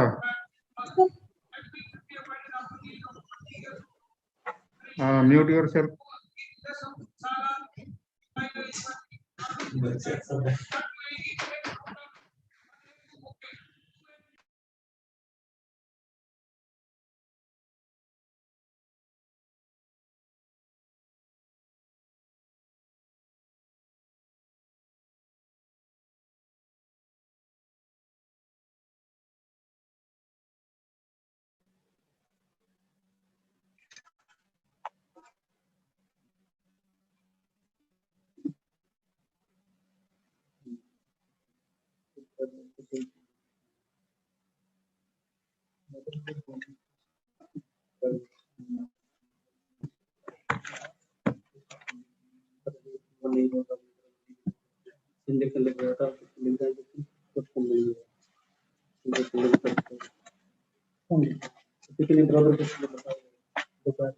नहीं मिला तो बताया।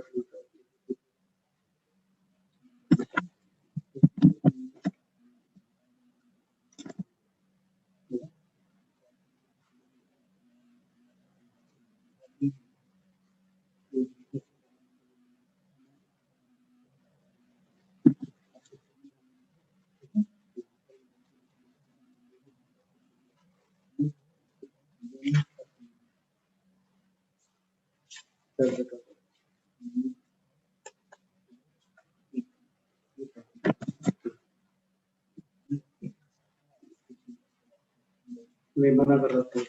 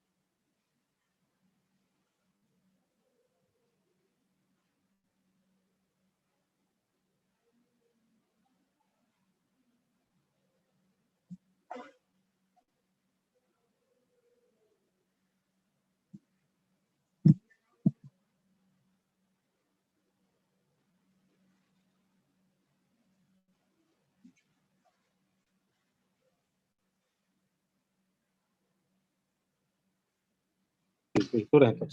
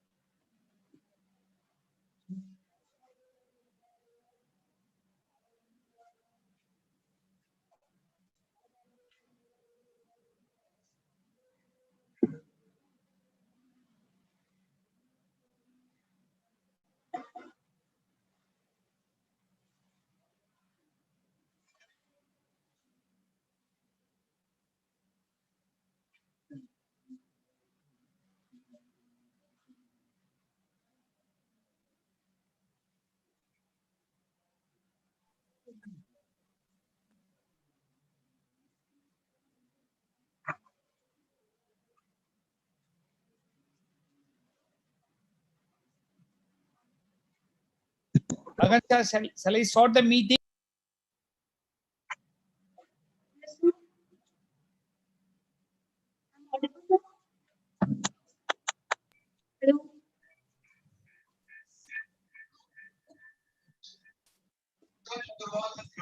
Hello. Sudhir Kumar, shall I start the session? Yeah, welcome, sir. Yeah. Now I request all our postgraduate students and other members to listen. Great teacher, Dr. V. Palniappan. Sir.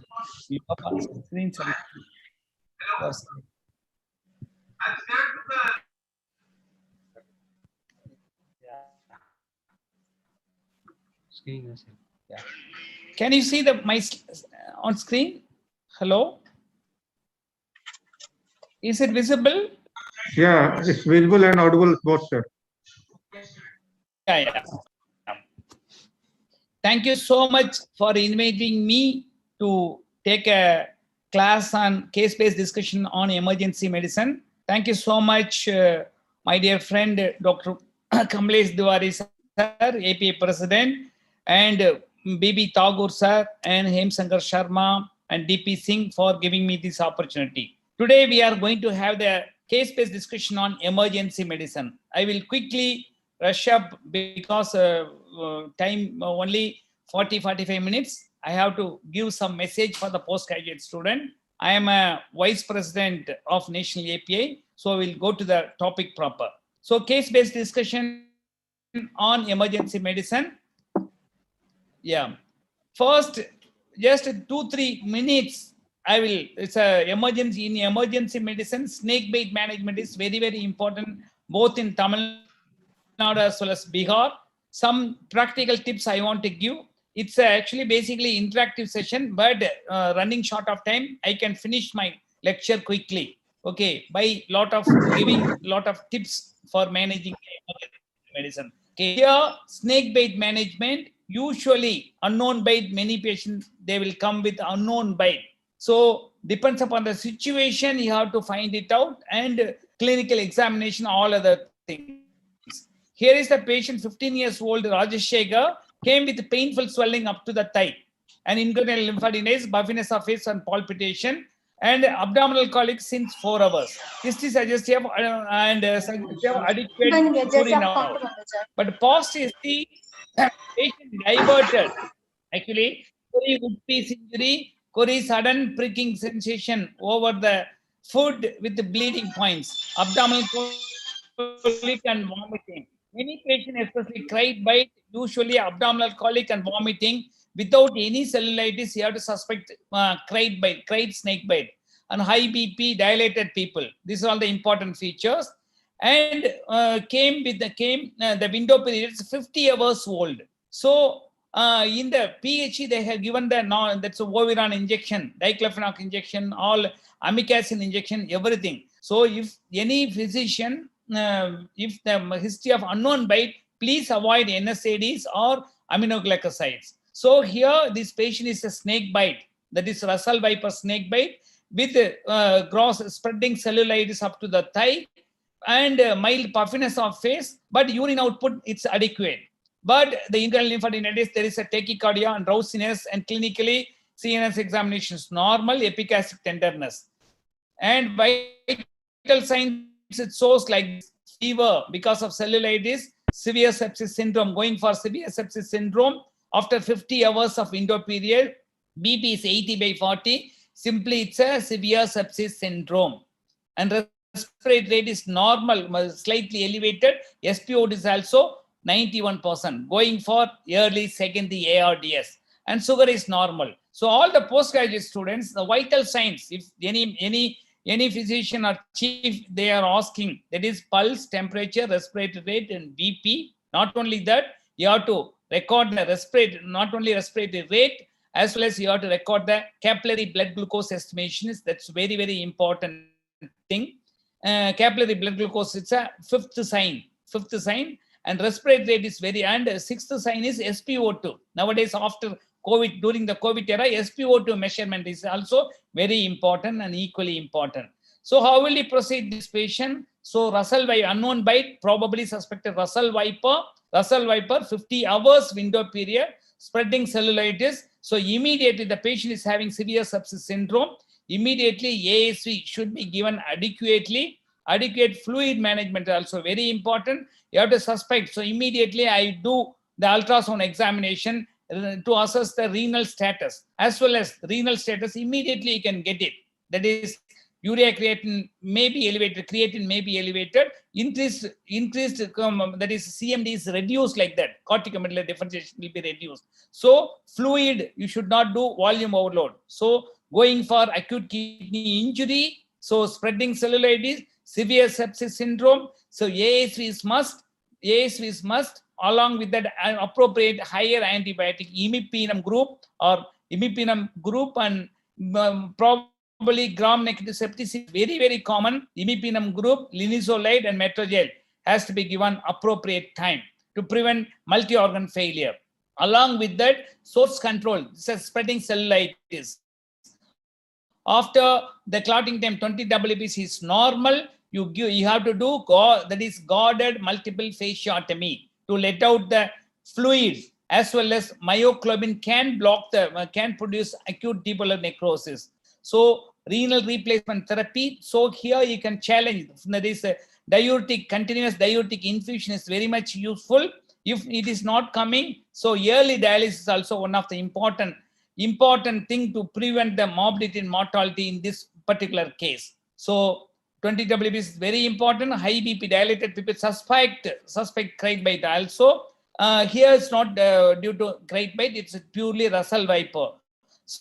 So all snake bite, hit hard and hit fast rule is very important. When you are giving ASV, first 20 minutes, very important. ASV allergy, ASV anaphylactic reaction, it has to be addressed properly by giving IM injection of, that is adrenaline mix, 1 ml of adrenaline mixed with 4 ml of distilled water, then give 1 ml of adrenaline mixture, maximum 2 doses required. So appropriate antibiotic, ASV antibiotic, fasciotomy after clotting time is normal. If still the clotting time is not normal, reverting back to normal, you have to give 2 units of FFP, and if platelet is not adequate, PRF can be given. So this is the protocol. And yearly dialysis and early watchful expectancy for the acute kidney injury, take adequate measures and treat accordingly. Early dialysis, early intubation, all nowadays emergency medicine is very important to save the patient and to prevent the morbidity and mortality. Next, we'll move on to the hold patient. Now we are going to discuss about the various, it will be boring previous thing. Now death audit in acute the atherosclerotic cardiovascular disease, diabetic patient, hypertension, dyslipidemia, acute coronary syndrome, it's a death audit. What we have to understand, what we should not do, what we are learning from the seniors, what we are learning from the death patient. That's very important. Death audit is very important to save the future patient. And here is the it's a purely experience-based medicine to evidence. Swami, he's a 61 years male.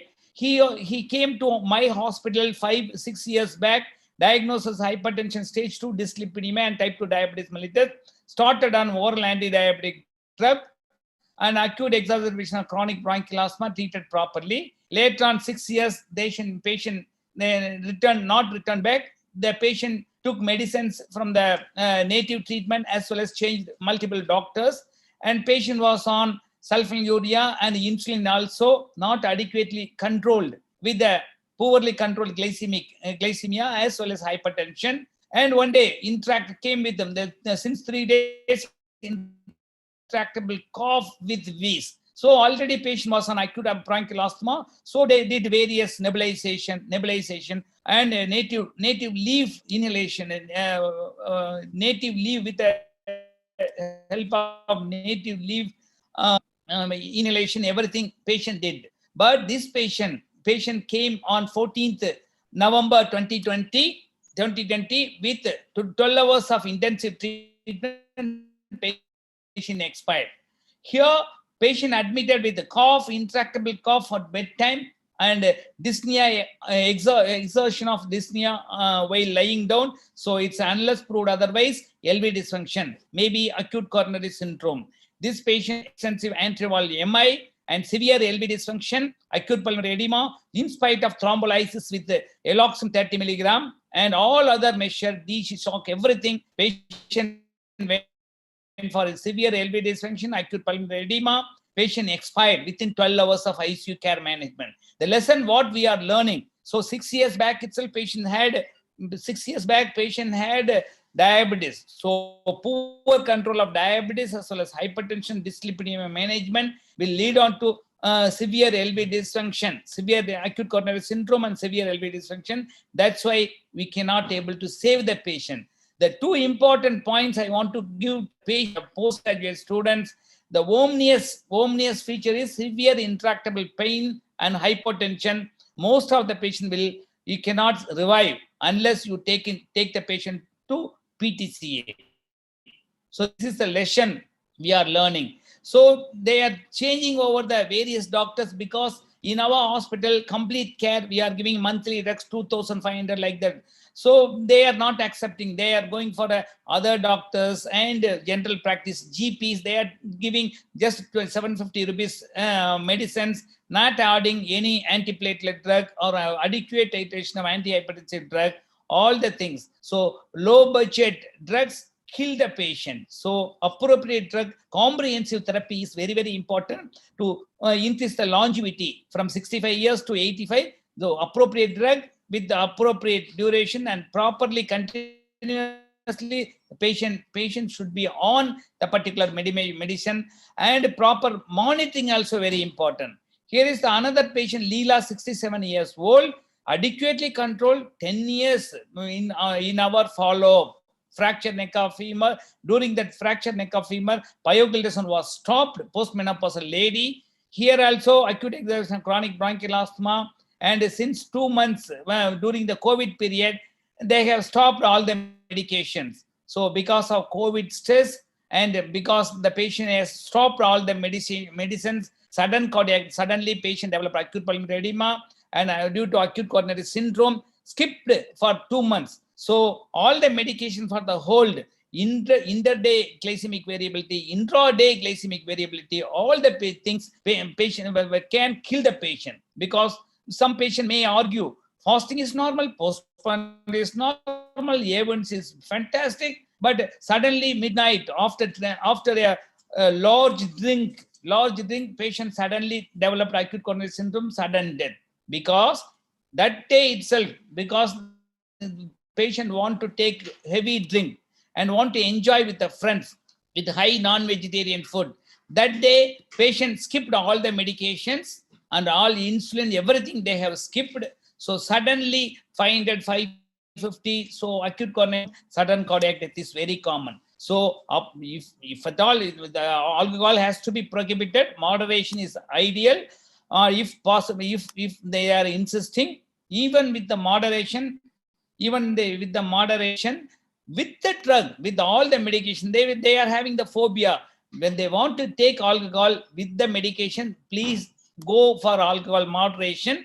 With hold medication, appropriate control will not kill the patient. So intraday variability also can kill the patient. So 70% of the diabetic patient, they die due to the acute coronary syndrome. So skipping the medicine highly prohibited during your practice. Another patient, Davamani, 256 CT angio, everything single vessel disease, adequately and under control with the proper medications. One day, the last 1 year, patient skipped all the medicines and native treatment came, and in IP, patient expired after 48 hours of intensive treatment for acute coronary because of acute volume overload.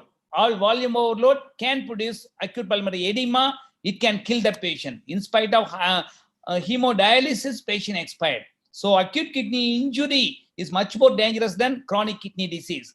This is also acute volume overload, acute kidney injury, stage 1, 2, 3. Suddenly within hours, patient, you may lose the patient. So proper explanation, everything, because of they will blame us. Since for 10 years you are the family doctor, we have lost this patient because they have skipped the medicine for the first 1 year.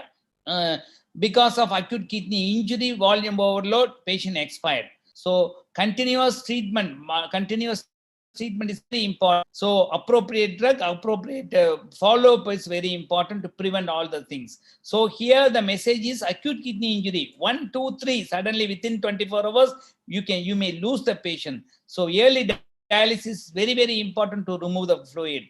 Here is the another patient, Rajamani, 53 years old. Patient is having moderate anemia and all other things are normal. Diabetes, hypertension is normal. CKD stage 2. And patient is suspected anxiety with the depression, anti-fatigability, all the things. So always our mind says anemia, fatigability, tiredness, other things. Patient is complaining of vertigo. Even anemia can produce giddiness, not vertigo. You should understand. All other things are normal. Patient is on regular treatment. Patient went to some other hospital. They have suspected some disease. Finally, patient expired. Here, vertigo, all vertigo, it's a pathological. You should not suspect it's a psychological. So vertigo, always do MRI brain or CT brain at least, so to find out any malignancy. So in spite of all the antidepressant, hypertension, and pre-diabetes management, adequate treatment, patient is not responded to the lab and sedatives, all the things. We have lost the patient within 3 months. Why? We have not ordered for MRI brain. MRI brain they have ordered in some other hospital. So any vertigo, any headache, any head injury, just write it down. Just suggest MRI brain or CT brain. If they are not doing, it is not a problem for us. So litigation can come. So any vertigo, order for suggested MRI brain, not willing, you can put it. Then only he can save the patient, he can come out from the litigation. Here is another patient, Selvi Madivanan. He's a teacher, close friend of mine. Actually, SP, my close friend, superintendent of police. He is my close friend. His sister, elder sister, through phone, we got a call. 10 days back, underwent PTCA and PTCA LAD stent done. Came to the after 10 days, patient was discharged. Patient coming have burning sensation. Patient is on dual antiplatelet therapy. So naturally came from a famous Apollo hospital. He was discharged. After 10 days, he's complaining of burning sensation. LAD stent in situ, 10 days old. So maybe due to drug-induced, dual drug-induced, dual antiplatelet therapy. So drug-induced, usually our mind will start thinking in that way. So we are giving esomeprazole or pantoprazole and antacid gel, still not controlled. So we are maybe anxiety, give alprazolam, other things. So finally we have given the prescription like that. Early morning, severe chest pain and burning sensation, and suddenly acute pulmonary edema, death. So here high index of suspicion is any stent patient for the first 1 month, any pain, any type of chest pain, unless proved otherwise, it's a stent thrombosis. Stent thrombosis occurred, suddenly death.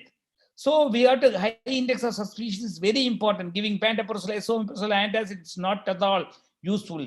Immediately you have to refer the patient to the same cath lab center. If they are suspected, immediately take them to the cath lab and suck out the thrombus.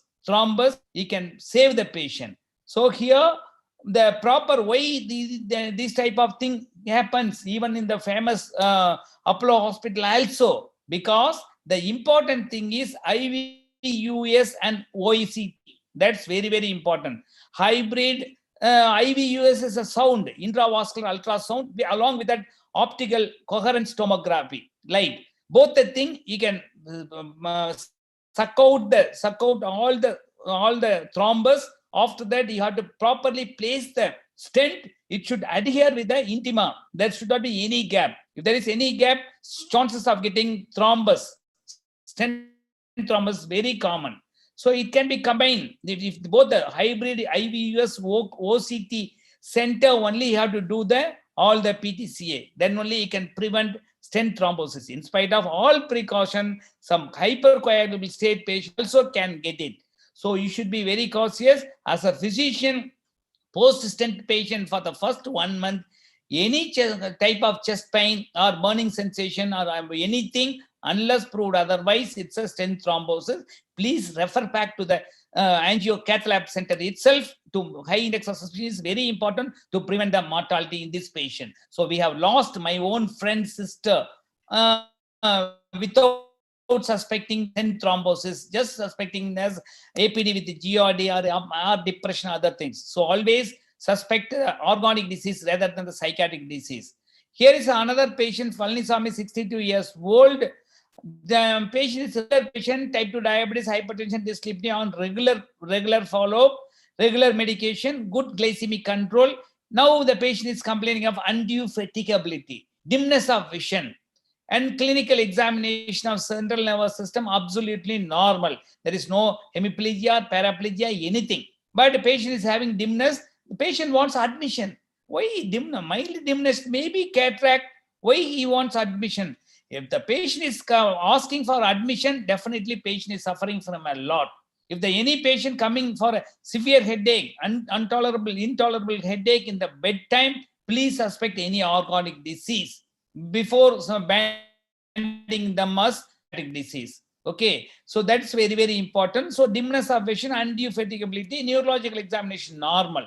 Want admission. So finally we found that MRI brain, it shows occipital lobe, infarct, cortical blindness. So give adequate treatment for the occipital lobe infarct, like treating as a CVA and enoxaparin, everything given, patient came out properly. So always rule out organic disease before banding as a psychiatric illness. Always is a high index of suspicious. So usually central nervous system in postgraduates, any physician, usually they will think in terms of hemiplegia, paraplegia, nothing. So you should not ignore dimness of vision. Always you should keep it aside. One of the differential diagnoses, occipital lobe infarct and cortical blindness as a general physician.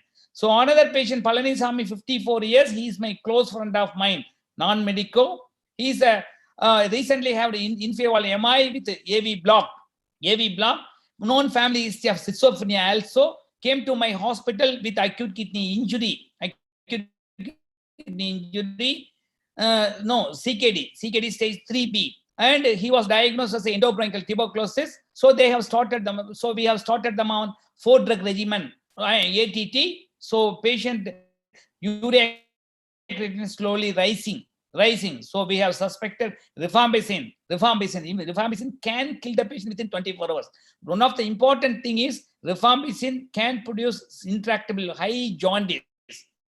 If the patient develops jaundice and intractable vomiting, immediately stop the drug and give steroid for 5 days. So we have suspected this patient AKA on CKD slowly in stage 1 to stage 2 is increasing. So immediately we have suspected rifampicin induced toxicity. So we have stopped and gave steroids for 5 days. Still the urea creatinine is not coming down. But urine output is adequate.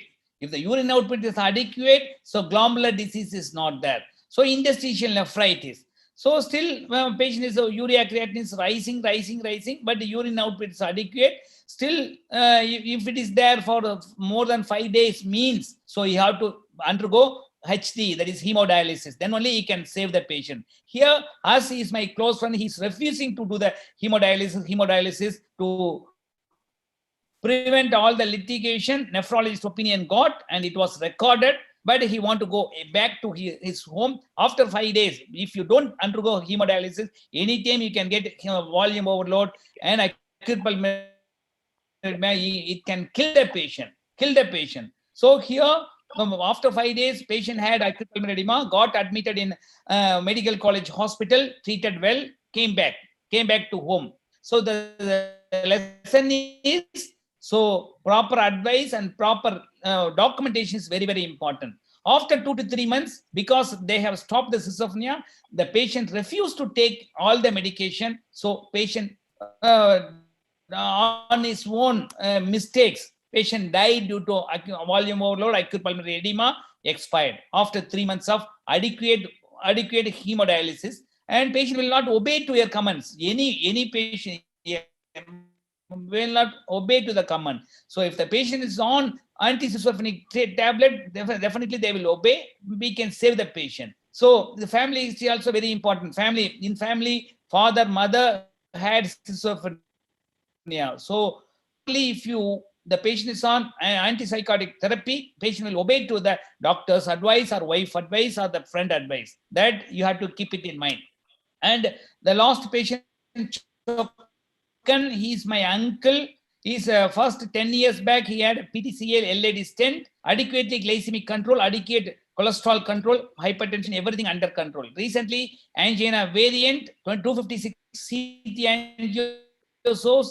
There is a 2 blocks in the middle and distal third of the LAD. So we and LMCX occlusion also 90% critical occlusion. This is the diagnosis. LMCX critical occlusion, triple vessel disease. Naturally, they will advise for CAPG. My friend actually working in Kaveri Medical Center, Tiruchirappalli, he has told, I will check again the conventional angio. We will after that we'll plan whether it's a CAPG or PTCA. He did actually the LMCA in the from anatomical position. It's a diameter is 2 to 2.5 millimeter only. There is no occlusion at all. So no occlusion means definitely middle and distal third of the LAD. Definitely we can put the 2 stent. So appropriately 2 stent in the intravascular ultrasound, and that is a visualization. They put a middle and distal third. After sucking out the 70% thrombus, they put, and the patient is doing very well. And properly all the here the statins has been started. Rosuvastatin not under control. The here I want to give the message. LDL goal is less than 30. So not under control. Maximum dose of crust, that is rosuvastatin 20 milligram, not under control. So we have added estimate, and still triglycerides is not under control. So we have added phenofibrate, still not under control, IPE 4 gram per day. So fantastically, LDL goal less than 30 and the triglycerides less than 100. Fantastically doing very well with all the cardiac drugs and glycemic control and low dose of insulin. Patient is doing very well. So it's a secondary, it's a second time attack.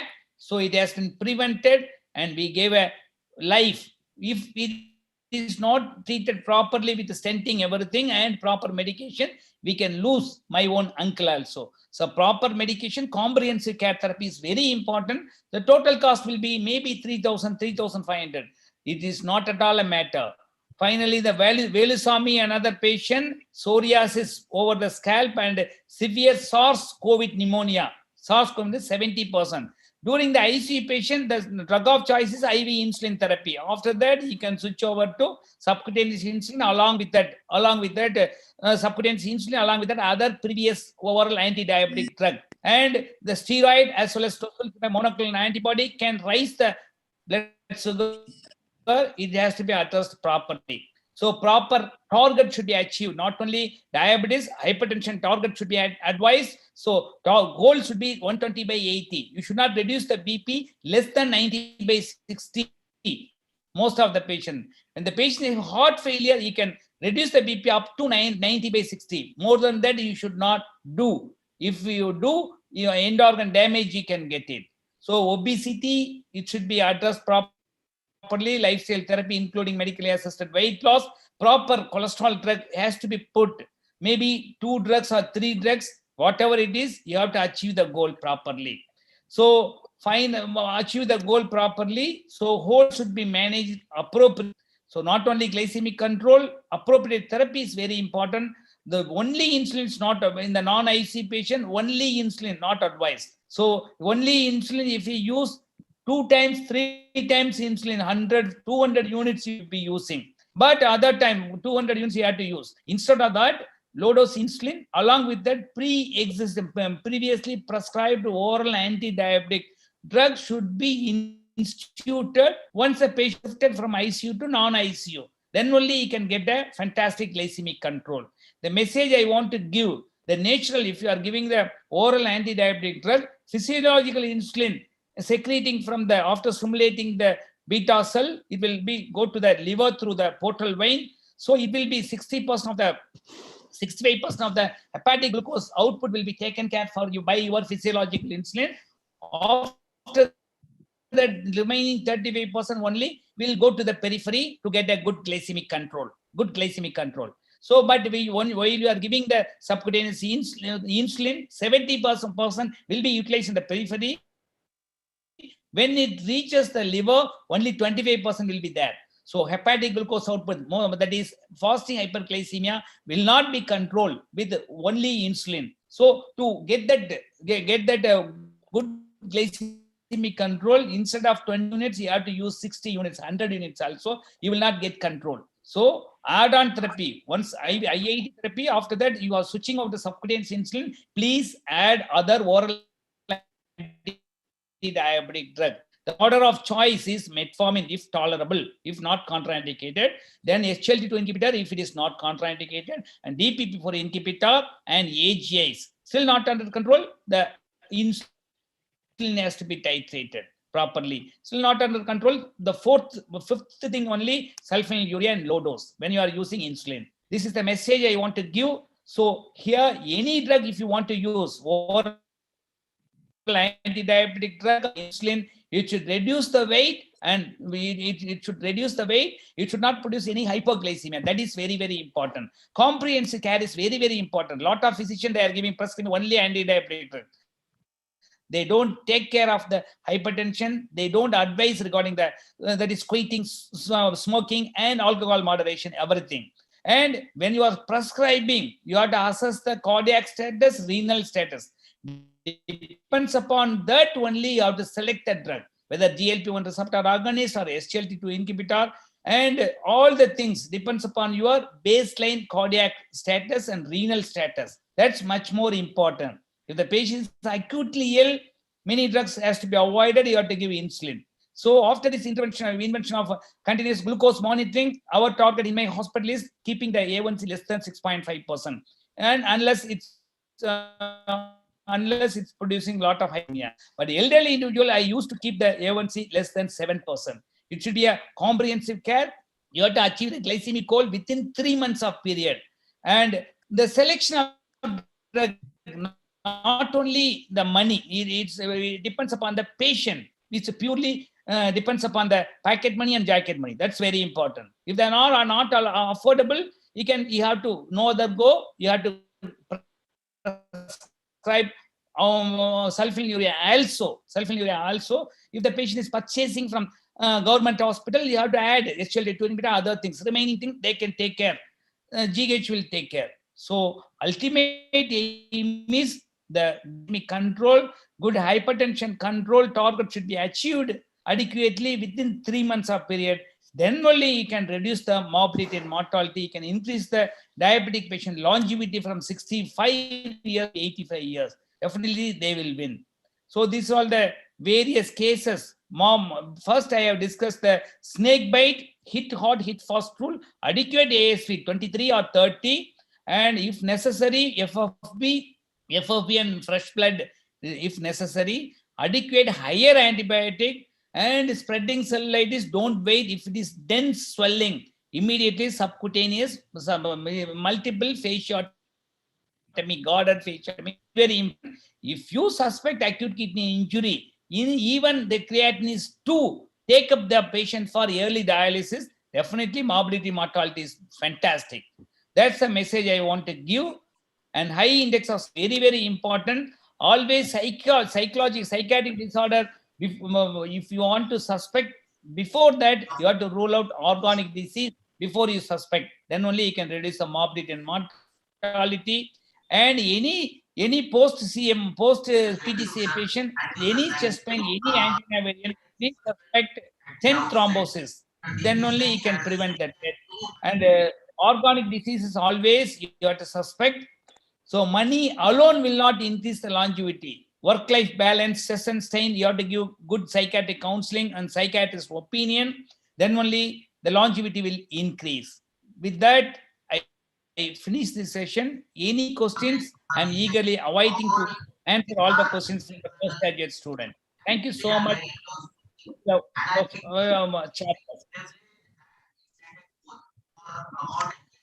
Thank you, sir. Thanks for a very elaborative lecture, and especially it is very useful for our postgraduate students, sir.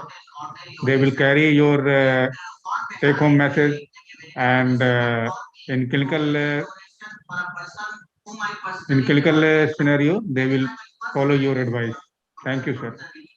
Yeah, thank you so much. Thank you. Thank you, sir. Once again.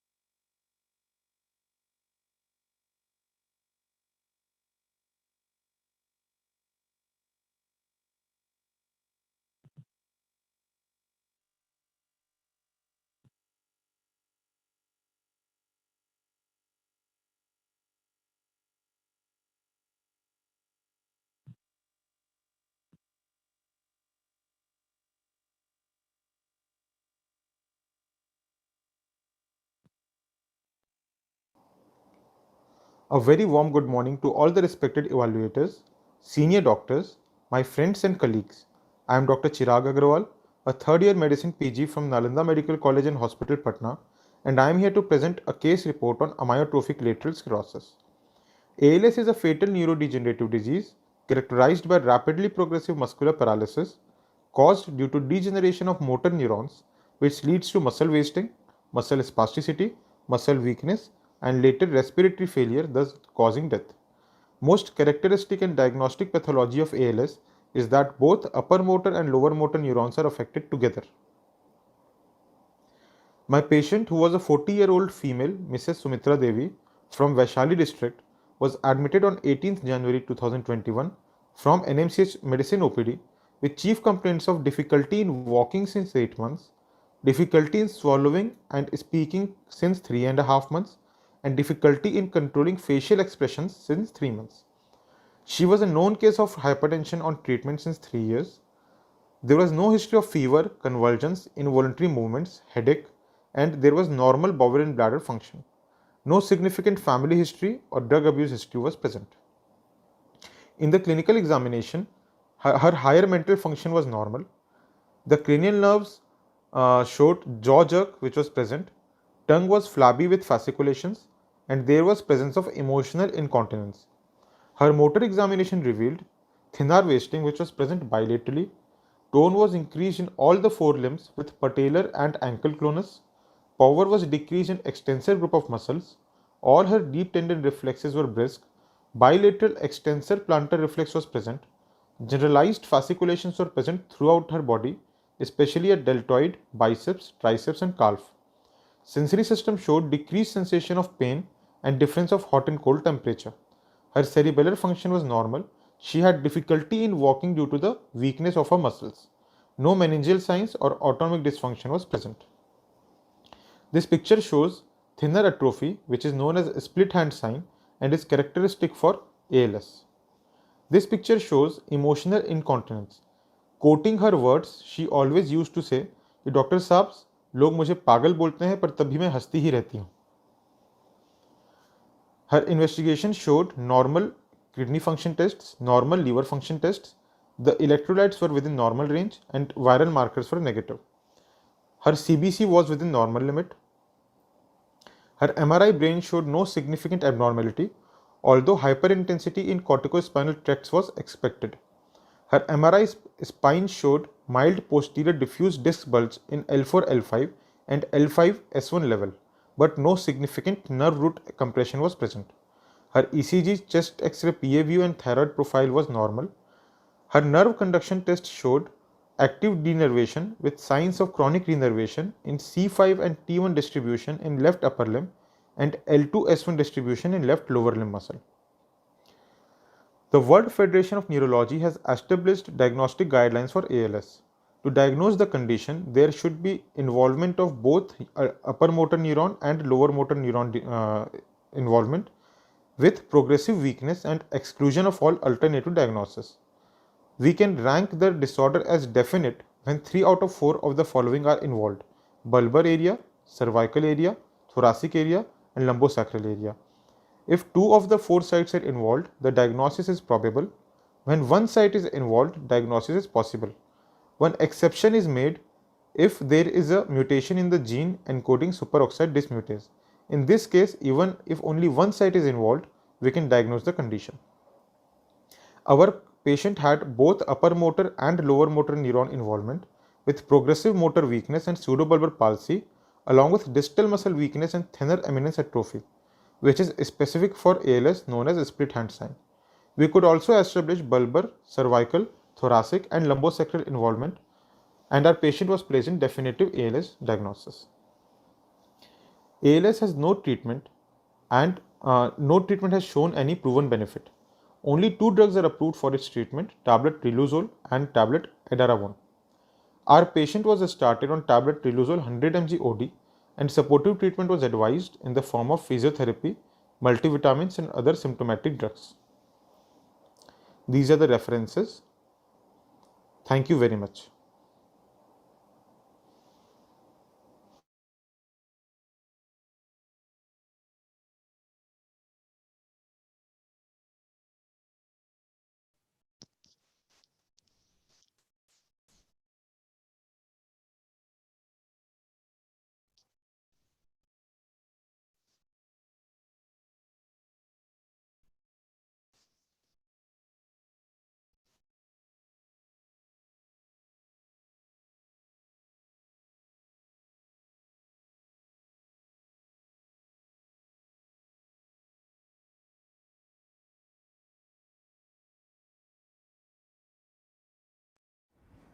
Good morning, everybody. Under the able guidance of Dr. M.N. Jha sir and Dr. Obaidali sir, I, Dr. Sachin Sridhar Holalkar, is presenting before you an unusual case of hypokalemic paralysis. A 41-year-old female presented to Jail MCH emergency with chief complaints of acute onset of progressive weakness for all the 4 limbs for the last 2 days. There was no sensory system involvement or bladder bowel involvement according to the history. There was no history of vomiting, diarrhea, or fever. There was no history of triggering factors like strenuous exercise or high carbohydrate meals, or drug history was not significant, and there was no family history of similar illnesses. Past history: she was not a known case of diabetes mellitus, hypertension, asthma, or epilepsy. But there was one episode of similar weakness 2 months back, and she was found to have hypokalemia, and complete recovery occurred after receiving intravenous potassium. She was discharged with oral potassium supplements at that time. Coming to general physical examination, a middle-aged female who is conscious, cooperative, and well-oriented, time-pleasant person was examined. On examination, she had no pyeloerythrocyanosis clubbing or lymphadenopathy. All the vital parameters were well within normal limits except BP, which was 94 by 60 millimeters of mercury. And nervous system examination revealed motor weakness, which was evidenced by decreased power in both the upper limbs and lower limbs, and deep tendon reflexes were diminished in all the 4 limbs, and bilateral plantars were mute. There was no cranial nerve involvement or sensory system deficits or bowel and bladder involvement. The rest of the systemic examination was unremarkable.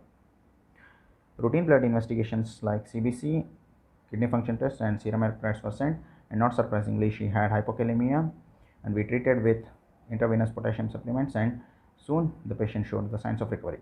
Coming to the cause of hypokalemia, they are mostly categorized as hypokalemia due to either redistribution of potassium into the cells from serum, or hypokalemia due to increased secretion, or hypokalemia due to increased distal delivery of non-reabsorbed anions. Accordingly, we started working up for the metabolic derangements, and the patient had normal. After the ABG, we came to know that the patient had normal anion gap metabolic acidosis. Soon the cause of normal anion gap metabolic acidosis were worked upon, and we ruled out the GI losses and drug-induced causes, and we were forced to accept the renal cause of normal anion gap metabolic acidosis. Either it might be due to proximal RTA or distal RTA. So we started doing urine analysis, and which reported 24-hour urine excretion of potassium as 24 millimoles, and urinary pH was 7, and and transtubular potassium gradient was 6.24, which was calculated with the above parameters. And cause of renal tubular acidosis might be either due to proximal renal tubular acidosis or distal renal tubular acidosis. In proximal renal tubular acidosis and distal renal tubular acidosis, we will have normal ion gap metabolic acidosis and hypokalemia, but in proximal RTA, there will be associated with glycosuria, amino acid urea, and urine pH will be less than 5.5. But in distal RTA, the urine pH will be more than 5.5, and there will be no glycosuria and amino acid urea. To summarize, a 41-year-old female with repeated episodes of hypokalemic paralysis whose laboratory analysis revealed normal anion gap metabolic acidosis. We suspected renal tubular acidosis as the probable cause of metabolic acidosis, and urine analysis revealed increased transtubular potassium gradient and urinary pH was 7, and the diagnosis of distal RTA was done in view of alkaline urinary pH and absence of glycosuria. And according to the clinical approach of hypokalemia, our patient had total urinary excretion more than 15 millimoles per day, and transtubular potassium gradient was more than 4, and the metabolic derangements, there was metabolic acidosis, and the cause of metabolic acidosis was distal renal tubular acidosis. And the cause of distal renal tubular acidosis were considered, and we started working upon them. And further, she was evaluated for the etiology of distal renal tubular acidosis, and ANA profile was sent, and ANA was positive, and also serum SSA and serum SSB was positive. Rest of the other antibodies were negative. Thyroid function test, serum parathyroid hormone levels, serum calcium, serum magnesium were well within normal limits. USG, whole abdomen, ECG, 2D echo, chest X-ray was normal. Viral markers were also negative for hepatitis B, C, and HIV. On probing, our patient admitted to have dry eyes for the last 6 months, and Skirmer test was also positive, and lower lip biopsy was sent, and it reported lymphocytic infiltration of the minor salivary glands. According to the revised international classification criteria for Sjogren syndrome, our patient fulfilled 4 of the 6 criteria, and a final diagnosis of hypokalemic paralysis with distal renal tubular acidosis due to primary Sjogren syndrome was made. The purpose of the case was to highlight one of the rare presentations of Sjogren syndrome that could be easily missed without the sicca symptoms as the presenting complaint. Take home message is that mild asymptomatic renal disease is not uncommon in Sjogren syndrome. In a long run, untreated significant renal tubular acidosis may lead to renal stones or osteoporosis or compromised renal function. So, sodium bicarbonate was prescribed orally for lifelong in the dose of 1 millimoles per kg in 4 divided doses. Thank you.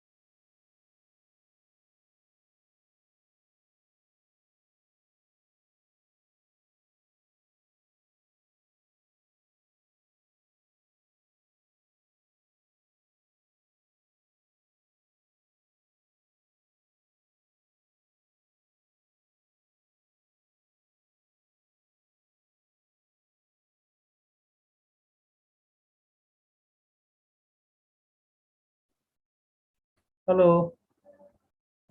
Hello. Am I audible? Am I audible?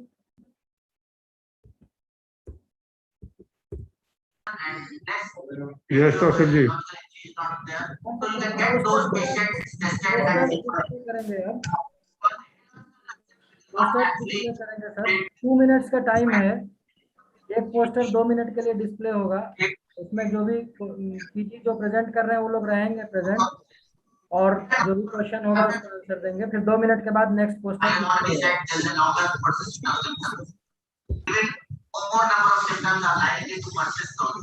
and stroke and MI are actually the endpoints that not predict what will be happening in patients those who have cardiac disease. So you need to prevent them. And if it's syndrome again, these are just endpoints, so you don't have to give a prognosis for them, but yes, if we don't have technology available to prevent these episodes. COVID-19 and its survivors are at risk for long-term impairment of lung function. This was the major concern a year back, remains a concern today. But importantly, serious interstitial lung disease is rare in patients who are not hypoxic. And it will be too early to comment upon the pulmonary involvement and the spontaneous reversibility of hypoxia. They are only 1.5 years, and diagnosis will take time. I will come to one of this aspect a little later. So what do we have for management? We don't have much for management in the COVID disease also, but yes, asymptomatic patients don't need investigation. But if you have COVID lung or pathology in the lung because of COVID, then rated increase in activity and a good dose, which should have to get some implementation also. Sleep breathing exercises and stimulation for cough is very important. Those who are discharged on domiciliary oxygen, titrate them with pulse oximetry, bring them back. Steroids, prolonged use is not recommended. But yes, antifibrotics, we do not have evidence whether they will work. But yes, antifibrotics are under clinical trials. Poster presentation शुरू हो रहा है, ठीक है, आप इसमें लगिए, ठीक है, और सबको 2-2 मिनट का है, सबको मार्क देते जाइए 10 मिनट। हाँ, पूछना नहीं है कुछ, उधर हॉल भी में लगा दीजिए। इसके बाद मेरा है सर, और आपका टॉक है? टॉक नहीं है, मॉडरेशन चेयरमैन ही नहीं है। आपका भी ऐसा लगा था? हम अपना उस पर ये करते हैं, आपका किसका हॉल बी में है? मेरा हॉल ए है। हमको लॉग आउट करना पड़ेगा। ये इतना बुरा चीजें किया है ना, उसमें 10 को टीचर का नाम दिया, चला इसको नहीं नजर आया, हम ही बैठे हुए हैं इसमें, ठीक है।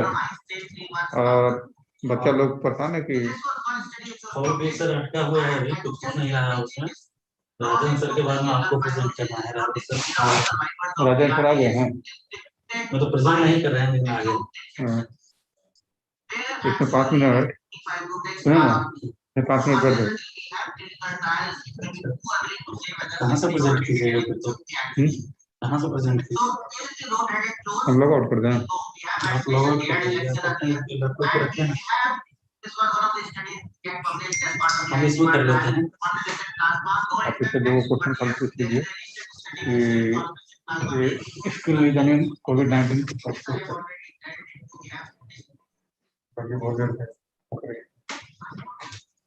बोल लेंगे। स्किल रीजनिंग कोविड-19 हो चुका है। हाँ, शेयर कंप्लीट पोस्टर था, बोलना नहीं था, खाली तो पूछ लीजिए। Hello. Hello. Yeah. What are the skin lesions in COVID-19? So the skin lesions might be the vesicular bulitis, these bular lesions.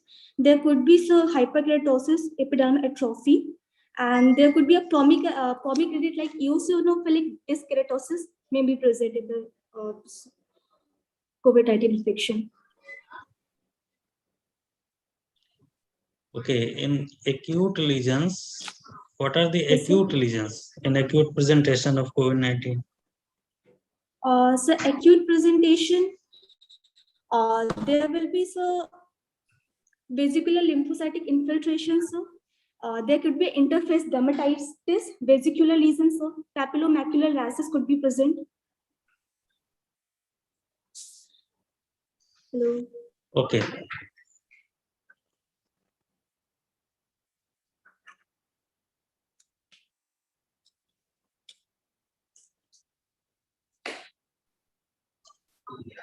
She has completed.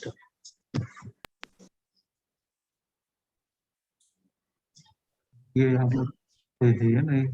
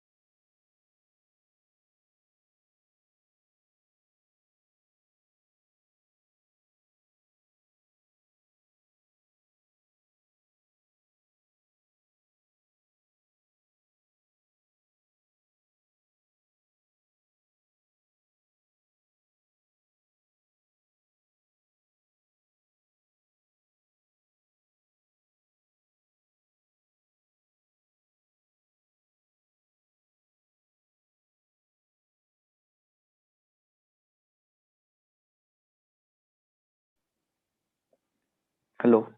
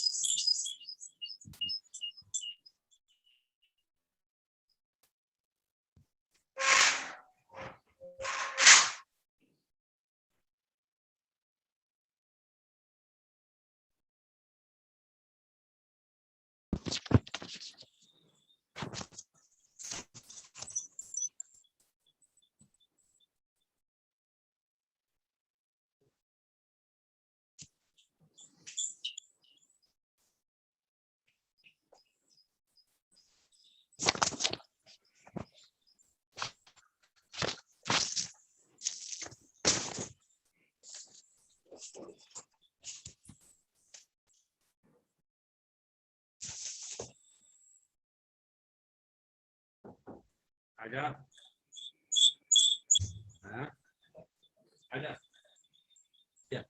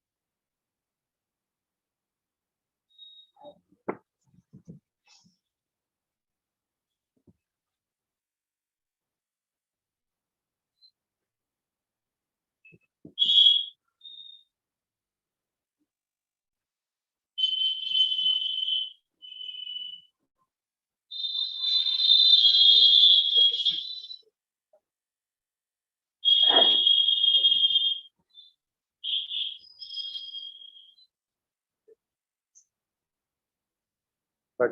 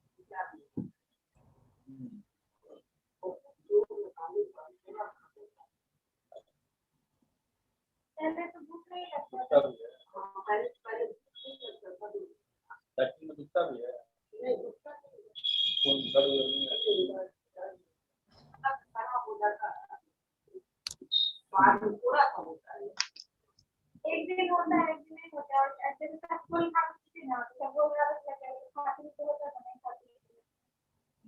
पहले भूख नहीं लगता है, खाने का इच्छा नहीं होता, अब भूख लगता है लेकिन वो नहीं लगता है।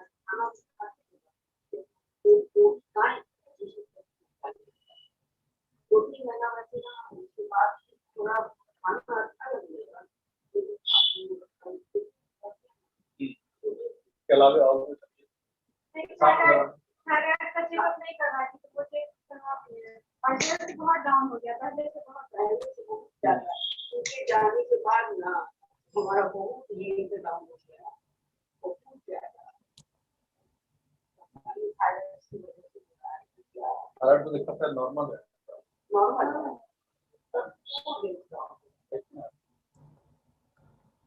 No question.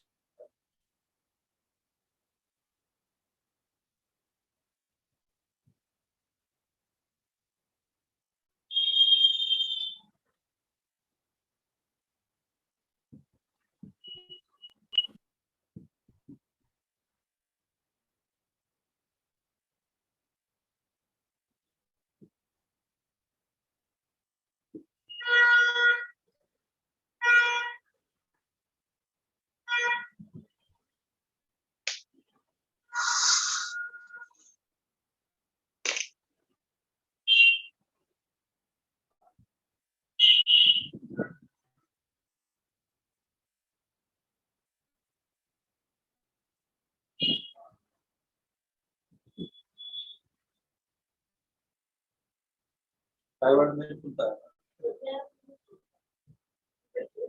अभी कोई दवा नहीं खाते, दवाई खाया खाती है। खाते खाते हैं। हाँ खाती है।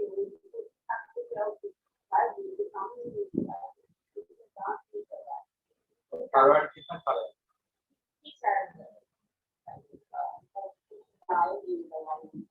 दांत की छुट्टी हो रहा है।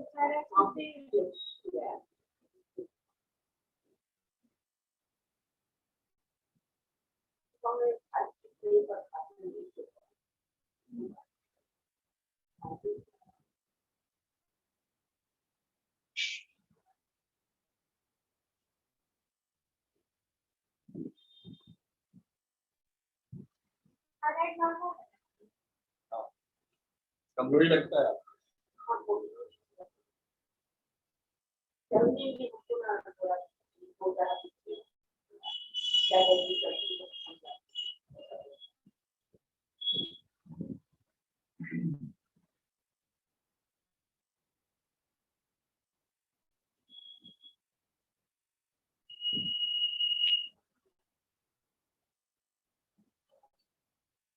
पेशाब में जलन वगैरह नहीं?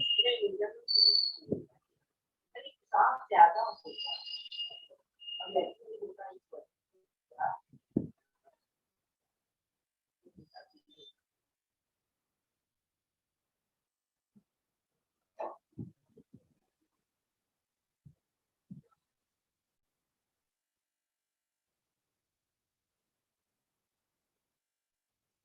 चक्कर ऊपर नहीं आता,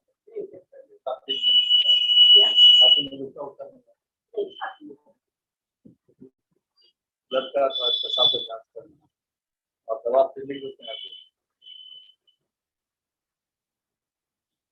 थायराइड जितना खाते हैं वही खाना है, ठीक है। ठीक है ना, ठीक है।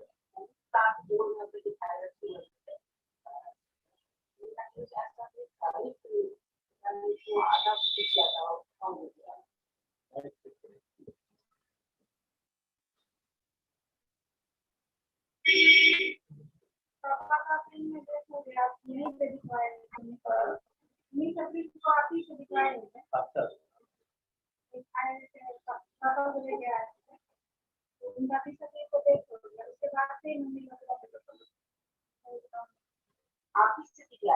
क्या हुआ? कुछ नहीं, लूज मोशन बस एक दिन हुआ था और दूसरे दिन देखी हो गया, उसी दिन डॉक्टर आप ही थे, आप बोले तो आर एस का कोर्स करने के सब कुछ किए, दूर कर दिए और बहुत अच्छा सोए भी ठीक हुई और सुबह में भी ठीक है और अचानक कुछ हो ही नहीं रहा, सिर्फ लूज मोशन पानी से कम नहीं। आप नहीं बोले इसके बाद कराने के फिर दूसरे दिन आप आके पूछे भी आप बोले कि एडमिट करवा दीजिए तो हमने सोची है एडमिट करवाएंगे घर पे नहीं जाने वाले के 100 बहाना होते हैं। ज्यादा उनका सीरियस हालत कुछ भी नहीं था बस बहुत ही सब कुछ करके दी गई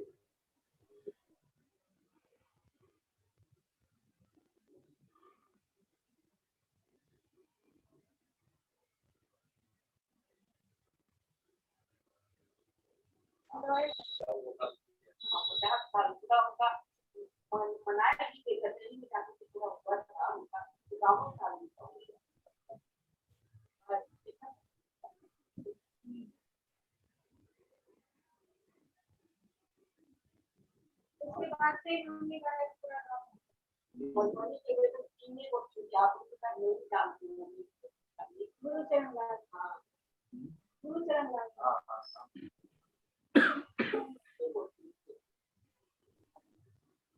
उन्नीस को ही दिखवाया है 20 को 2010 के बीच अभी थोड़ा ही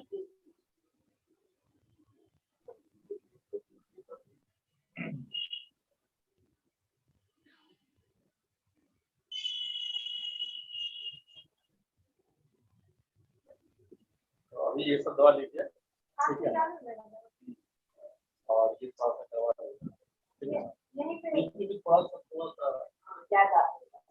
ज्यादा तो कल दवा लीजिए।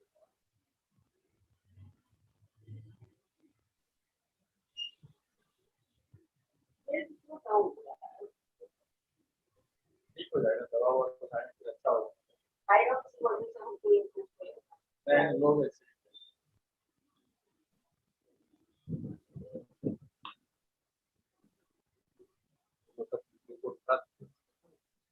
इसको यही हो जाएगा। अभी पूरा नहीं यूरिन भी है वैसे कल भी आने करवा कल करवा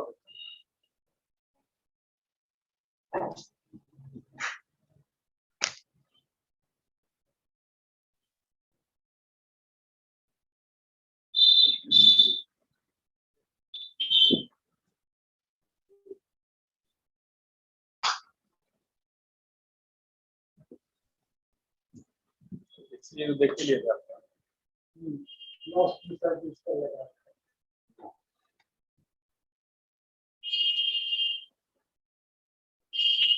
वही 11 है। हाँ उसको 2 और बढ़ाइए धीरे धीरे, है ना। सबसे ज्यादा कौन सी से बढ़ता है? सबसे ज्यादा तो गोली से बढ़ेगा। लिखते हैं आप लिखते हैं, वही लिखे थे ना, गोली नहीं लिखे हैं अभी। और खाना पीना ठीक मिलेगा हाँ हाँ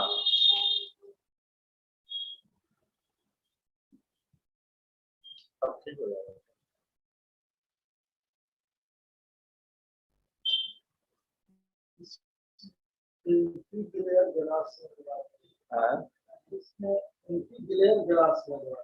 अच्छा एंटी ग्लेयर चश्मा में जो होता है खूब बड़ा, अच्छा उसको शाम करता है लेकिन में भीतर में ये एकदम सीधे गुजरता है। हाँ हाँ अच्छा इसको पूछेगा उसको होता है इसी करके। हाँ आता है वही छाप देता है। हाँ तो लगा देंगे। हाँ अभी तो जस्ट बना ही रहा है, ये बनाएगा हाँ फिर अभी बोर्ड लगाएगा। इसका आँख पर भी असर अच्छा पड़ता है, बाहर से आदमी को इतना नजर नहीं आता। हाँ अच्छा जगह मिल गया यहाँ तो अच्छा है, फुटबॉल अच्छा है। वो जगह जिसका मकान मालिक है ना वर्ष मकान मालिक लेकिन एकदम वर्ष।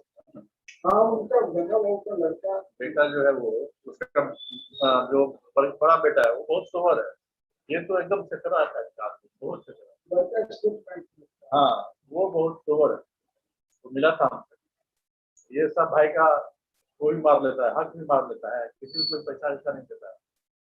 ठीक है, तनख्वाह लिया है और देखने करते होंगे, उधर बिठा दिया है उसको, उधर बिठा दिया उसको, सबसे पैसा वसूली करता है। किसी कोई बोलता है कि कटघरा बिठाओगे तो पैसा हो जाता है, हम जानते हैं। हर एक 4 महीना पर कहता था पर पैसा बढ़ा, ऊपर से दादागिरी मैंने इतना ऐसे है। हमसे बहुत ज्यादा बच्चे गंगे बाबू से बच्चे था और उनका बेटा हमारा छोटा भाई का साथी था। बहुत बेचारा, बहुत बेचारा। उनका लड़का उनका स्टेट बैंक में हमारा भी भाई दवाई ऐसा देते तो हम सुबह शाम खा सके, दिन में हमको मौका नहीं मिलता। रात में खाने का रात में लोग खा के सो जाते और थोड़ा नींद भी नींद का तो खाना नहीं चाहते। जैसे कभी all India institute of science में मोबाइल को दिखाने के लिए तो ट्राइका 0.25 दिखा खाई नहीं कभी कभी। सम्मेलन और के समय में चूंकि वहाँ खड़ा रहना पड़ता है तो रात में थोड़ा सा हमको आधा से भी आधा नहीं मिल रहा है। 0.25 उसी वक्त सारे को मुझे सोना पड़ता है।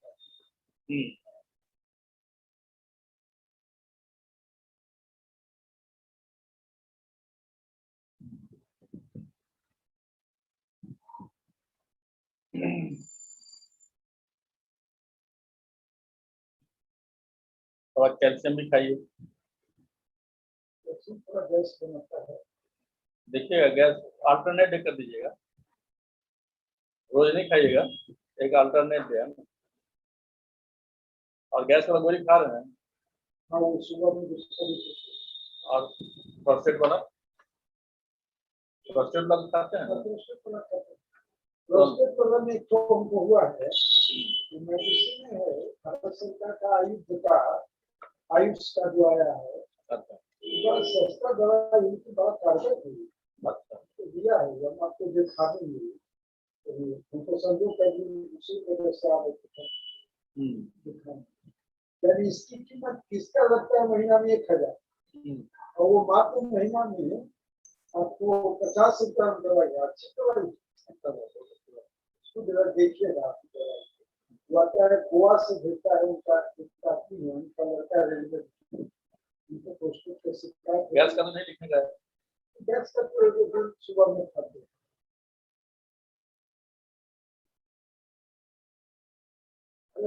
और कुछ होगा तो आपको ध्यान रखिए।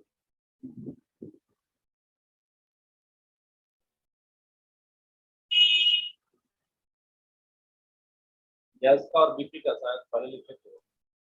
पहली भाषा सीखते हैं, बीपी का पहली भाषा खाते हैं। वो सब कंटिन्यू अदर मेडिसिन जो है, और ये खाली जो है ना आप तो 2 महीना खा लीजिएगा ये सब। तो हाँ, मेरे समझ से एक बार 13 पर आ जाएगा, 13 तो फिर आपको मेंटेनेंस में चलता रहेगा।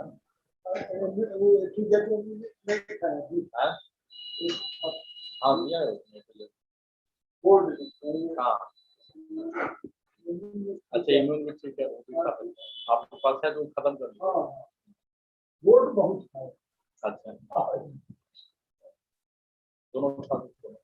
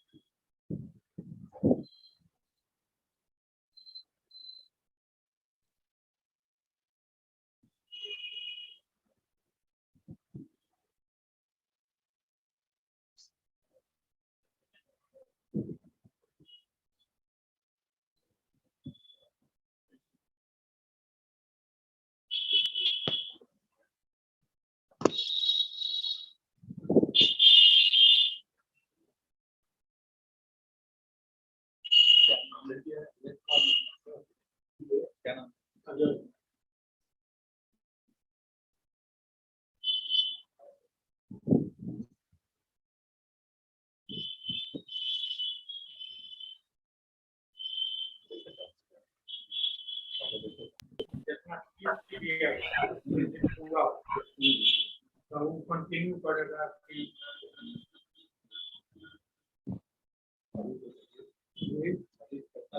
अभी ठीक है, एक प्रॉब्लम नजर आया, खाना ब्लड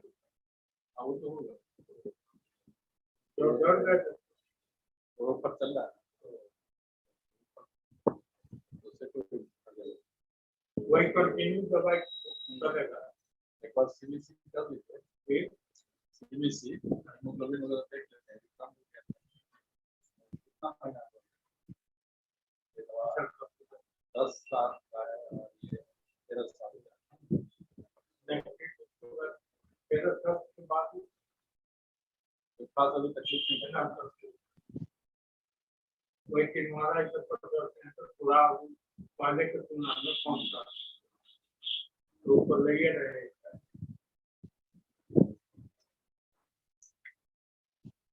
सांस वास में कोई तकलीफ, ये सब में ये सब खा रहे हैं और खा रहे थे एक टाइम पॉप पी रहे हैं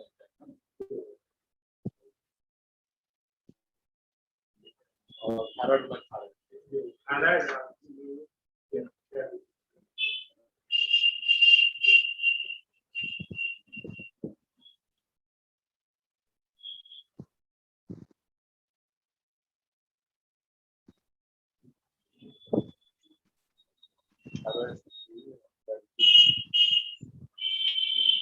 थायराइड कितना साल हो गया?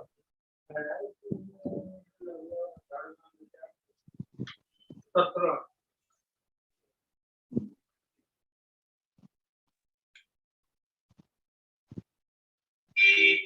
डायबिटीज के गोली खा रहे हैं? जी जी। ये भी कौन सा डायबिटीज खा रहे हैं? इसमें तो नहीं लिखे हुए हैं, उसमें नहीं पहले से खा रहा है। जी डायबिटीज यहाँ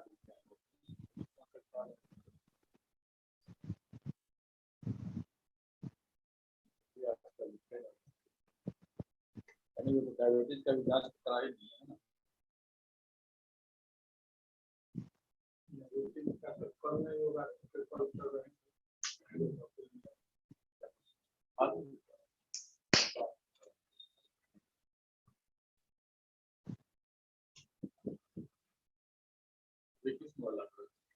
अभी तो फेसबुक ट्रोलिंग में पहले मकान था, अभी जो के बगल में मार्केट वाला बनाया दूसरे वाला बिना मेरा छोटा है।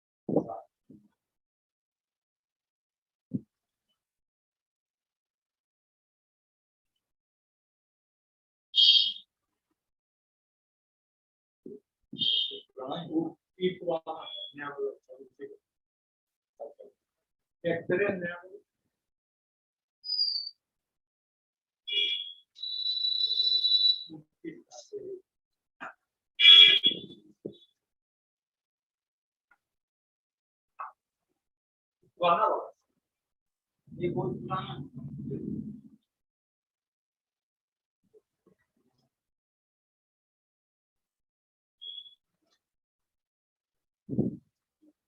थोड़ा बीपी बढ़ा हुआ है।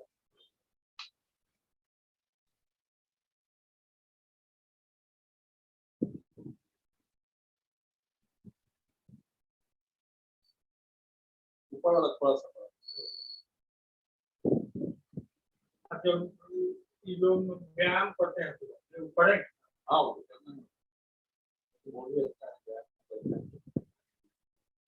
जब थोड़े हम कभी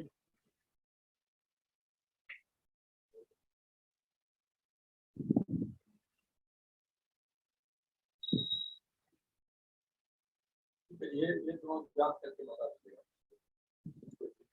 अभी जो दवा सब समाप्त हो गया है तो वो अभी शुरू नहीं करते हैं जांच करता है।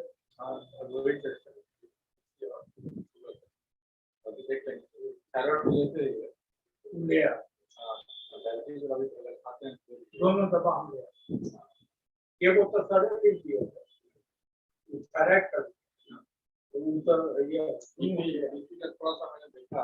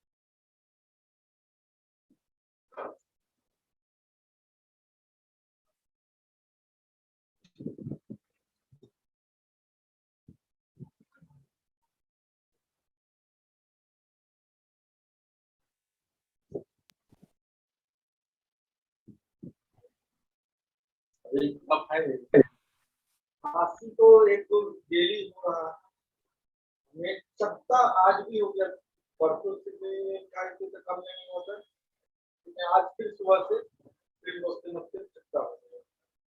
डायबिटीज तो नहीं है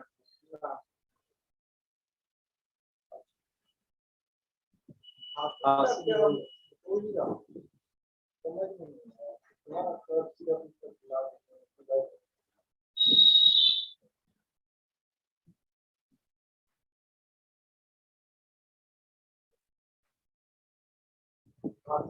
परेशान है, आज सत्ता से भी ज्यादा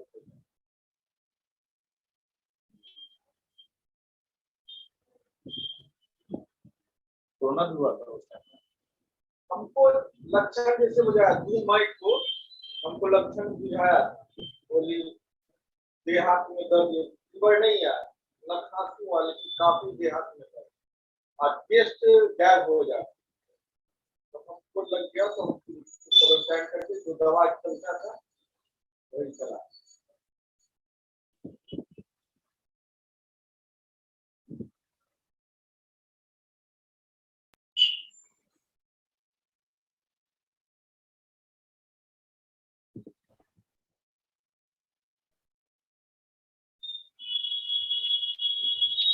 अभी दिखता है टक्का भी दिखता है वैप तो है वैप तो हाँ उनको नजर पड़ रहा है हाँ बढ़िया टक्का आज सुबह में आने वाली थी तो हमको कोर्ट का लेट हो रहा था तो कहे कि नहीं हमको लेट हो जाएगा कोई दिखाने के लिए एकदम पूरे चक्का चक्का खुल जाना मैंने थोड़ा थोड़ा पूरे शरीर में खुल जाना।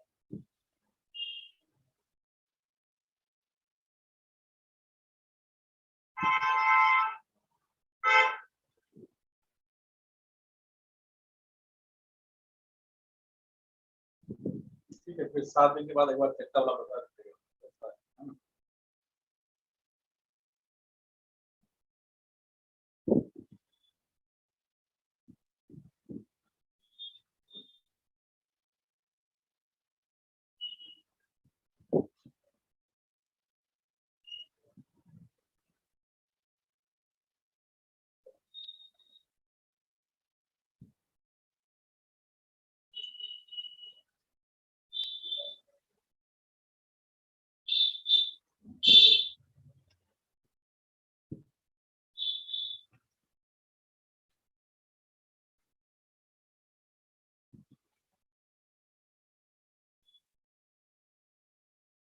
सीली से नहीं कराया था ये सीली से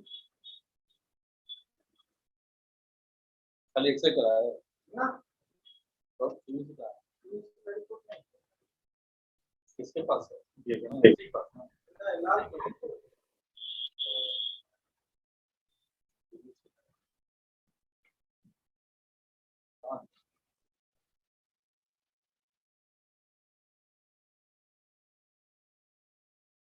दिया पूछेगा अगर वहाँ दिया है डिफेक्ट है, वो तो खत्म हो गया। इसको हम कल ही तो देखा है, कब देखा है, परसों देखा है। ये तो हो जाएगा।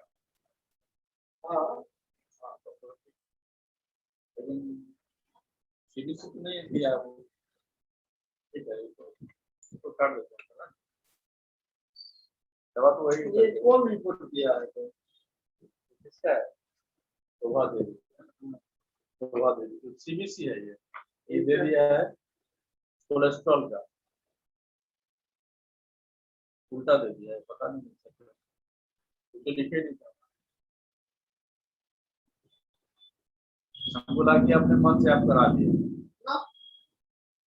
तो पूछेगा उसको कि ये हम अभी जा रहे हैं, उल्टा लगता है उसके दिमाग में चेक करेगा।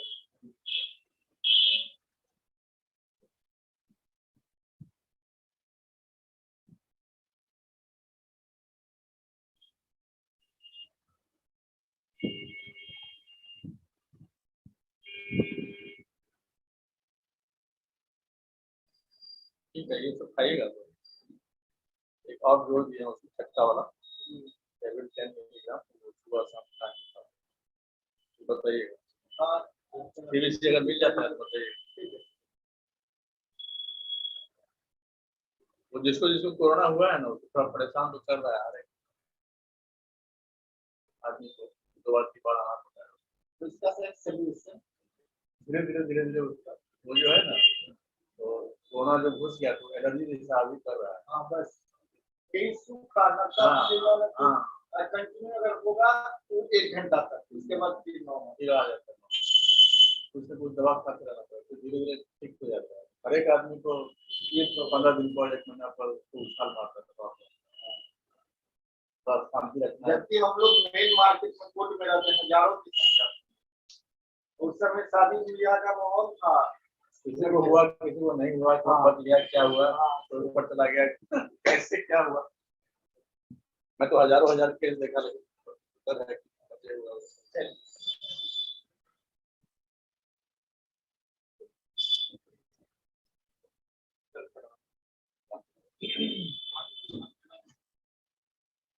सर अभी यहाँ वाला दवाई हम शुरू नहीं करेगा। अच्छा नोडी बैक्स के उधर पानी करेगा वाला एक टाइम लागू किए अभी पूरा आराम है, लेकिन फिर अगर 3 दिन छोड़ दिए तो फिर 3 महीना से ऊपर आता है, 2-3 तो ऑइंटमेंट लगे तब फिर ये होता है। अब तो चलिए टोटल जांच अपने देख ली ओकरा बाद दवाई।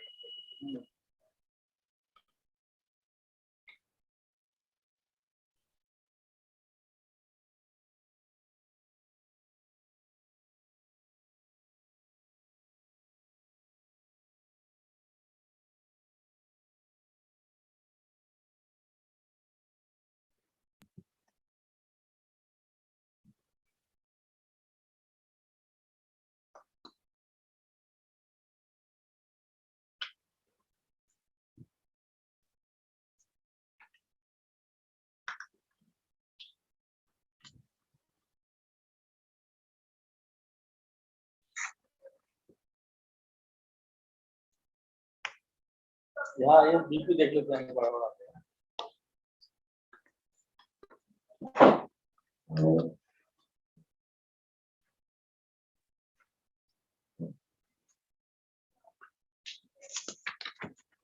बाकी रिपोर्ट सब नॉर्मल आ रहा है।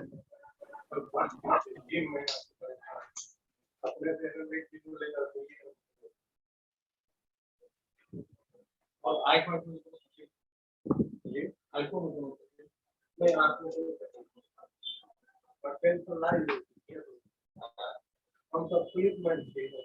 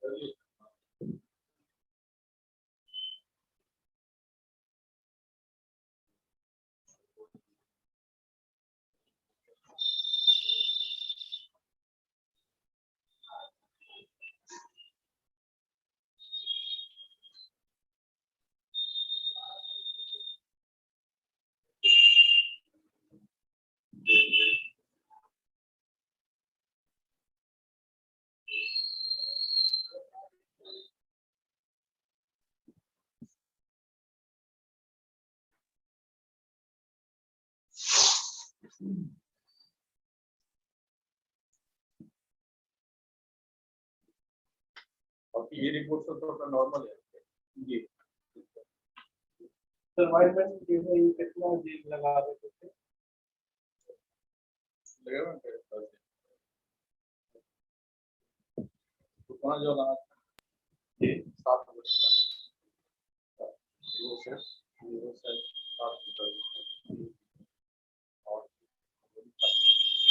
मॉक कल हम उधर मधुबनी में वो डॉक्टर को दिखा लेंगे तो 11 को 12 को पूरा पत्ता लिखा सीरीज हाँ ये 1 ग्राम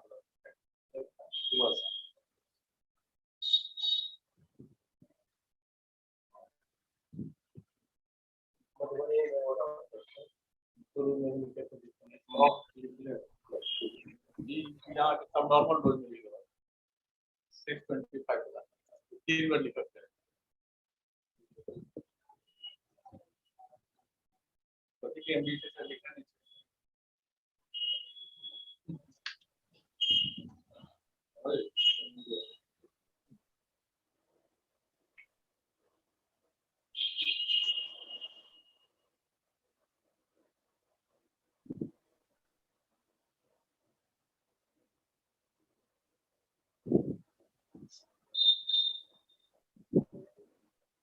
या रोज अच्छा लेकर खाओ ये कर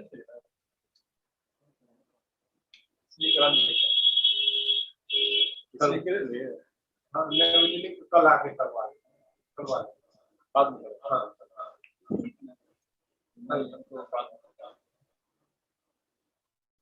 बीपी से ज्यादा हाँ एक कल आते हैं समथिंग रिलेशन ये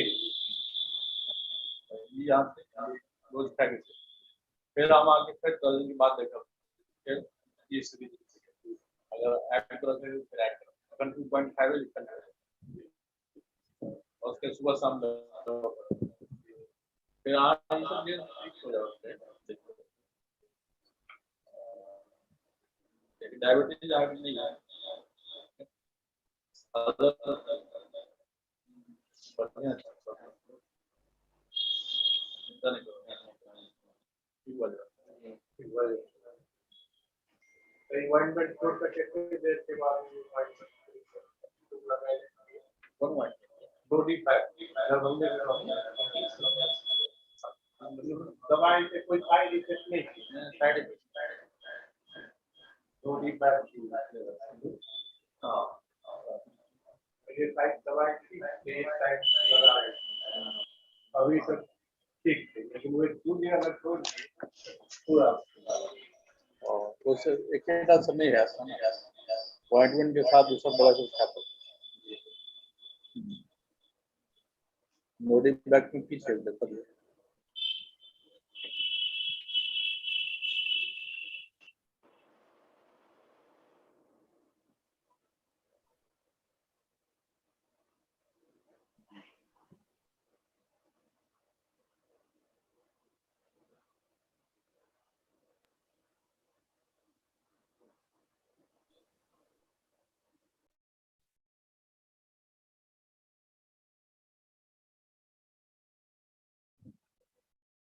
ठीक है पहले तो दूसरा दवाई से नोटिवल कहाँ लगाओ मिकोलाजोल नाइट्रेट करते हैं, हाई करते हैं, उनके बाद साइड ये दूसरा वाइट वन खत्म हो जाता हुआ था, लेकिन दूसरा गोली सबसे चालू कर दवाई ये रहे ये दवाई रहा जो खत्म हो जाता हुआ नहीं लगा उन्हें तो खत्म नहीं करते हैं खत्म एक साइड इफेक्ट नहीं होता है लेकिन एक टाइम ये दो डबल उसको हम दूसरा है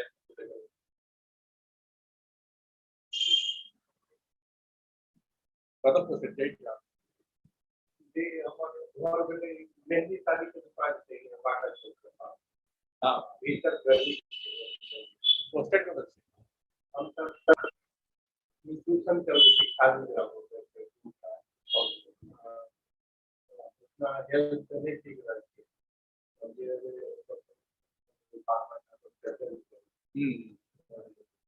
ठीक है आप ठीक है जी नहीं हमारे सब मेन कारण और 15 दिन का घेर होते रहे कोरोना कारण लोग अपनी टाइम में लाइफ ये गिरा रात में एसी में बाहर लेकिन कर बैठे नहीं तो एक बार 3 दिन से कहीं घूम होना जरूरी हाँ पास बाहर गवर्नमेंट ने तो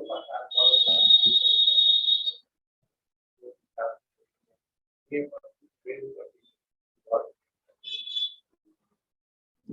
अपने मगर करवाई दंगा तो दंगा है कुछ दंगा हम की वही शुरुआत कर लेकिन ज्यादा करने 2-3 में हम ट्रेलर हाँ हाँ सबमिट था हम मधुबनी हम तो सुना वाला पे एगो तो तेरा में कोरोना वाला भागलपुर यूनिवर्सिटी में प्रोफेसर उनके मकान में बात कर रहे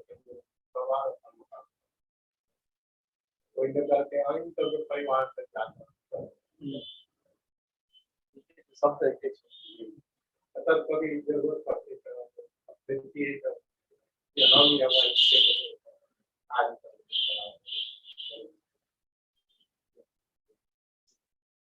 नीति देख लेंगे हाँ जी करवा और ऊपर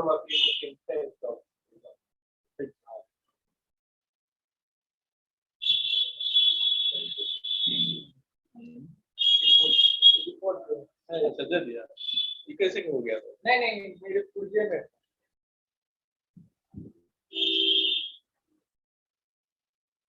तो सुहा देवी को कहाँ से पता है नहीं एक्चुअली हम हमारे है ना जो रिलेशन में डॉक्टर वो बोले ये करा के एक बार दिखाने तो कराए थे 5 तारीख को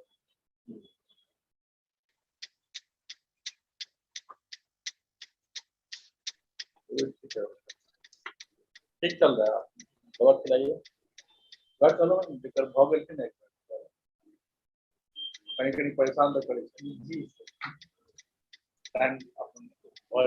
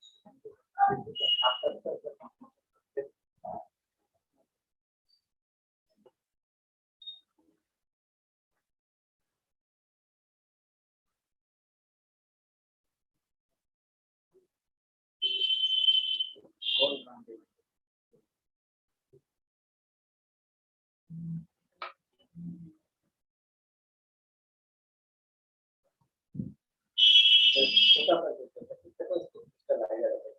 हाँ, स्टेटोस्कोप स्टेलाइजर है।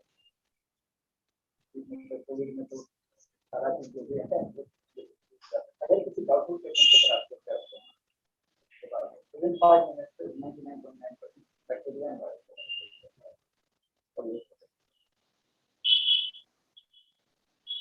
सुनने में कुछ ऐसा था कि आपसे मतलब बात हुई थी बिल के लिए सर यार अरेंज हो गया क्या बिल के लिए सर बोले थे ना लास्ट टाइम लगे बिल्डिंग और ओके हाँ आज माइंड से निकल गया हाँ तो नेक्स्ट टाइम आते हैं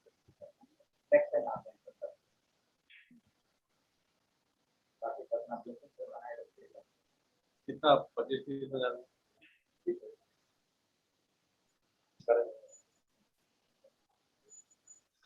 प्रणाम।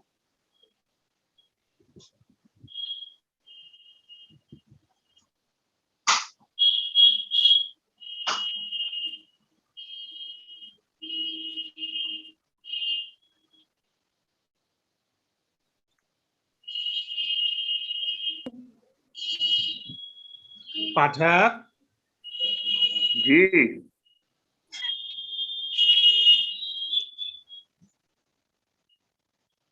Doctor Keshav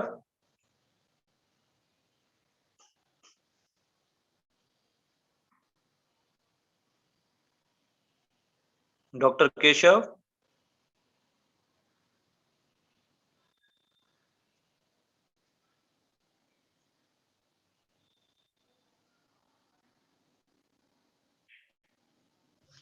good evening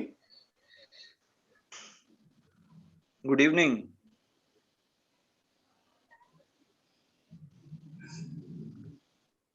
good evening doctor Keshav good evening doctor Prashant पाठक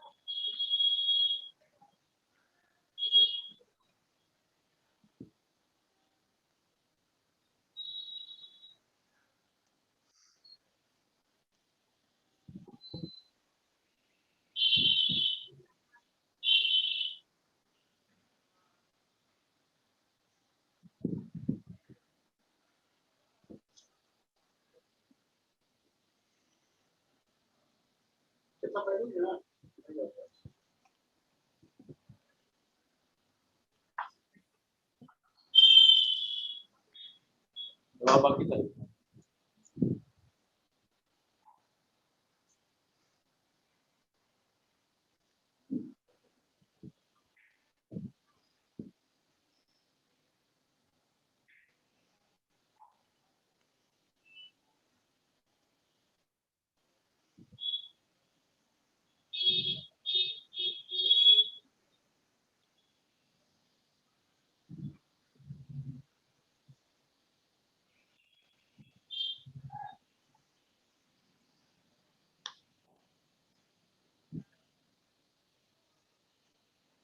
तो बढ़िया आ रहा है आपका।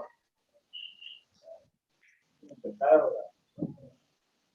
इसका हमें सब बार पे मेरा ऐसे फैमिली डॉक्टर आनंद कुमार जी और ऐसे डॉक्टर है पटना में है डॉक्टर विनय सर्जन वहाँ नहीं जा पाया चालू बोला कि यहीं पे दिखा लेंगे। मेरा रिपोर्ट तो सही आता है लेकिन पता नहीं मेरे साथ क्या कंडीशन होता रहता है बॉडी में पता ही नहीं चलता रहता है। मतलब कभी ठीक रहता है कभी खराब हो जाता है। चिंता कर थिंकिंग तो नहीं ऐसे तो खैर सब बिजनेस है तो थोड़ा बहुत तो होता ही है। ऐसे हम लोग का मतलब पब्लिक फील्ड है।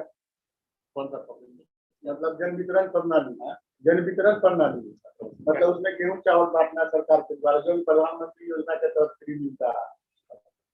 क्या हाँ बांट देना तो सर इसमें तो प्रॉब्लम है ना। हमारे 1000 कंज्यूमर आपके पास भी पहुंच जाए फिर तो उसको तो डिलीट करने के लिए तो बोलना भुगना थोड़ा ये खराब हुआ अच्छा ये सारा चीज देखना पड़ता है। यही सारा सब चीज रहती है और उसी में मतलब खाए नहीं खाए इसमें थोड़ा सा फैसला हो जाता है। साथ से काम करना मेरा घर हो गया तो सभी काम करके बदल आ जाए